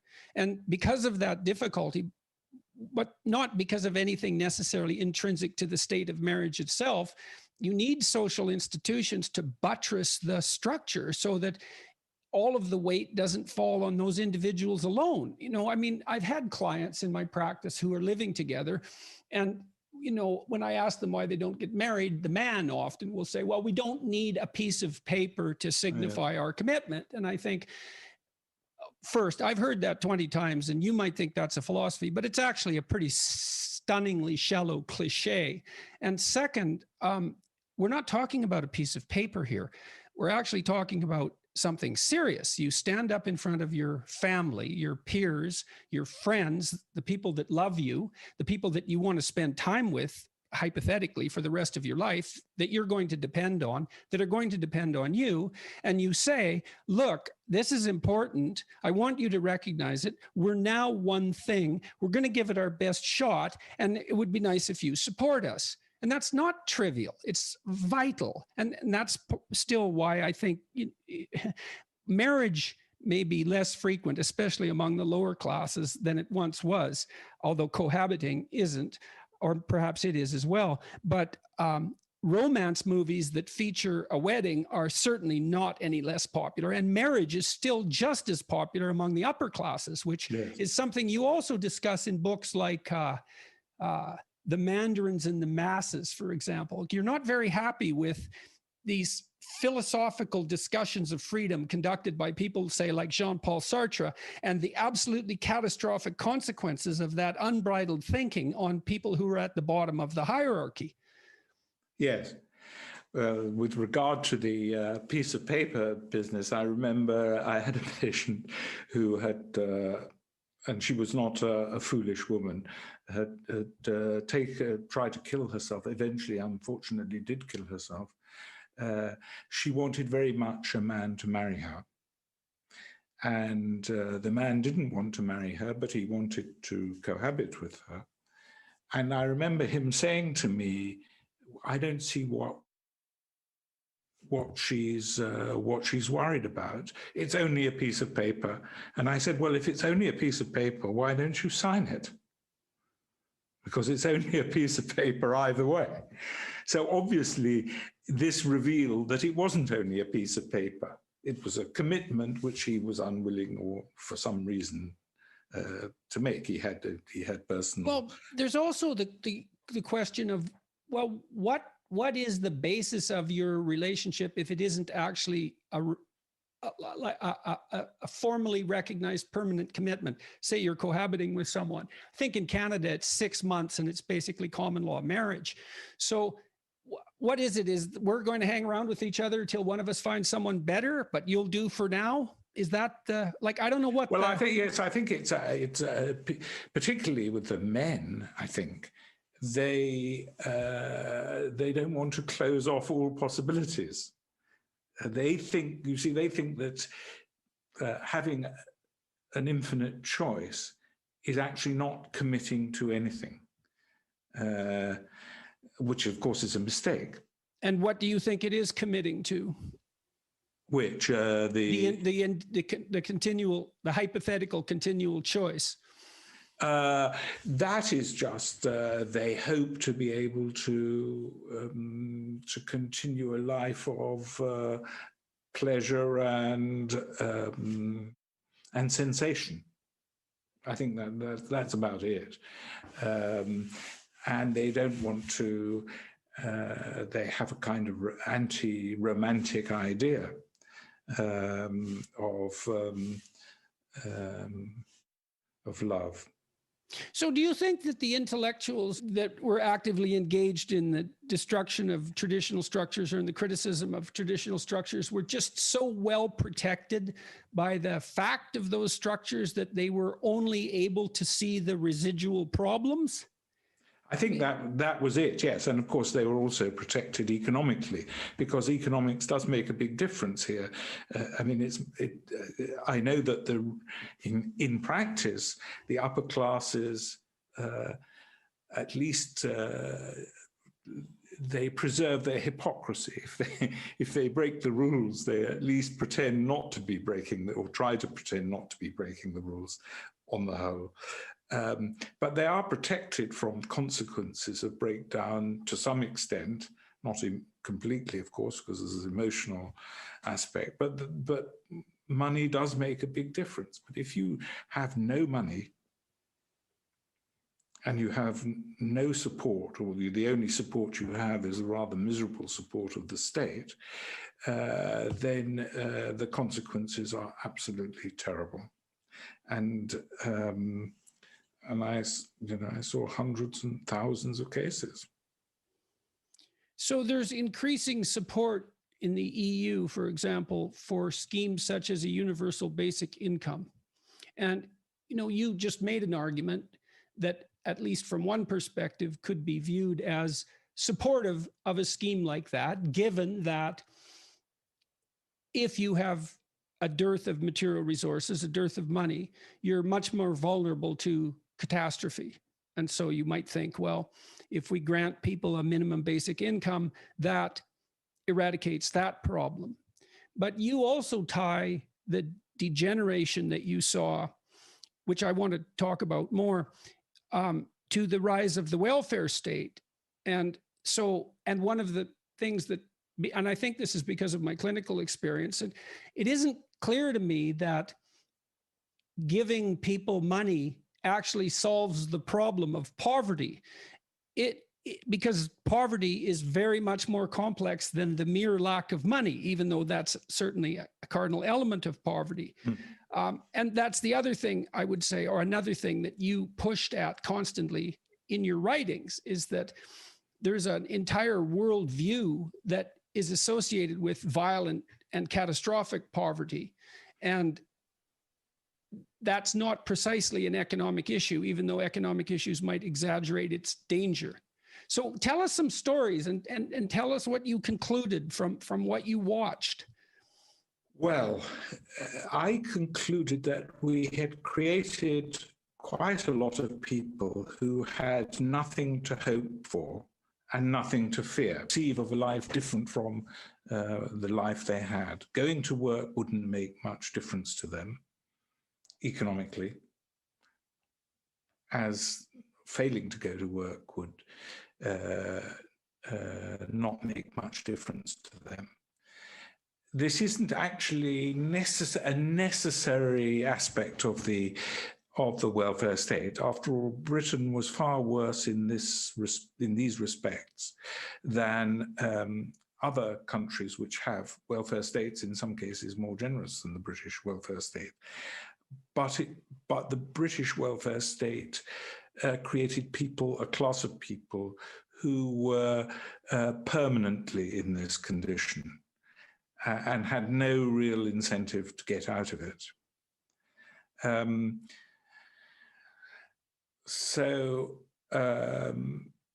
This created it created sometimes a lassitude, but it was also dishonest.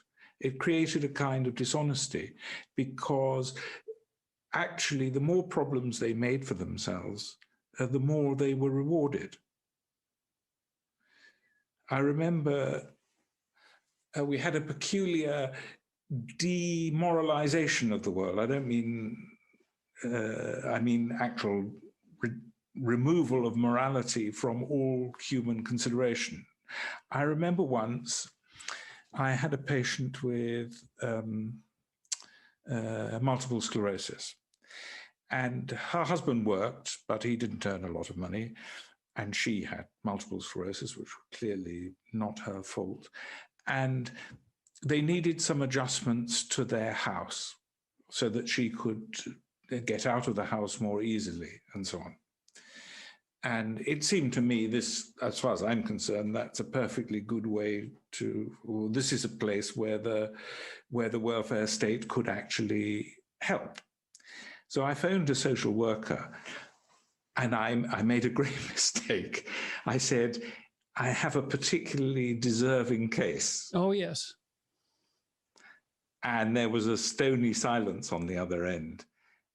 And then she said that all cases were deserving. In other words, you couldn't distinguish between this case of need, which was just one of those things, it was nobody's fault, and someone who took drugs, set fire to his house in a state of intoxication. There was no difference.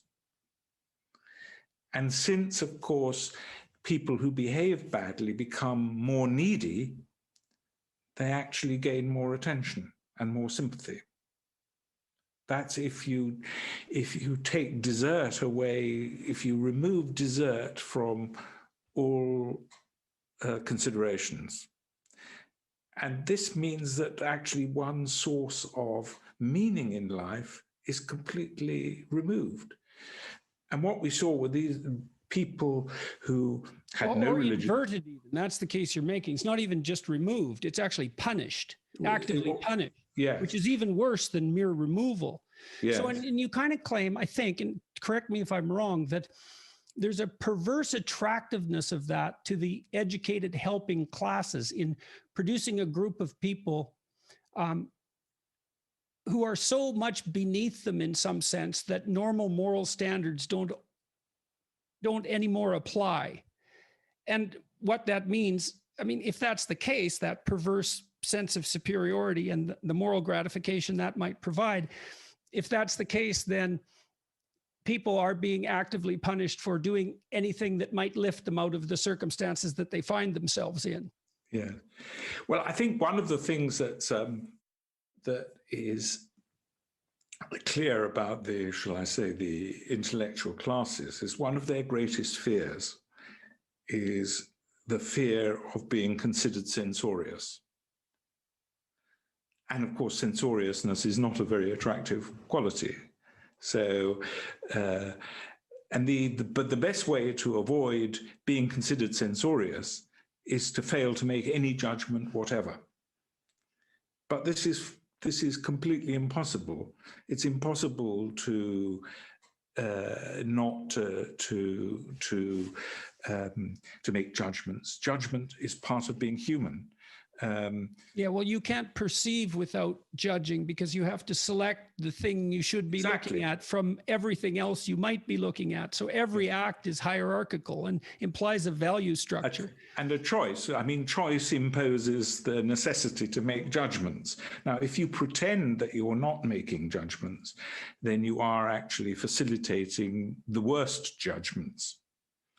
So, but as I said, I think the intellectuals, and I mean, I have this fear myself. When I wrote, I thought, is anyone going to think you are an unfeeling, censorious person? Because you, I mean, after all, I'm comparatively fortunate. Here I am coming into the lives of people who are unfortunate. Many of them are unfortunate. There's no question about that. Many of them, you know, they're born in a low social class. They've been given an extremely bad education, although it's actually quite a costly education, but it's extremely bad, and so on and so forth.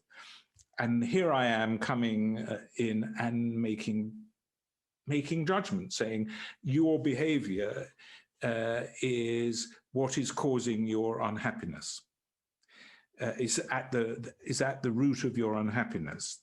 And actually, I tried to demedicalize a lot of their unhappiness because I didn't think their unhappiness was a medical condition.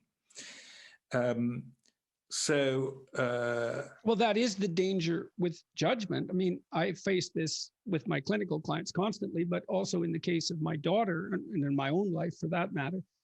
If you're dealing with someone who's ill, it's very difficult to encourage, and it's very difficult to discipline.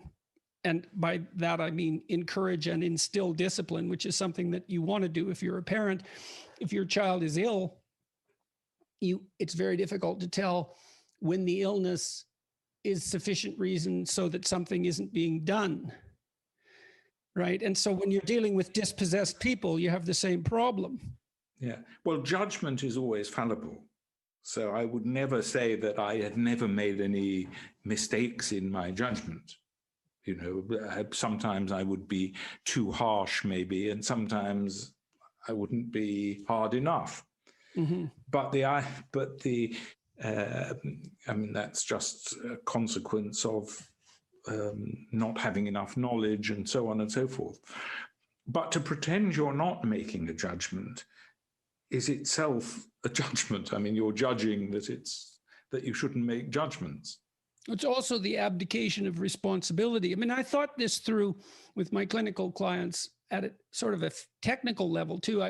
I learned a lot from reading Carl Rogers, and I would say a certain amount of unthinking sentimentality can be laid at his feet in the clinical and social work world, partly because he proposed that unconditional positive regard for his clients was the appropriate pathway forward.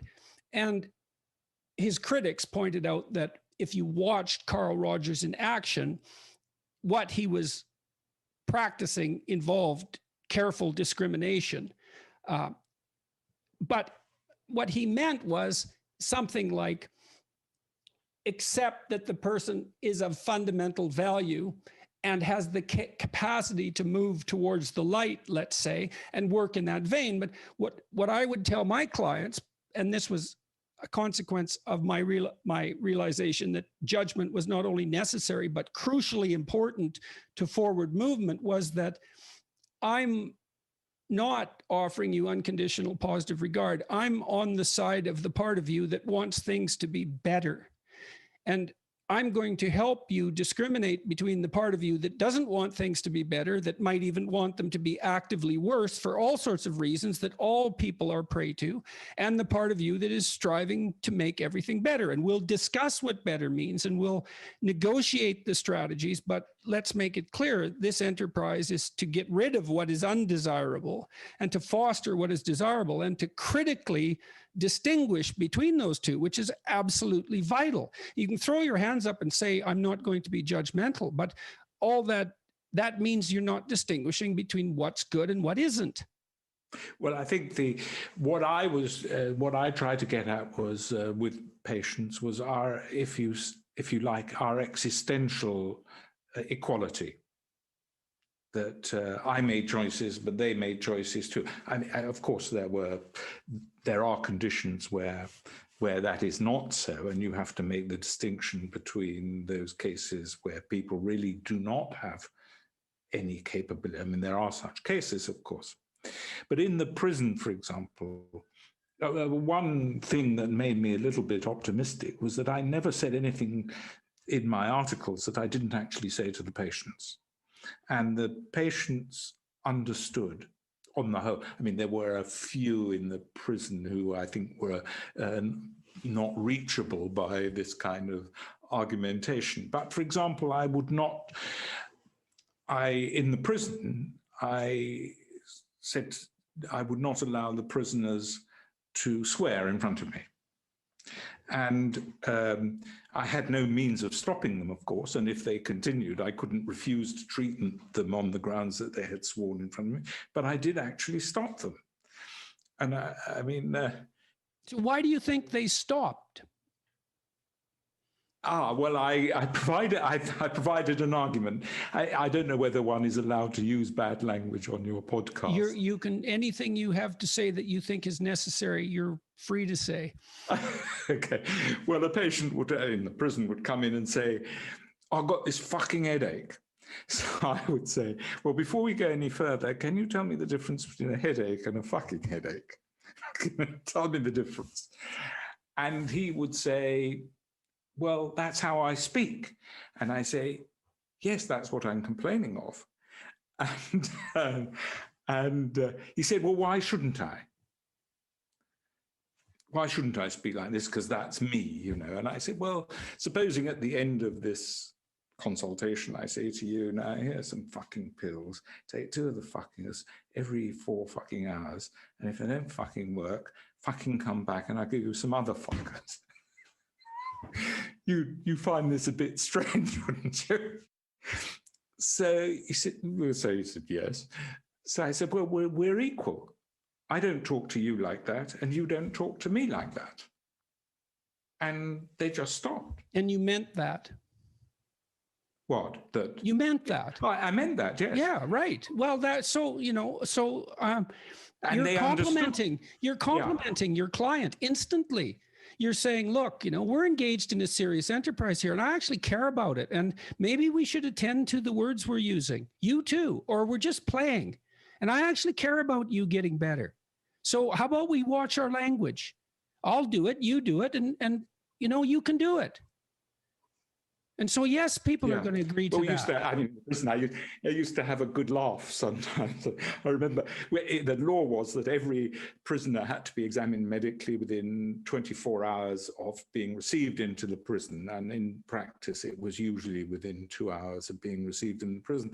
And I used to do these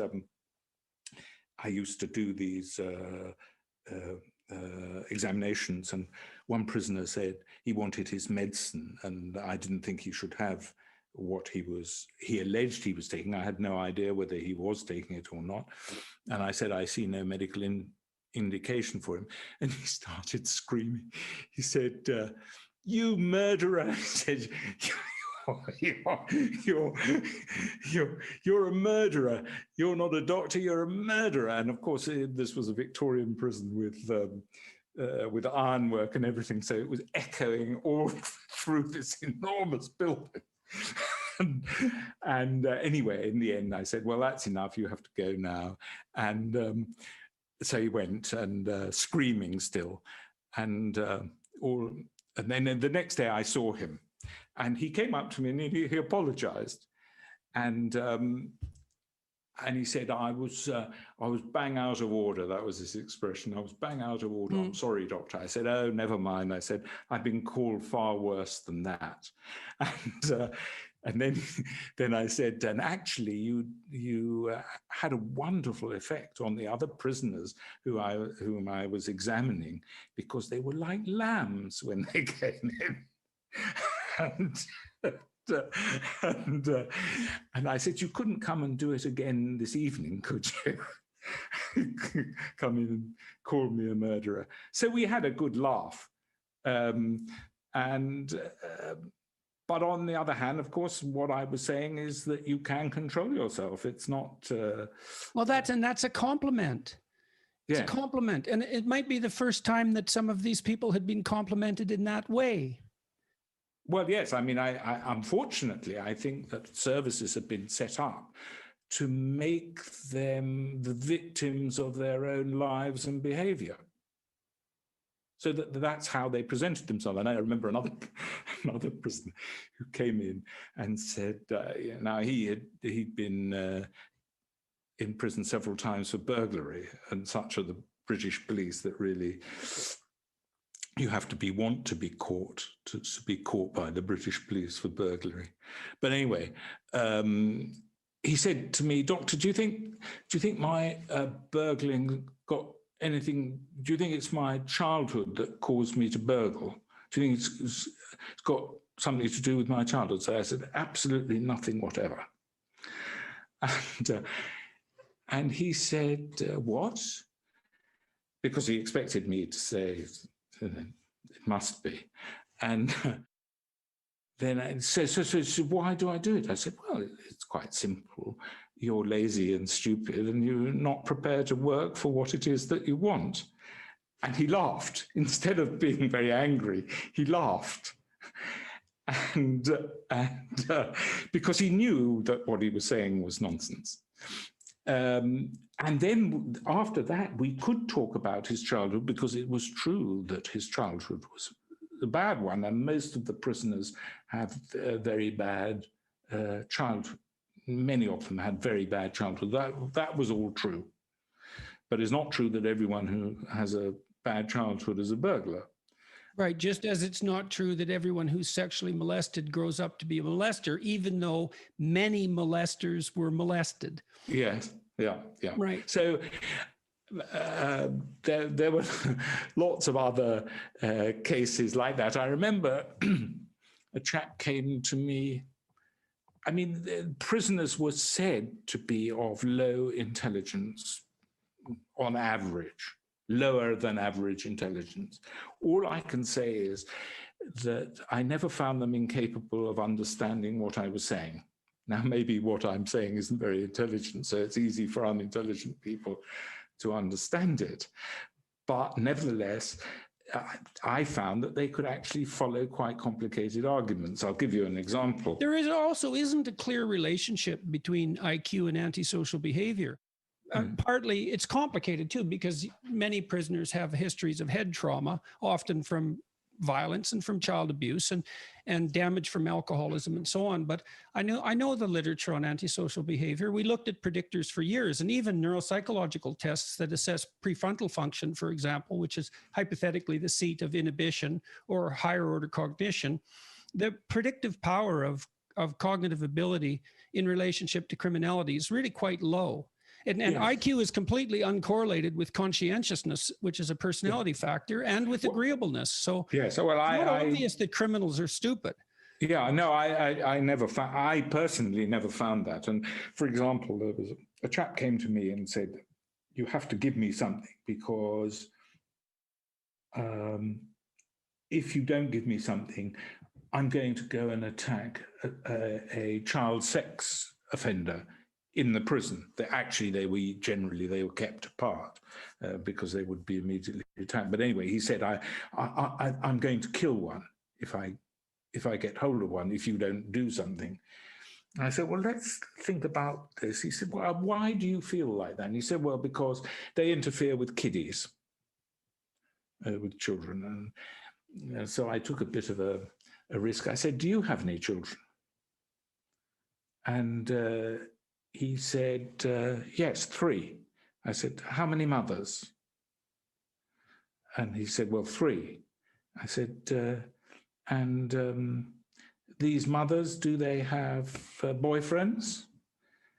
And they said, yes. And I said, 1 or perhaps more? Have they had more than 1? And they said, yes. I said, well, is it likely that 1 or more of these boyfriends has sexually interfered with one of your children? And he immediately got the point. And I said, well, you're not you haven't interfered sexually with children yourself, but you've facilitated you've created the conditions in which such behavior is likely to occur. Now it's too late. You can't do anything about it now. It's too late, but you can make sure that you don't do anything to further it in the future. And he went out. There was no more talk about killing sex abusers. Why do you think you got away with that?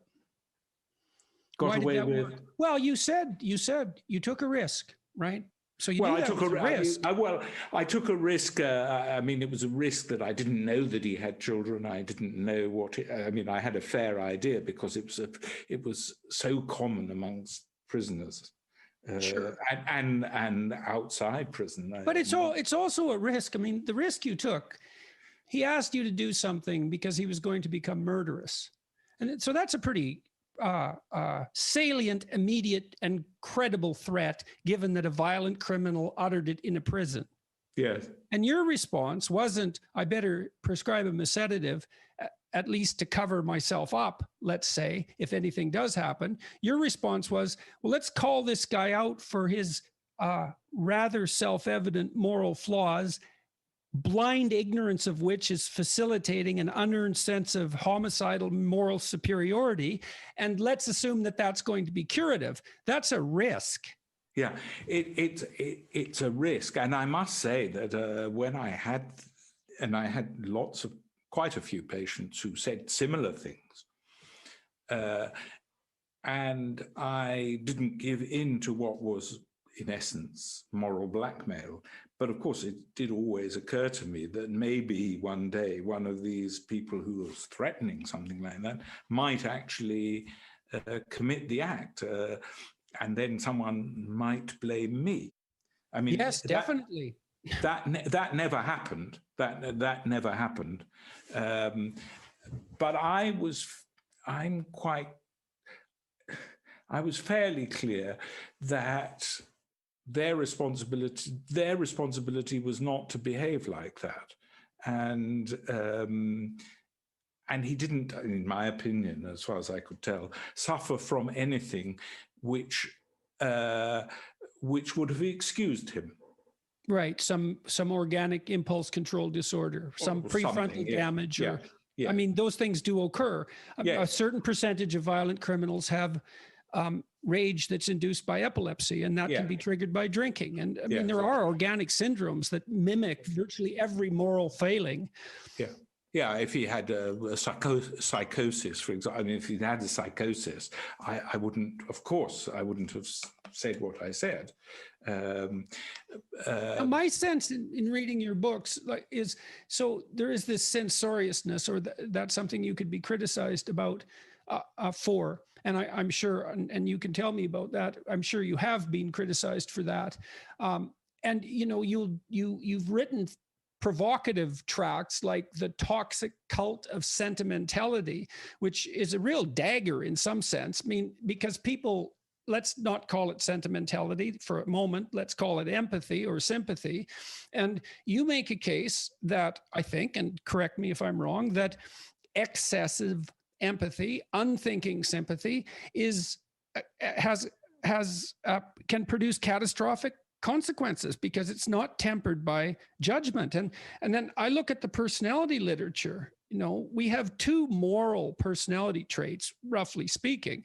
One is agreeableness, And so people who are high in agreeableness are empathetic and sympathetic and self-sacrificing and perhaps resentful because of it. So it's not an untrammeled virtue, whereas the disagreeable types are more likely to be imprisoned.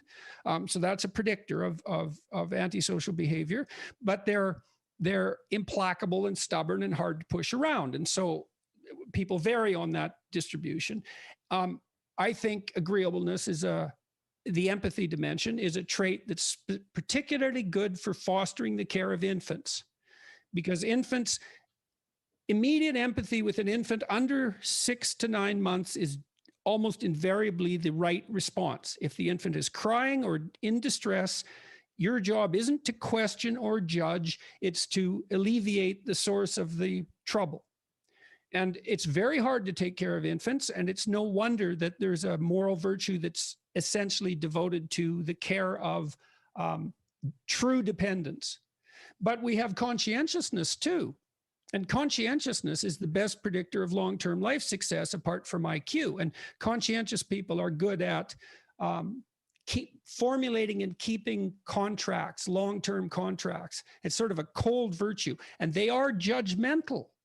But as far as I'm concerned, we wouldn't have both these personality traits. Like they're 2 of 5. So it's not like it's a trivial proportion of the variation in personality. We wouldn't have 2 of our 5 personality traits aimed at regulating our behavior if empathy alone was sufficient. And so you go after it, the toxic cult of sentimentality. What do you mean by that? Well, I mean, if you like, the infantilization of people who are expressing emotion. So we accept now that I mean, if someone expresses distress, we don't inquire where that distress comes from, how it arose. We just simply try to alleviate it. And, Oscar Wilde, of course, said that sentimentality is the desire to have the emotion without the cost of the emotion. I suppose sentimentality is to empathy what kitsch is to art. And so what would you regard? Okay, so let's. I'll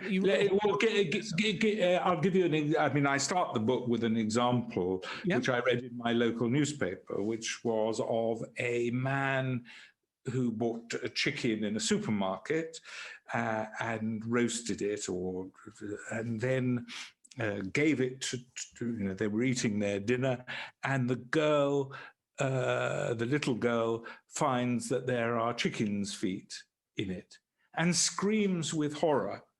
And so the child is so horrified that the father says, I don't know whether this is what he did literally, but I had to throw it out of the window. So he just took the emotion of the child and said, I have to assuage that emotion any way I can, and the quickest way is the best, because of course she would have less emotion if it's dealt with quickly. So there's no attempt to argue rationally about this, that actually chickens do have feet, that they were live creatures once, and this is something that children have to learn. It's one of the things that children have to know. And so what's the problem with reflexive empathy exactly? It's not exactly empathy, actually. Okay. I think it's not genuine empathy. Then we should define genuine empathy. We should define genuine empathy and distinguish it from counterproductive sentimentality. Yeah, well, it's not easy, of course. No, fair enough. I know I'm putting you on the spot in this. I'm saying that that's something that could be productively attempted. Yes, I'm not sure I have the complete answer to that.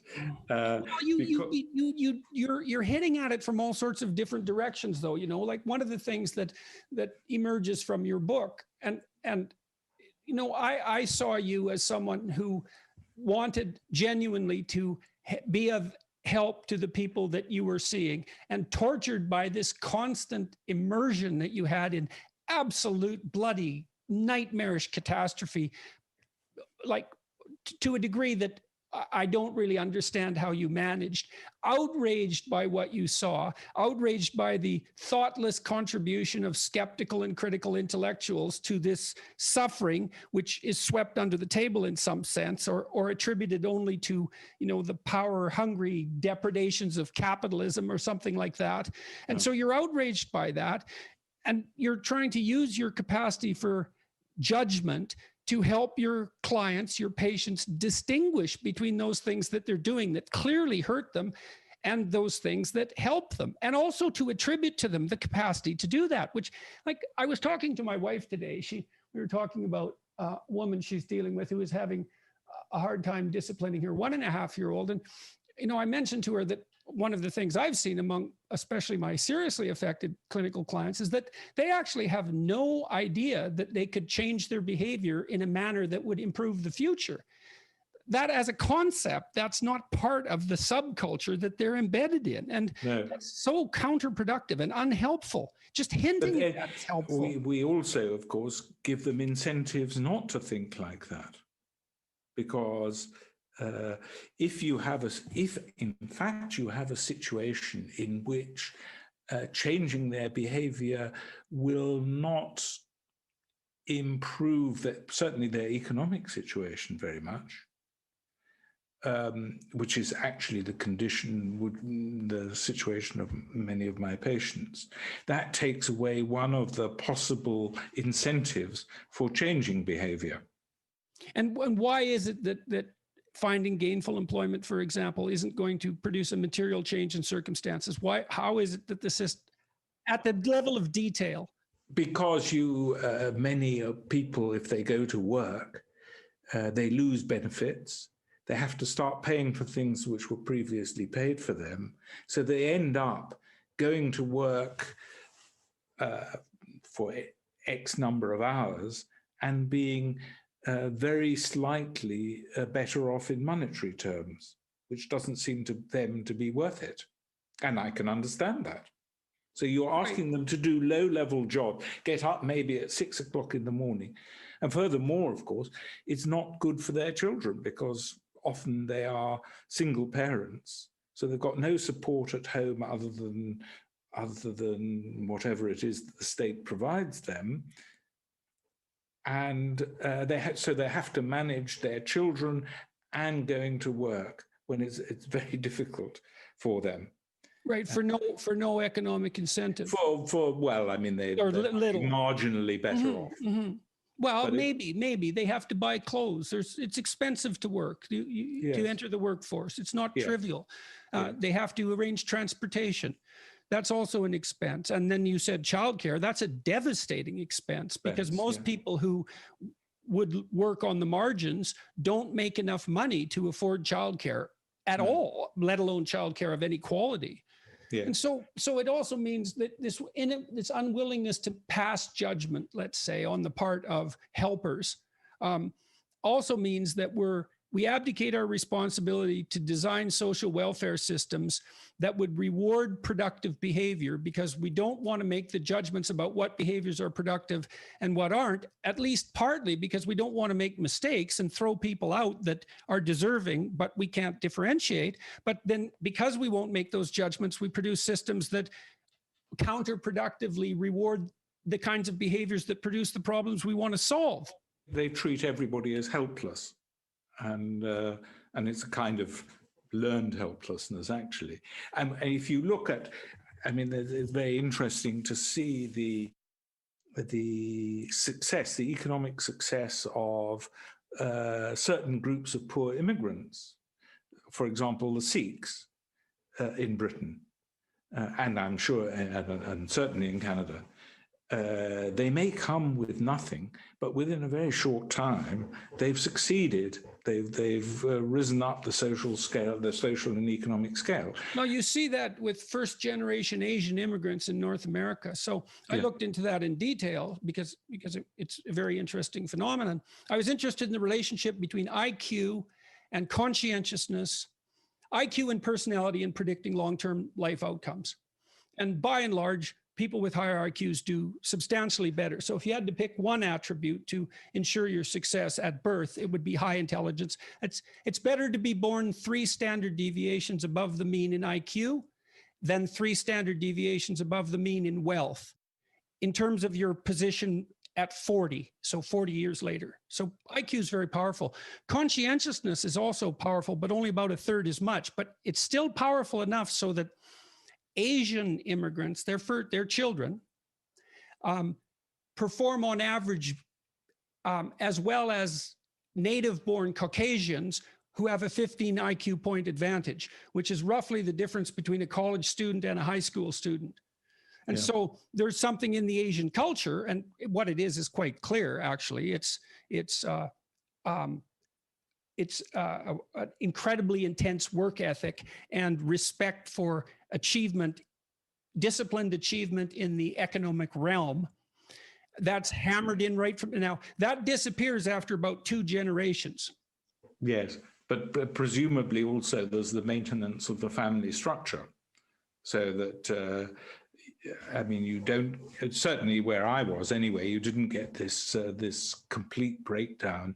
I mean, I never met children of Indian immigrants who didn't know who their father was. Right, right. Well, and that's an interesting phenomenon too. I went to a talk at one point at the university 5 or 6 years ago, and a feminist was speaking, or a former feminist, maybe a real feminist now. Her name was Janice Fiamengo, and she had been a radical leftist feminist and was in the English literature department, and eventually realized that what she was involved in was an academic scam fundamentally, and turned into quite a vocal critic of that particular perspective, postmodern, say neo-Marxist perspective. She mentioned to the audience that intact families with fathers, the children in those families do much better on virtually every measure you can possibly imagine. And in my naivety at that point, I thought, well, that's going to be an incontrovertible statement, because all you have to do is be remotely familiar with the childhood development literature, and you figure that out right away. And yet it was as if she dropped a live snake into the audience, because, and this is that toxic sentimentality that you were talking about. Say, well, look, there are obviously struggling single parents who are struggling for no fault of their own, a perfectly credible job of raising high-performing children. And then if you say, well, the 2-parent family is more desirable, by implication, you're denigrating that accomplishment, let's say. But and fair enough, there is a real tension there, and there are exceptions to the rule, but it's still the case that if you were trying to design public policy that was of benefit to children, you would design public policy that would reward people for long-term monogamous relationships where one of the participants was male. Yeah, well, but you need to use judgment for that. Yes, but if you look at I mean, if you look at literature, for example, there has been a consistent attack on that view for many, many years, going back, for example, the Fabians and so on. And what happens is that people use marginal cases as being central. So, and as I've already said, it's undoubtedly true that many marriages were oppressive, and that being in an unhappy marriage is a horrible experience. It's a terrible experience. It's a long form of torture. But people then thought that there was a perfect solution to this problem. There's a perfect solution to human relationships. And there is no perfect relationship, perfect solution. There's only better and worse. And whatever form of human relationships you're going to have, there are going to be terrible ones. But you, as far as I could see, and I had no real opinion about this until I actually immersed myself in the world in which I did immerse myself, it's quite clear to me that without a formal structure of relationships, things are absolutely terrible for very large numbers of people. Now, of course, it's perfectly true that I saw, if you like, only the failed cases, but there may have been. The question then would be, well, where would you find the successful cases? Because let's think this through, because it's a crucial point, you know. Okay, so you have a biased sample, and maybe you approach this from an ethically conservative perspective, and so that produces your viewpoint, and it bears little relationship to the real world. But let's look for the counterexamples. So, well, first of all, you can't look among the high-functioning middle to upper classes for counterexamples because they're all married. Yeah. Right? So then you think, well, is there a subset of people who are poor, who are flourishing in their serial relationships, in their fragmented serial relationships? And well, first of all, probably not, because they're poor, right? By definition, you've already excluded the middle and upper class. So I'm kind of curious about. Well, I tried to think, I thought, well, how is someone living in these circumstances supposed to get out of this situation? Right. What would look like a viable, practical alternative that would be better? Yes, but that didn't involve changing the way they made their relationships or pursued their relationships. So we have to keep the relationship, the structure of the relationships the same. What else can they do that would make their lives better? And I just couldn't see how their lives could get better while you have this kind of free for all. Well, it wasn't really free for all; it was free for some. And so I came to the conclusion that it was a social and cultural disaster. Well, so we could look at the fantasies of sexual libertinism, let's say. And I think a good place to look, and, you know, I might be way off base here, but whatever, I'm going to forge forward.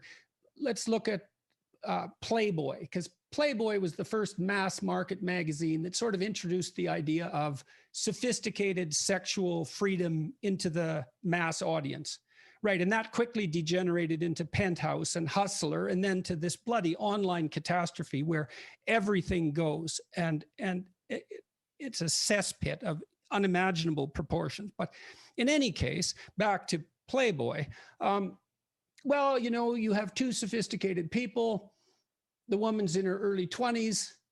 The guy's maybe 5 years older than that. They both have a glass of nicely aged wine. They're sitting in a 50s living room that's sophisticated, discussing literature, and they're both free to make their choices, and so they have sex. And then maybe your life is an unending sequence of those perfect dates.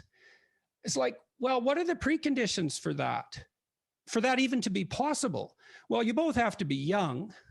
You both have to be attractive. You both have to be healthy. You both have to be rich. You both have to be educated, in all likelihood, so that you're not rife with psychopathology, so that can be an enjoyable and civilized evening, let's say. Well, you have to have come from a pretty stable family, probably one with mother and father intact, and certainly not characterized by the constant unwanted serial switching of partners. I mean, it's virtually unattainable except in an unbelievably protected environment. But you're in that environment and you think, well, maybe you're in a marriage and you're unhappy, you have all those attributes. You think, well, I could jump out of that into this fantasy. And everyone could share the fantasy, but no, they couldn't. It's not possible. But actually what people are really doing, and one of the most important figures in modern cultural history is Marie Antoinette, who played shepherdess, who went out, thought it would be nice to be a shepherdess, and went out to be a shepherdess for the day, but then always returned to her palace. And this is what these people are doing, because probably they give up that life at some point. The people, the rich people you've described, and they actually settle down, more or less. Oh, well, if they don't, they're not happy about it. Yes. Right. If they don't, it's because they failed to get what they're actually aiming for. Incidentally, one interesting thing was that I would talk to mothers, single mothers, about what they wanted for their daughters. And what they wanted for their daughters was for them to find a nice man who would have a good job and would treat them decently. And they'd buy a house and so on and so forth. So, but they had no idea how to encourage them. Right. They have no idea what the micro elements are. No, you know, none whatever. You see this in illiterate families too, is that if you ask them, do you want your children to be educated? They say yes, but there's no books in the house and they don't know where to buy a book and they're intimidated by books. And if they have a book, they don't know how to read it to their child, you know, and you get these huge differences by the age of 3 between children in literate and non-literate households. The 3-year-olds in literate households might have been exposed to, you know, 1,000 hours worth of books by the time they're 3. They can already sit in a house like that. You give them a book, they know what it is. They'll sit there and mime the action of reading. They go through the pages, they point at the pictures. They have all these pre-literate behaviors built in that's the necessary scaffold for the development of literacy. And there's micro habits that are invisible. If you're in that culture, they're invisible because they're just part of how you live, like the fact that you have a bookshelf, like the fact that your relatives buy your children books. If you don't know how to do that at all, the barriers to entry are unbelievably unforgiving. Yes, and probably also nobody tries to make up for it on the behalf of the parents. So, I mean, the schools are themselves now doubt the value of literacy. Some of them, the teachers don't know what they're supposed to be teaching, or at least, or alternatively, a lot of them are more interested in the ideological correctness of the children than they are in their ability to read. Well, it's actually quite difficult to teach children to read. You have to pay attention to each child, and they radically differ in their intellectual ability. And then you actually have to know how to teach someone to read. And that's actually complicated. You start with the letters, you get the letters pronounced, you get two-letter combinations and 3-letter combinations, you automatize that. It's effortful. Ideological indoctrination, that's relatively straightforward. Yeah. Well, I mean, I can't really speak about this because I never tried to teach anybody to read. I had an interesting experience. Well, the data on that are pretty clear. If you teach children to read using phonetics, yes, which breaks it, you know, we have a phonetic alphabet because that makes things easier. You only have to remember 26 characters and variants on them instead of 10,000, say. You teach the phonemes and you get them to aggregate them. And once they get to the point where they can read phrases, they start to read on their own account because it becomes rewarding. If you use other methods, they don't learn as well. So, well, one thing that I saw with my patient, I was interested in their level of education, which was catastrophically low. I mean, it was unbelievably low. And I would give them something to read. And you could see that they had difficulty doing it. I asked them to read it out loud. And then when they came to a long word, they would say, I don't know that word. I don't know that one, as if English were written in ideographs. In Chinese, yes. In Chinese. Mandarin, yeah, definitely. Yeah. Some teachers teach an ideogram method of verbal apprehension, which is absolutely counterproductive. That's how experts read, but that's not how you learn to read. Yes. No, and then I would say, when they got through it, I would ask them, what did it mean? And they would say, I don't know, I was only reading it. Mm-hmm, mm-hmm. As if... Unless you can read phrases at a glance, you spend so much intellectual energy decoding the phonemes and the letters that you can't read for meaning. Yeah. And that's why it's not rewarding to begin with, right? You have to go through that slog of automatizing the subroutines, and that happens much at a much earlier age in literate households. Yeah. Well, I thought what I found very strange was that there was no sense of outrage that we spend on average $100,000, probably more, on each pupil's education. And about 20% of them come out functionally illiterate or barely literate, the kind of people that I'm talking about who couldn't read a phrase or who had difficulty sounding it out, and then at the end of it, didn't know what it meant. Now, how is it possible to spend so much money and have these results?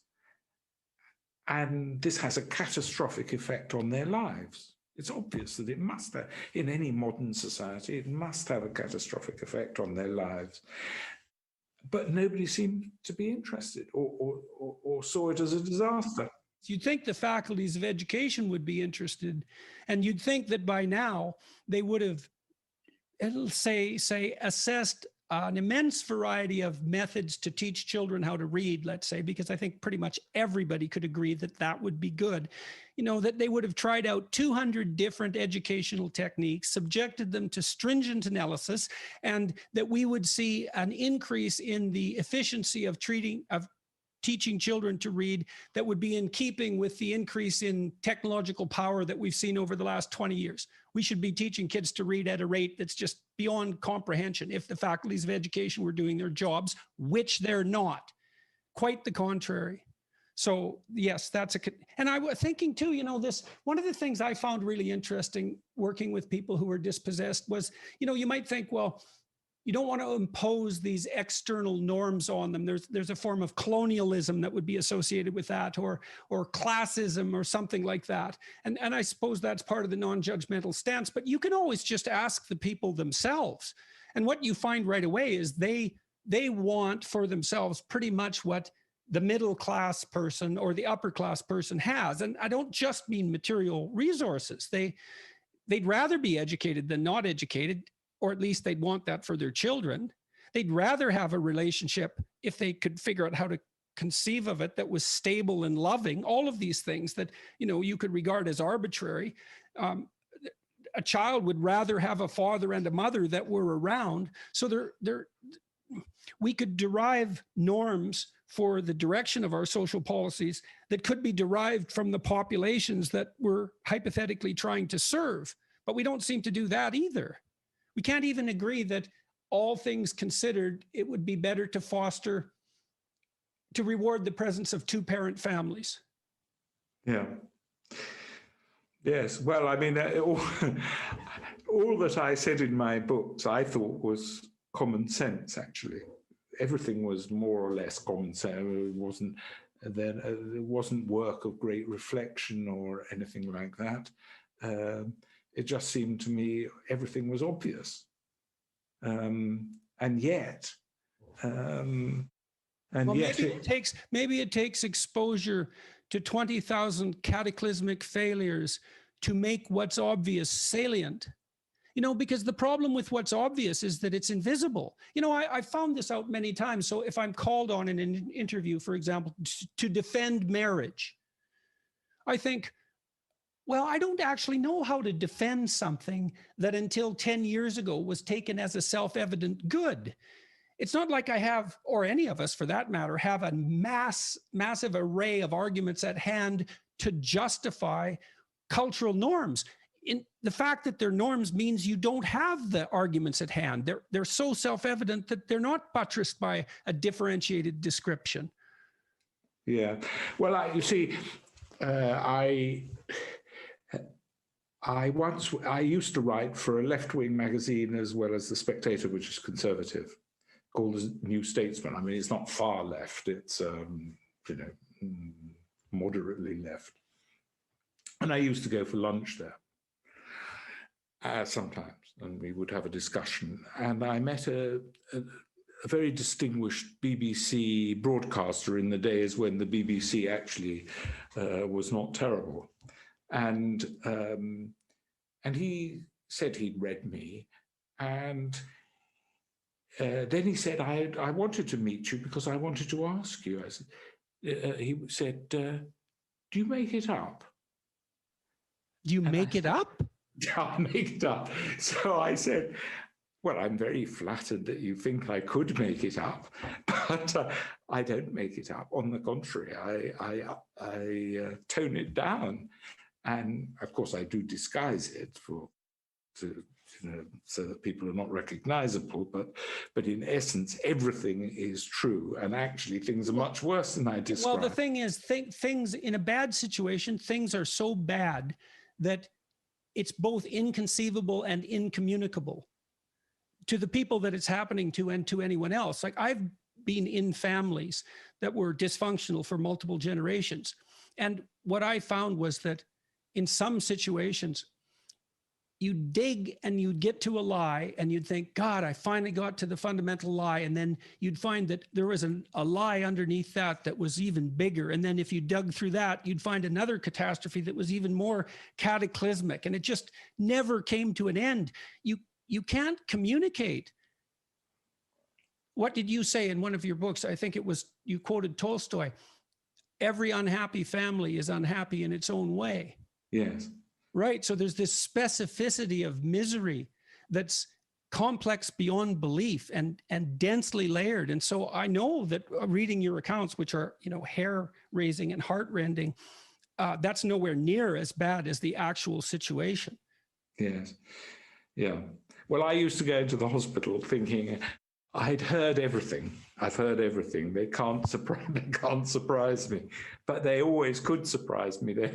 There was a kind of creativity about the miseries that people inflicted on each other without. I mean, what was distressing to me about the misery that I saw is that it was not actually, there wasn't a government inflicting it, certainly not directly. It was not like the misery of, shall we say, mass deportation or, civil war or anything like that. But in a way that made it, because I used to have, not exactly a hobby, but I used to have a taste for going to dangerous countries and at places where there was civil war, where everything had broken down. And in a way, I found it less distressing than the kind of breakdown that I was seeing around me in England, because it was, in a way, it was unforced. Right. Well, let me ask you about that then for a sec. I mean, you're making two arguments. You were making two arguments just then, and I think this happens regularly, is that there is an underclass, so three arguments. There is an underclass that has a multi-generational component. Things are really, really bad in that class for all sorts of complex reasons, many of which are philosophical, let's say, or ethical or moral. And it's worse than it was. And I guess of the three of those, the one I find least convincing, let's say, or I'm able to accept with less certainty, is the idea that things are actually worse. I mean, people, if you go back to 1820s, and this is maybe where your experience in poor places in developing worlds might be useful. If you go back to 1840 or thereabouts, the typical person in the Western world lived on about $1.90 a day in today's dollars. So below the UN poverty level, life was bloody brutal for people. And, so maybe things are worse now in the lower class with regards to familial structure than they were for a brief period after the Second World War. But it isn't obvious to me that they're necessarily worse by historical standards. Well, I mean, it's always a question of when you say something is worse, there's always the question of what you're comparing it to. Yes. So, I mean, we could compare it with 3000 BC or 1100 or whatever. The things that it's incontestable that we are vastly better off physically, that's incontestable. And I mean, when my father was born in the East End of London, and in his borough, when he was born, which was 1909, the infant mortality rate was, if I remember rightly, 124 per thousand, which means that an eighth of children died before their first birthday. And in 18th century London, 50% of children died before they were 5. And there was, poverty and filth and epidemic disease and every kind of, but I don't think that that's the kind of standard of comparison we should use. And if we take something like crime, violent crime, I think the evidence is that it has increased enormously in a country like Britain since 1900. When, of course, there was absolutely terrible poverty by our standards today, the kind of poverty that nobody suffers today in any Western society. And I was very struck by the story of Jack the Ripper. There are very instructive things which some people haven't noticed, which was that in Whitechapel, which was regarded as the worst part of London in the 1880s, and the poverty was just, again, inconceivable to us now. When a body was found, people ran off to find a policeman, and they found a policeman. And the policeman was armed with a bullseye lamp. He had a truncheon which he was supposed to draw only in extremis, and he had a whistle. And that was how he was armed. And he went around Whitechapel one by one, not in pairs or not in groups, but with one. So in Whitechapel today, you wouldn't get a policeman doing that. So I am confused about that to some degree, because Steven Pinker, for example, he makes a pretty strong case that overall your probability of being murdered, for example, has again, it's a time frame issue, has declined. Well, it depends where you're starting with. If you I think the more powerful argument is not necessarily so much that things have. Tell me what you think about this. It could easily be that there's a degeneration of moral standards, let's say, that leads to a higher probability of dispossession, and that you see that in the class that's dropped out of society, and that is a consequence of, what would you say, a failure to abide by the same standards that might motivate middle class prosperity. And maybe the expectations for that class have transformed themselves over a 20-year period, but it isn't obvious to me necessarily that that's associated with an increase in criminality overall. Well, I think that certainly in Britain, it's perfectly clear that things like burglary and assault have increased enormously. They're not increasing further, and they might now be decreasing, but they've increased enormously by comparison with the fairly recent past. I'm not talking about 18th century London, when you couldn't go anywhere without meeting a footpad or anything like that. This is slightly altering the subject a little. I personally am not terribly keen on the idea of the underclass, because this suggests that it's a bit like Marx's lumpen proletariat, if you like. This is 5% of the population, or whatever percentage of the population, that is very separate from the rest of the population. Unfortunately, this was one of the points in some of my books anyway, the cultural influence is flowing from the bottom now upwards, rather than what used to be the case from the middle classes or upper classes and middle classes downwards, so that aspiration was to move upwards. But now there seems to be a cultural a desire for cultural decline or descent. It seems to me. Yeah, you make that case with the upper class mimicry of lower class, let's say lower economic class styles and that sort of thing. Which is a form of Marie Antoinetteism, because of course they hang on to their economic advantages. Right. Well, then they get the advantages of being dispossessed and the advantages of being rich. Let me ask you, we're going to have to draw to a close here relatively quickly, unfortunately. What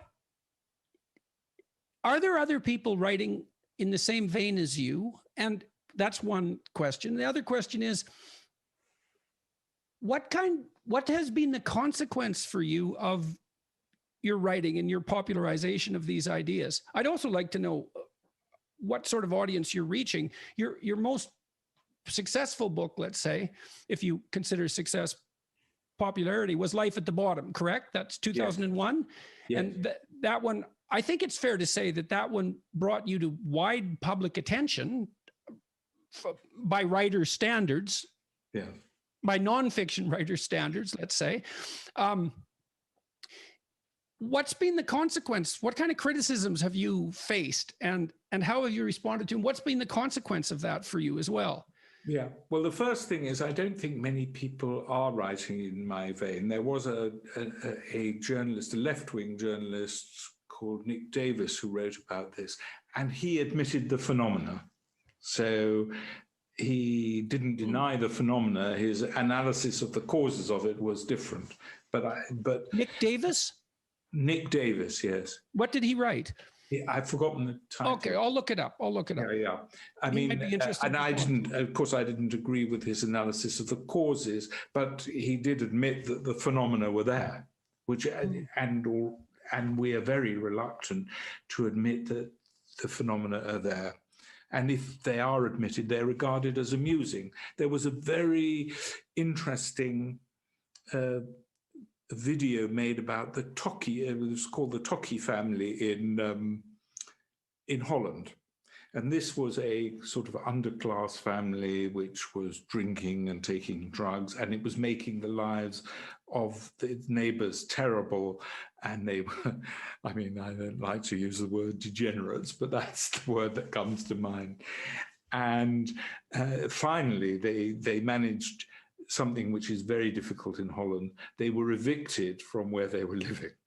And this is almost an impossible achievement in Holland. But anyway, they went off in their white van, and their consequence was that they were going on holiday to, their punishment for their behavior was going on holiday to Spain in a white van. And some producer made a little video of them singing that they were going on holiday to Spain and you see them drinking and, they were just like my patients. And what it was quite clear to me was that they were being exhibited as amusing to the middle classes of Holland. It was just a joke. But these people were not a joke. They'd been very violent to their neighbors. They'd made the lives of their neighbors hell. And what we saw was the metropolitan middle classes just turning them into a joke, as if their lives and the lives of the people around them were not to be taken seriously. So that I think is, the attitude of the kind of people who have no contact with this world, as I would have had no contact with this world if I hadn't done the work I did. As to consequences for me, there haven't really been any. I haven't been viciously attacked. Why not? I think, well, first of all, it helps to be a doctor. Secondly, right. Well, you have some credibility too, because you're actually working directly. Well, that I think was it. So my ideas weren't just born out of some kind of theoretical superstructure. Yeah. They So came- for all your flaws, you're genuinely in the trenches, and that Yeah. comes across. That comes across immediately. Just the sheer number of people that. I mean, you saw how many people who had tried to commit suicide? Well, but I think it was 10,000? 10 and 15,000. Right. So that's such an inconceivable number that it sort of, I would imagine it would sort of leave critics aghast. It's like, well, I've never talked to 3 people like that, and you've talked to 15,000. That's Yeah. actually quite a difference. So the best way of dealing with that is to ignore it. So I mean, you say I'm well known. I don't think I'm well known. I mean, it's true that my book has. I don't know how many my book has sold. I was very surprised to discover that it had sold 13,000 in the Netherlands, and I was surprised because actually what I was describing was England, and I couldn't see how that could interest a Dutch audience. But many people have said, well, I have observed this. Many people who are in the trenches, as it were. And one of the things that really pleased me, I mean, this was possibly the most pleasing thing to me, was that I oddly enough, the books have sold quite well in Brazil, of all countries. I mean, it never occurred to me that they might sell in Brazil. And I gave a lecture in Sao Paulo, and people came up afterwards. They wanted the book signed. And there were a couple among them who said, we were born in the favelas of Sao Paulo, which actually are not the worst in Brazil, but still pretty bad. And it said, we recognized all that you said. All that you said about England, we saw in the favelas. So let's go through what you saw, and then maybe we could talk about what you've seen and what you think might be effective amelioration. So you see fragmented intimate relationships. Is that the most salient feature? Is the impermanence of intimate relationships? Yes, I would say so, because I think without better relationships, it's very difficult to see how large numbers of people can escape this world. Okay, and so out of that, because the relationships, the sexual relationships, aren't bound by mutual long-term support, love, contractual obligations, and all of that, that spins into higher levels of male violence and also to predation on vulnerable females by psychopathic and aggressive males. Yes, although I wouldn't say that the women are just passive victims. They're not just passive victims. I mean, they are victims, but they're not passive victims. I mean, and I guess I was thinking that they're easier prey. Yeah. With multiple children, they're not. They're easier pickings. That's what I mean. And that's right. Yes, they are. Right. So the fragmentation. So if you have a fragmented couple of relationships and you're a woman, you end up with children. You're no longer 20 and single. You're 28 or 35. You have 2 children. The array of high quality men that you have to choose from is going to decrease substantially. Yes, it was never very great to begin with. Right. Okay, so then we add to that. I studied alcohol for years and its effects on violence. And you can basically say that if people didn't get drunk, half the violence in the world would instantly disappear. So rape, murder, familial abuse, the contribution of alcoholism is stunningly high. So maybe that's the third factor that plays in it. Was that reasonable? Well, it's certainly, it's unmistakably a part of it, yes. Yeah. Say 50% of murderers are drunk when they kill and 50% of victims are intoxicated when they die. Yeah. So it's a major, and it's the only drug that has that magnitude of an effect on violent behavior. So then low educational attainment. Yes, that's obviously very important. And interestingly, the state does very little to try to address it. or try to make things better. Okay, and then beliefs. What do you think are the key beliefs that characterize the phenomenon that you saw? Well, there's now certainly a sense of entitlement, the sense of it's wrong for anyone to judge. People have internalized that, so not only do they not judge others, but they don't judge themselves, and it's not right for anybody to judge them. So that's an abandonment of judgment, or even a demonization of it, when it's the crucial thing that you need to separate your good behavior from your bad. While at the same time, because it's existentially impossible not to make judgments, they are making judgments, but they don't accept that they're making judgments, that they are making judgments. Attitude towards the future? What's the attitude? I think, shall we say, it's not thought about very deeply. Right. Okay. So that's the first thing, is that it doesn't come up much. Yes.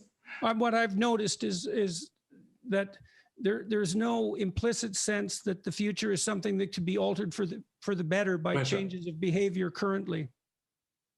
Yes. Yeah. Which is, there's an element of truth in that, in the economic aspect, because they're not going to get good jobs. Even if they behave responsibly and so on, they're not going to get good jobs. However, their lives will be better if they behave responsibly. But another thing that I mean, this is very speculative, but I thought that lots of people have become stars in their own soap opera, and they prefer a dramatic life, a life full of incident, to a life that would be actually very flat. If they did the kind of things that you and I would suggest, their lives might be very flat, because they would not be well off. They would still be struggling economically and so on, and their lives would be very, very dull. Well, that's Dostoevsky's famous criticism of socialist utopia, right? People are fundamentally unable to deal with satiated dullness. They'll break it, they'll fragment it, just so that something dramatic and exciting happens.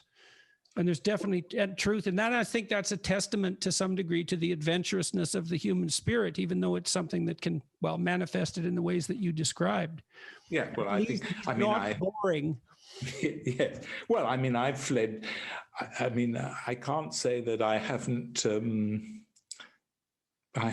like chasing sensation myself, because when I was younger, I used to like danger of a certain kind. I used to like going to countries which were dangerous. I crossed Africa by public transport in days when it was impossible to communicate with anyone. There were no mobile phones or anything. So I was incommunicado for months at a time. Well, and you did work in prisons as a psychiatrist. Yeah, well, I never felt really that was very dangerous. But countries where there's civil war and so on are dangerous, and I liked it. But I always felt, I suppose, maybe falsely, that there was some higher purpose. It wasn't just a liking for danger. There was some kind of purpose behind it all. Well, I mean, there is some utility in seeking out adventure and strife. If that's integrated into a functional and productive, generous, honest life, that's better. It's better. So obviously, in and of itself, it can become a problem. But so how did you handle this emotionally? Which well, the endless onslaught of misery amongst your clientele. Well, I mean, one way of dealing with it, of course, was writing about it. Because what I found is that when you write about an experience, even an unpleasant experience, it distances you from that experience. So you not only having the experience, you're observing having the experience. I was once arrested in Albania, and and mildly, if you could say, mildly beaten with a truncheon by a policeman. And actually, as he was hitting me, I wasn't thinking this is painful. I was thinking, how am I going to describe this subsequently? So that being able to describe it, or having the intention of describing it, actually distances yourself in a good way, I think, from your experience. Well, you draw the conclusions that way. And I mean, the purpose of your memory in some sense is to draw the appropriate conclusions from your experience to guide you into the future. And so I have a series of writing exercises online at a place called selfauthoring.com that steps people through writing a biography. And it highlights experiences that were emotionally extreme. And because there is plenty of evidence that writing them out, they have to be somewhat distant from you, you know. Yes, you can't do it the next day. Yes, exactly, because you're just re-traumatizing yourself in some sense. But the evidence is quite strong, I would say, that doing that, well, you're transforming the emotion into words and replacing, in some sense, the emotion by the words. You're making sense of it. Yeah. There was a very interesting experience. I had an interesting experience with that in that regard in the prison. We had a writer who would come in and teach writing, creative writing, if you like, to interested prisoners. And they were, of course, a selected group and so on. And the writer he came to me because, of course, there wasn't really any evidence that he was doing any good, because, of course, that such evidence would be almost impossible to gather. Right. And so, of course, the prison authorities are constantly trying to cut down costs, so they wanted to get rid of them. So he wanted me to write in his favor, which I did, which, of course, sealed his fate. But but anyway, he told me something very interesting. All the people who wrote autobiographically, as you would expect, and they would come to a point in their lives when they had to stop, when they found it extremely difficult to go on, because actually what it did, this was the first time in their lives they'd really ever thought biographically.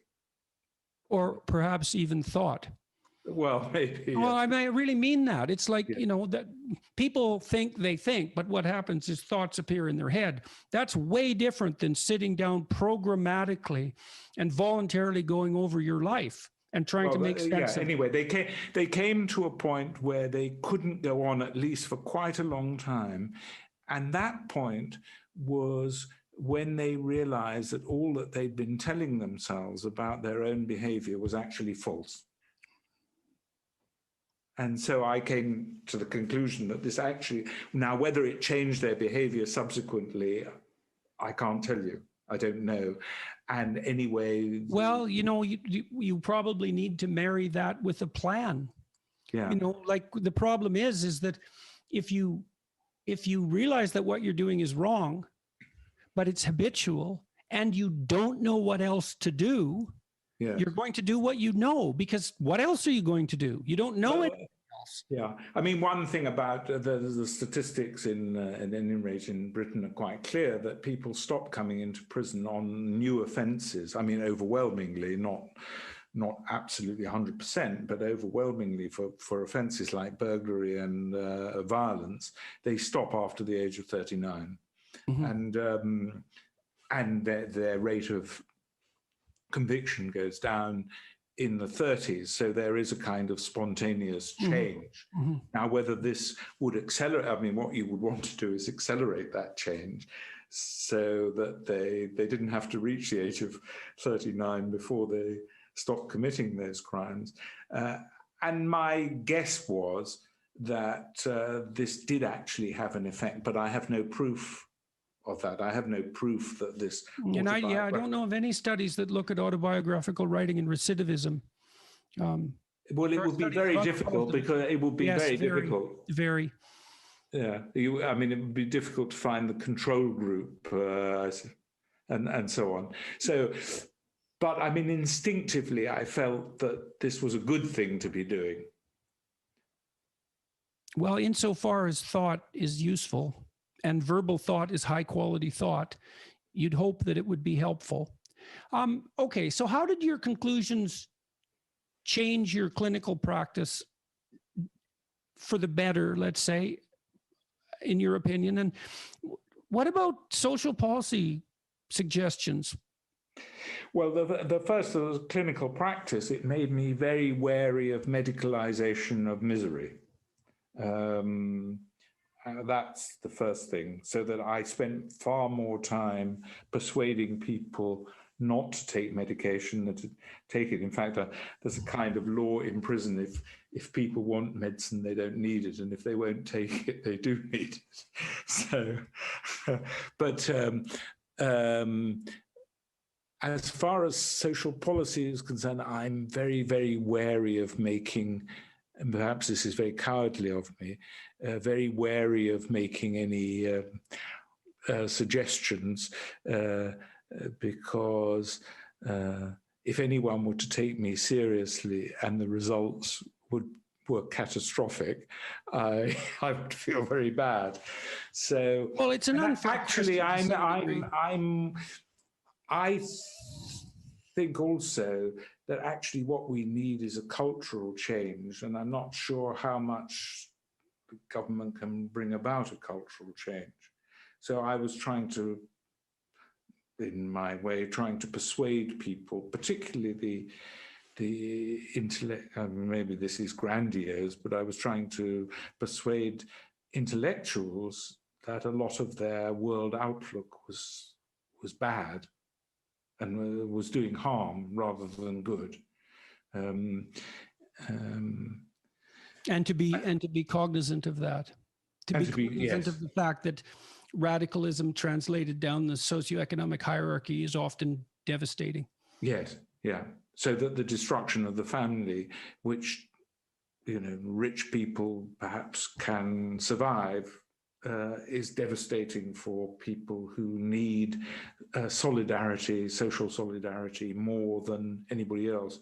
And that the social solidarity, which now runs entirely through the state, is a very cold form of solidarity that is very unpleasant. That's a good place to stop. Yeah. Thank you very much for your conversation. I appreciate it, for talking with me today. I hope everyone finds this useful. Yeah, I hope. I don't know whether how many people watch or see it. 1 million. 1 million. Yeah, and do you get abuse? That's a long story. I mean, I know you have abuse from this kind of thing, from a podcast. No, not at the moment, and likely not from this one. Yes. So, yeah, good. Well, yeah. I mean, I must say, I haven't really had any abuse, but then, of course, I don't